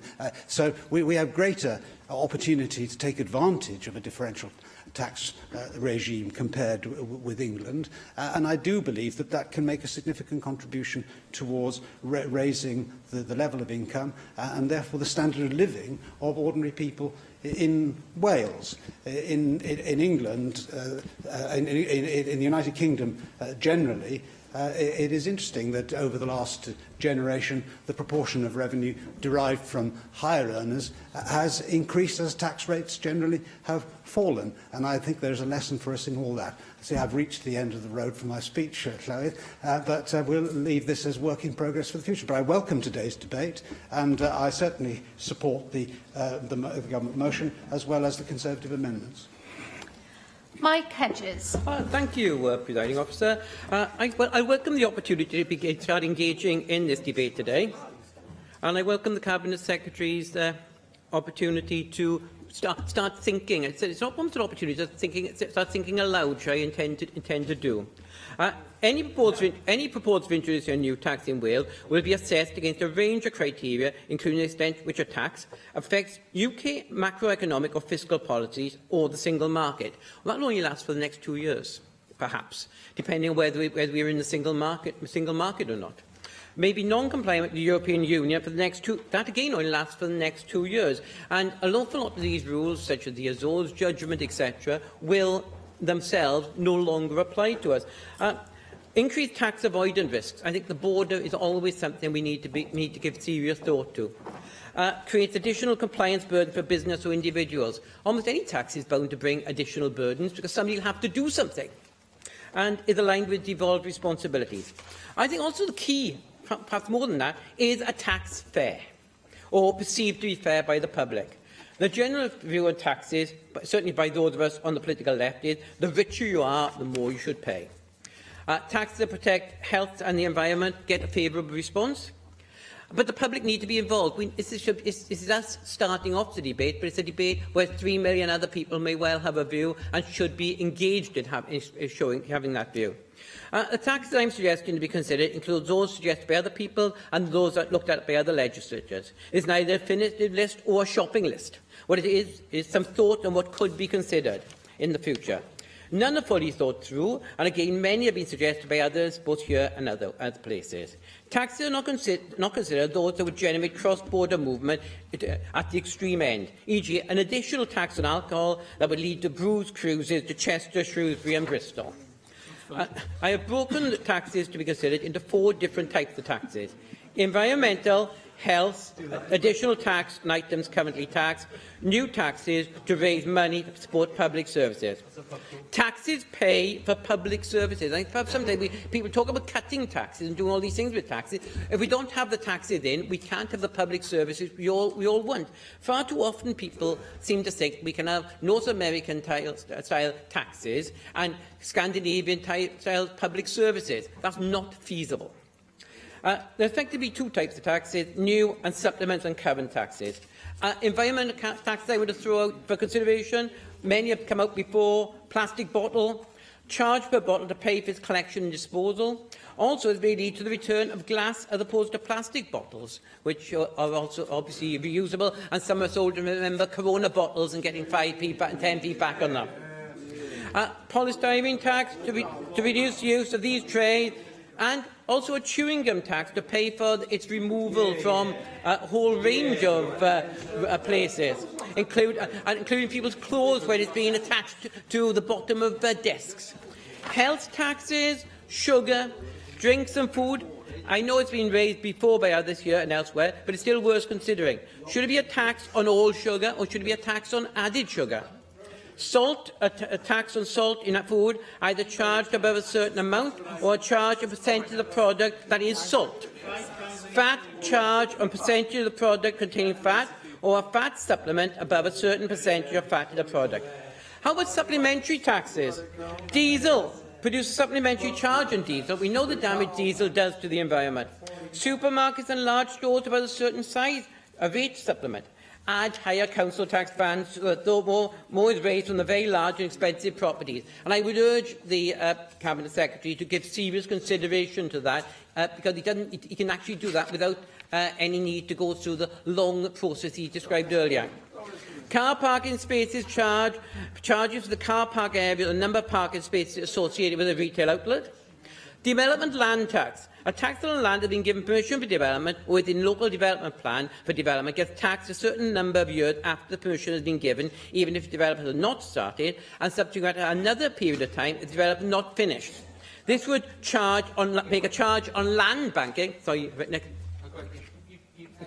You just mentioned a diesel tax. Isn't a diesel tax a typical example of a type of tax that would encourage tourism near the border? So you would end up with a load of flows across the border of people in their diesel cars to go and get it cheaper elsewhere. So that would be a very difficult one to implement. I wouldn't think so, because you can't get that much diesel into most cars, and therefore the cost of travelling to get the diesel. The cost of travelling to get the diesel will actually be more than the amount of savings possible. Each tax needs to be considered against unintended consequences, would affect behaviour in a positive manner. What are the dangers of being misrepresented as Labour's land value tax was being described as a tax on gardens? The only punch the Tories landed on us in the last election. Finally, for acceptance, is a tax fair or perceived to be fair? Let's look at these taxes, let's see what can be done, and let's end up with a fair tax, and let's get some money in for public services. Mark Reckless. Gosh, that was a lot of new taxes from Mike Hedges. I'm not sure that the diesel tax would operate quite in Swansea as it might in Newport or Monmouth. But I first looked at today's motion and read it will be necessary to test this new aspect of the devolution machinery. My first reaction was, why? Surely a prerequisite is wanting to impose a new tax, and many people in Wales feel they're paying quite enough tax already. When the Cabinet Secretary told the Finance Committee in Newport on the 23rd of March he wanted to test the machinery during this term, I asked him, what does that mean? The Cabinet Secretary told us we have to propose things, and those propositions will have to be tested in front of two Houses of Parliament. But why do we have to? The Wales Act provides us with a power, not a duty. Yet the Cabinet Secretary told the Finance Committee the job of this Assembly is to flesh out the machinery that is currently there for us to test this possibility. We would learn how that proposition would then be tested at the other end of the M4, and we would learn a lot by doing it. So is the Welsh Government keen to impose a new tax because it potentially can, or is it keen to practice, to pull some levers and press some buttons and see what happens? bit like my 3-year-old when I let him in the front of our car. And how does the Cabinet Secretary...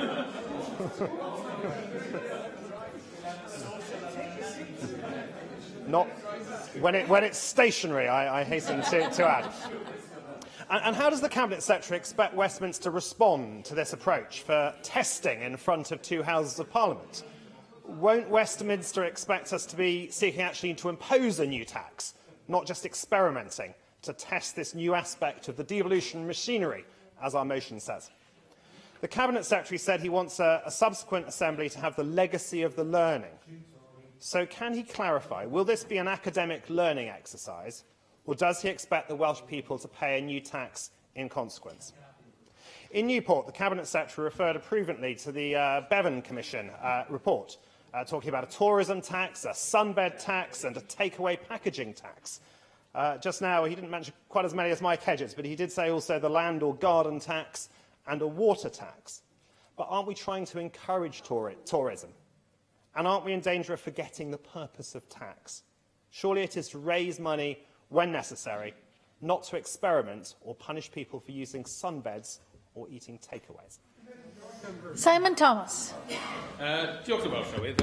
Fel mae Mark Eccles newydd atgoffa ni, fe dechreuwyd y drafodaeth yma gyda cyfarfod o Pwyllgor Cyllid yn Casnewydd pan soniodd y gweinidog y tro cyntaf am I awydd fel Llywodraeth I edrych mewn i'r posibiliad o trethu newydd ac I fynd â dreth newydd o gwmpas y maes calami fel petai. Ac o'n i'n dahongli hwnna fel 2 beth. Un, defnyddio'r gwymoedd sydd wedi trosglwyddo i'r lle hwn, ond hefyd bod yr ysgrifennydd Cabinet yn awyddus I weld pa faes oedd mwy y dyledus I gael priod le a defnyddio treth mwyn newid yn y maes hwnna. Ac dwi'n anghytuno I faddau gyda Mark Eccles pan mae newydd cael drwy ddweud bod pwrpas trethu yw I godi arian tuag at gwasanaeth y cyhoeddus. Mae yna pwrpas arall I drethu, a newid ymddygiad yw hwnna, newid y ffordd yn ymddwyn, naill llai yn gymdeithasol, neu be dwi'n mynd I sôn amdano yn benodol, yn ymgylcheddol. Oherwydd nid codi arian pob tro yw pwrpas, naill llai y lefi a bagiau plastig, neu yn wir y dreth tirlenwi, dyn ni newydd mynd drwy lle hwn. Pwrpas y trethu yna, maen nhw'n codi rhywfaint o arian, ond I brif bwrpas yw newid y ffordd ni behafio, y newid yn hagwedd ni tuag at adnoddau pryn naturiol. Felly dwi jyst eisiau ategu ychydig o pethau sydd eisiau wedi cael ei ddweud yn benodol gan Mike Hedges I fod yn onest. If we turn to some of the wasteful ways that we use in our natural resources, I think we should consider our new powers on taxation as a way of reining those in and making a better use of those natural resources. So if we look at plastic bottles, 400 plastic bottles sold every second in the United Kingdom at the moment. 1 million plastic bottles are bought around the world every minute, and that number is going up by 20% by 2021. So 4 million plastic bottles a week could be prevented from littering our streets and the marine environments if we adopted some form of tax-based system. That could be a deposit return scheme, it could be an actual tax, which Finland has, for example. And if we extend that principle from bottles also to other petroleum-based plastics, such as polystyrene, then we have the potential, I think, for a tax in Wales that could make a real difference. Now, in Scotland, the Scottish National Party has launched government has launched a detailed study on a deposit return scheme there. We know that we have more work to do. We quite rightly praise ourselves for recycling rates in Wales, but when you look at specific things on plastics, recycling plastic bottles in Britain, for example, is 59%. In those schemes with deposit return schemes, countries, I should say, with deposit return schemes of taxation, Germany, Norway and Sweden, we're looking at over 90% recycling for plastic bottles. And we also have a real international role to play here. We've talked about domestic taxes, but this is a particular field where we can use our taxes to play a little international role. So between 5 million and 13 million tonnes of plastic end up in the world's oceans each year. And incredibly, by 2050, it's been estimated that the oceans will contain more plastic by weight than fish. And I think anything we can do here with our domestic taxes that helps us address this international crisis of plastic polluting our environment is something we could surely consider. I would add that I think a plastic tax or a takeaway tax or whichever combination you want to put it together, I think will have a lot of public support. I'd be very surprised if the Cabinet Secretary hasn't had emails from members of the public about this. I certainly have. And I think people are ready and prepared to look at this because we have pioneered. As Nick Ramsey said, we pioneered with the plastic bag tax. The rest of the UK adopted it after us, and it's been successful, reducing plastic bags by 70% in Wales. So I would like, that's my pitch, I think from my perspective, of a tax that will have wide public support, that addresses a real need of natural resource, wouldn't raise a huge amount of money, it has to be said, but perhaps would be, as a first innovative tax, more acceptable for many people because of that, because they would see it had a public good and wasn't an attempt, like car parking charges or other things that are looked at as a way of raising money for some nefarious government purpose. They would see that this is for the good of the environment. I think this is a very good debate that we've initiated here, and I look forward to the work progressing. I would add one thing to the enormous complexity that the Cabinet Minister has set out, and that's the Finance Committee, because we have a role in this as well. And whatever happens, I think, I'm not speaking out of turn when I said that the Finance Committee, whichever view the individual members will take on the tax as proposed, we will scrutinise the tax thoroughly, and we will do so on behalf of all the people of Wales, and we will ensure that any tax proposed by the Welsh Government is fit for purpose and has the right purpose behind it.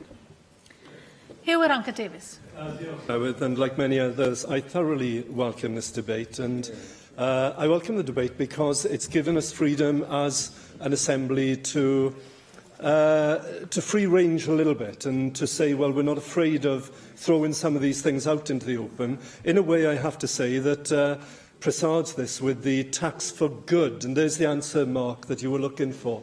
It isn't tax just for testing it to see if the circuits run properly and the lights come on. It's actually the taxes for good. And I think part of this debate is to throw some of those ideas forward as to what it might be. And it could well be the model that Simon has just said there. Now, we know what good the plastic bag tax in Wales did and the massive impact it had on recycling rates and reducing the amount of plastic bags that were going into the waste in the natural environment and so on. So it might well be a logical extension of that. But there might be other ones to do with social care.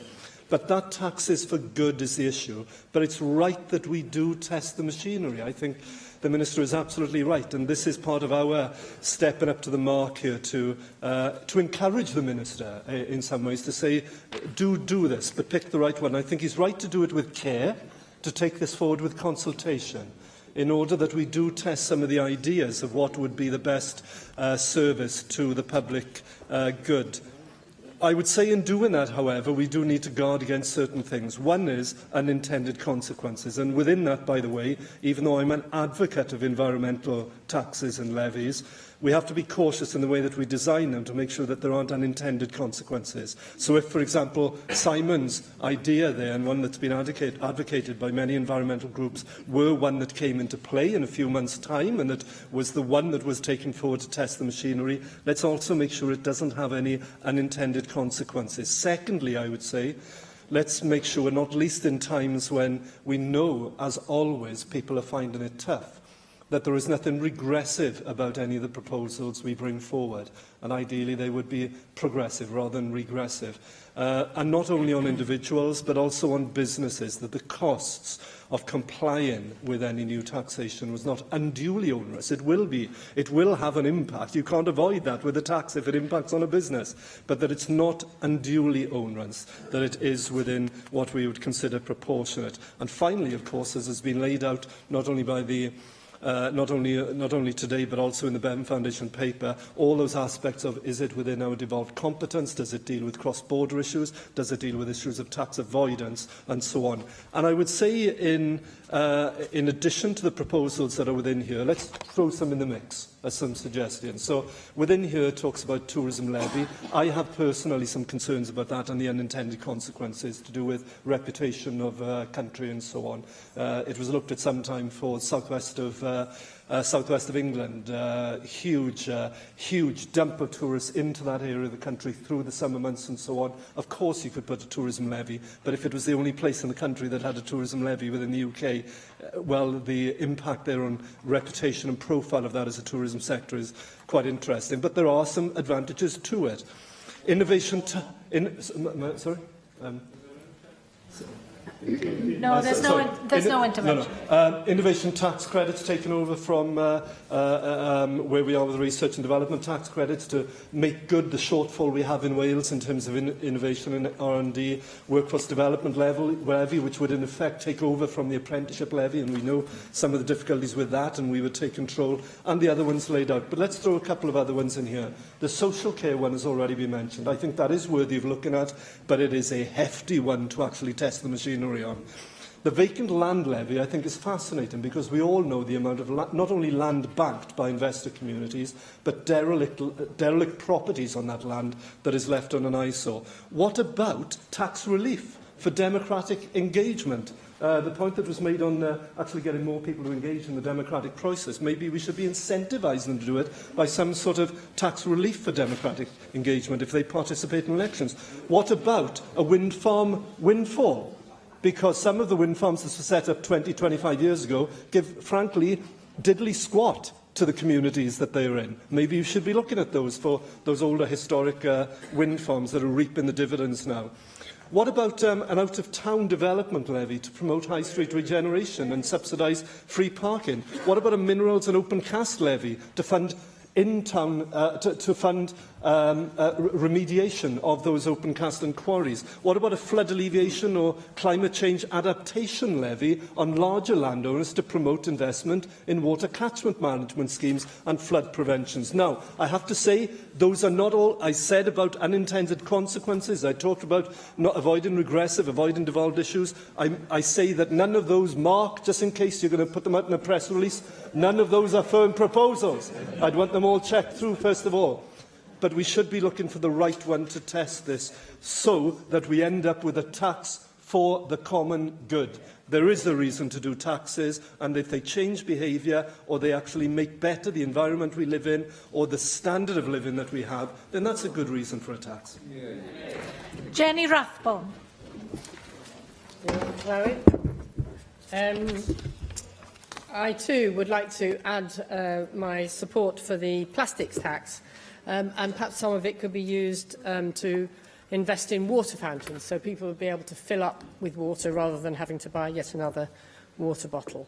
Also, I think it's perfectly right, in response to Neil Hamilton, that we should impose a tax on those who choose to adulterate our food with sugar, salt and fat, in order to pay for the health consequences and the cost of looking after them. Why should we put up with fast food packaging littering our landscape and expect someone else to pick it up? A takeaway packaging tax could be given to local authorities to pay for the extra road sweeping required. But I want to use most of my time to discuss the idea of a modest carbon tax. We simply aren't grasping the nettle of change required to avert the environmental disaster that experts warn will be with us within 15 years, never mind that of our children and grandchildren, unless we change radically. And the Climate Change Committee last week exposes Wales as an outlier in efforts to reduce carbon emissions. So this is a proposal which I think encourages wealth creation, as well as tackling the scandal of air pollution, which DEFRA admits is killing a population the size of Maesteg every year in the UK. Levels of nitrogen dioxide emitted mostly by diesel vehicles is above legal limits in nearly 90% of urban areas. Would you give way? Okay. I find it astonishing to sit here and listen to you discuss air pollution when your party is responsible for what will be an explosion of air pollution due to Cardiff's local development plan. And would you now condemn that plan and the air pollution it will bring? If you listen on, I will tell you why my proposal will help sort out some of this air pollution plan. We can't rely on the UK government to sort this out. They've already suffered 2 humiliating defeats in the High Court, and their latest plan is even weaker and wobblier than their earlier ones. It requires local authorities to exhaust all other options before introducing clean air zones, enabling them to charge for polluting vehicles entering a polluting zone, when that, in fact, is the only effective option for changing things. Instead, the Tories are saying we should just breathe in toxic air until 2050, when nearly every car and van will be zero emissions, well, by which time many of us will be dead. So I think we could pilot a carbon tax in areas that already have illegal levels of air pollution, like the centre of Cardiff, around Westgate Street and Newport Road. We urgently need a clean air zone. Cardiff is one of the most car-bound capitals in Europe, and we absolutely need to re-engineer the investment that we need to make in a public transport system to enable people to switch to other modes of less damaging transport. At the moment, the Cardiff Underground map is little more than a piece of artwork, than a plan with enough capital identified to make it really happen. So, the quickest, fairest way of making clean technology competitive with fossil fuels is simply for carbon to start paying its true costs. And a fee starting at £10 per tonne of CO2 emitted, increasing by £7 a tonne each year, could quickly make clean energy the cheapest go-to choice. A revenue stream rebated equally to all households would fuel demand for new carbon-neutral technologies and cushion low-income households during the transition. Those who already tread lightly on the world's resources, particularly those who don't have a car, would actually gain a dividend from this carbon tax. And it would be socially just that those without a car would be rewarded rather than penalised as they are at the moment. Yeah. As both the fee and the household dividend rise steadily each year, a clear economy-wide price signal is sent to all investors, generating even more capital to finance new low-carbon alternatives. The clean technology needed to power our economy already exists. A levy on carbon will provide the economic incentive for investors to deliver those technologies to scale. So let's deliver on the Wellbeing of Future Generations Act and make it a reality with a carbon tax. Lee Waters. Diolch, Llywydd. We spent much time considering how our lawmaking powers can reshape our society, and now we can consider how our fiscal powers can contribute too. And this is exactly the kind of ambitious and open debate that this place was created for, an opportunity for us to challenge the status quo and truly set Wales apart. But as well as considering what we could do with new taxes, we should also be thinking about how we can harness existing tax-varying powers too. We should do this within an agreed, coherent set of principles against which we can test our revenue-making approach. So today I'd like to suggest 3 such principles for us to consider: transparency, fairness and resilience, with some specific examples of steps we could take to ensure our tax system meets them. First, to transparency. I am supportive of many of the ideas that have been spoken about today, including the sugar tax, the sunbed tax and the takeaway packaging tax suggested by the Bevan Commission. Taxes that try to nudge behaviours. But I am also a strong believer that revenues from taxes aimed at achieving behaviour change should be used to incentivise the positive behaviour we are trying to encourage. So petrol duty, for example, should be invested in sustainable forms of transport to give people a viable alternative to driving. Similarly, the sugar tax could be used to subsidise the cost of locally grown, decent food, and revenue raised through the takeaway packaging tax ploughed into community regeneration schemes. In this way, we can ensure that the pockets hit hardest by the taxes also benefit most.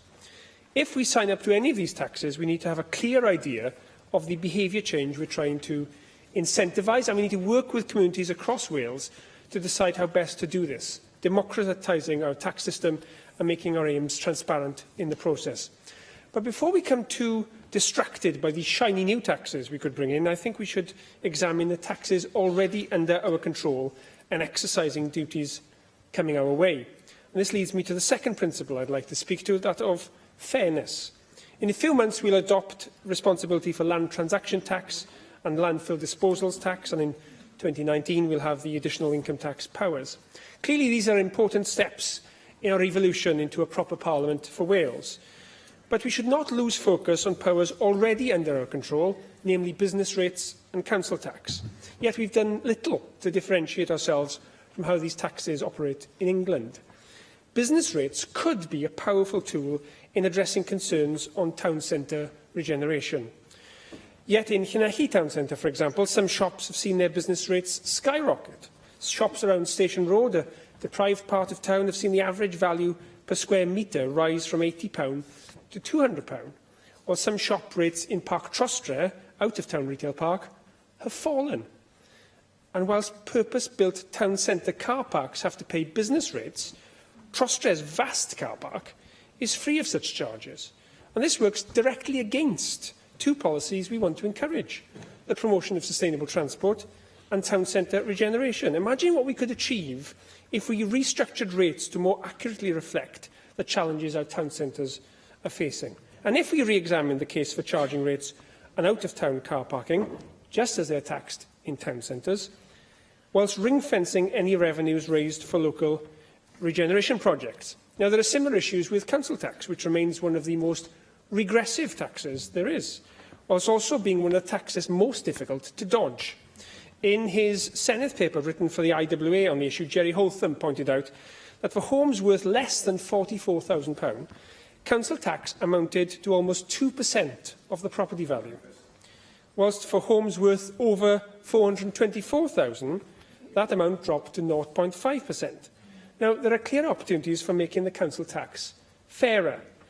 Adding additional council tax bands, which I noticed Plaid Cymru included in their manifesto, would shift, and to be fair, I was involved in drafting the paper sometime before your manifesto was written, so give me some credit, would shift a greater burden of contributions onto people with large, expensive houses, money that could be used to boost social care budgets or to remove people altogether with less money or smaller homes from council tax.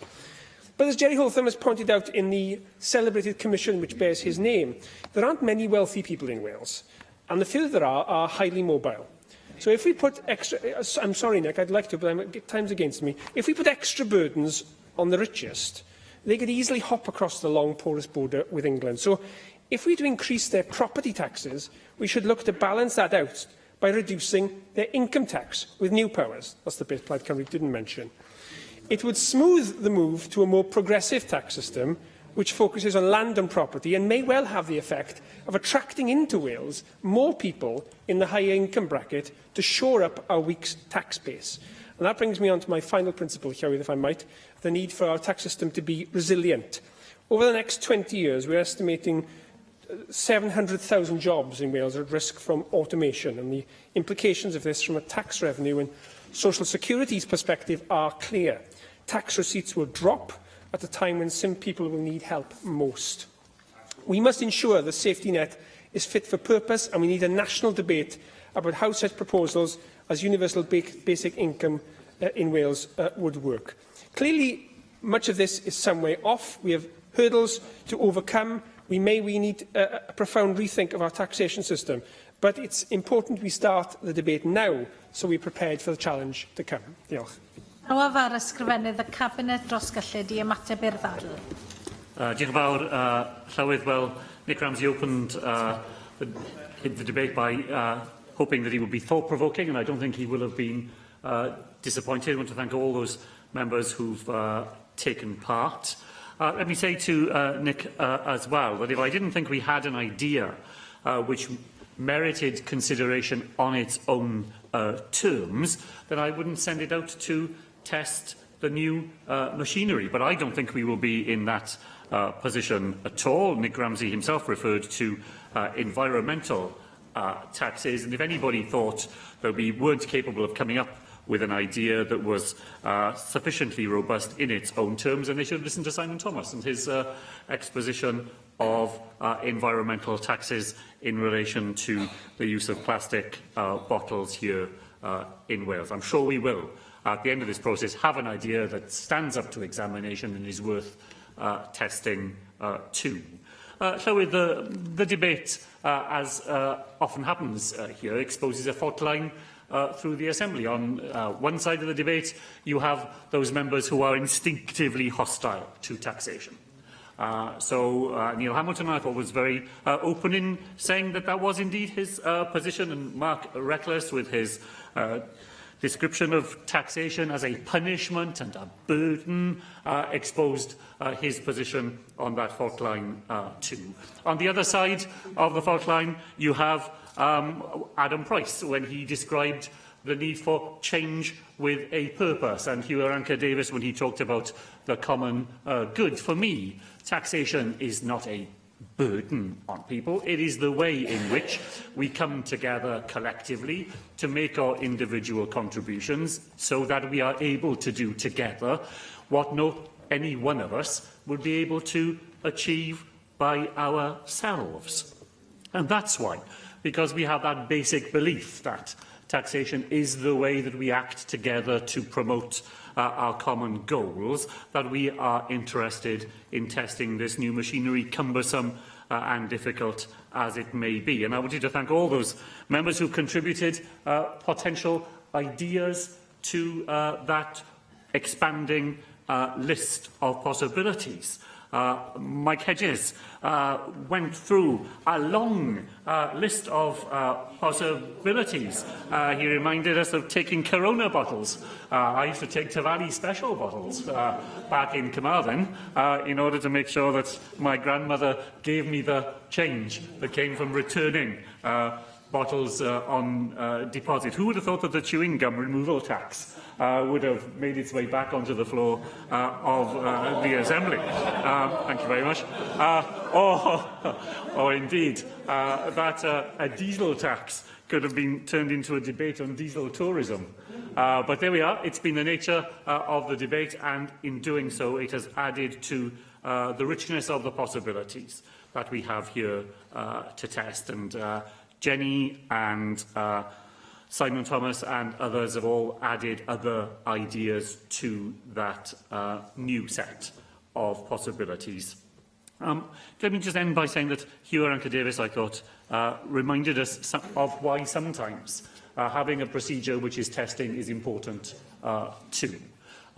We will need to test any ideas that we develop against their unintended consequences to make sure that they are progressive both in purpose and in impact. And that's why I intend to use the summer and into the autumn, as I explained earlier on in opening the debate, to get as wide a range of ideas as we can to begin with, to bring them down to a shortlist of the most promising ideas, and then to have to come down to one candidate to test them machinery. In doing so, I hope we will end up with a tax that is fit for the purpose we would intend, that does good things for us here in Wales. And even if we didn't, I return to the point I made that in testing the machinery, we will learn a great deal, maybe about the defects of the machinery itself. And in that way, we will be able to go on developing the way in which our fiscal responsibilities, new in this Assembly term, can go on being a valuable part of the way that we do business here in Wales in the future. Y cwestiwn yw, a ddylid derbyn gwelliant 1, a oes unrhyw aelod yn gwrthwynebu? Gohiriaf y bleidlais ar yr eitem yma tan y cyfnod pleidleisio, a dyma ni'n cyrraedd y cyfnod pleidleisio, a gawn ni bai fod 3 aelod yn dymuno i mi ganu'r gloch. Dwi'n symud yn syth i'r bleidlais, ac mae'r bleidlais felly ar y ddadl ar drethu newydd ac ar welliant 1. A galwaf am bleidlais ar welliant 1 a gyflwynwyd yn enw Paul Davies. Agor y bleidlais.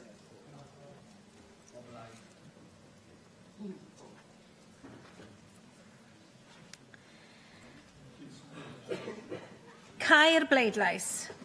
O blaid 44, 9 yn ymatal, neb yn erbyn, felly derbyniwyd y gwelliant 1. Yr ail bleidlais ar welliant 2, a dwi'n galw am bleidlais ar welliant 2 a gyflwynwyd yn enw Paul Davies. Agor y bleidlais.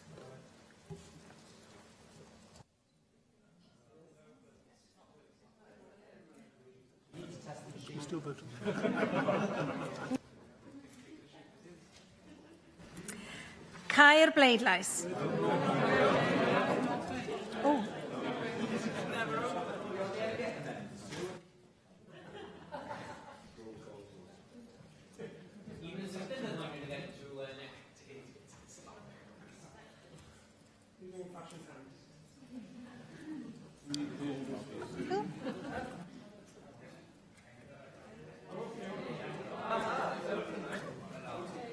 Mae'r bleidlais ar agor. The vote is open. Finally. Cau'r bleidlais.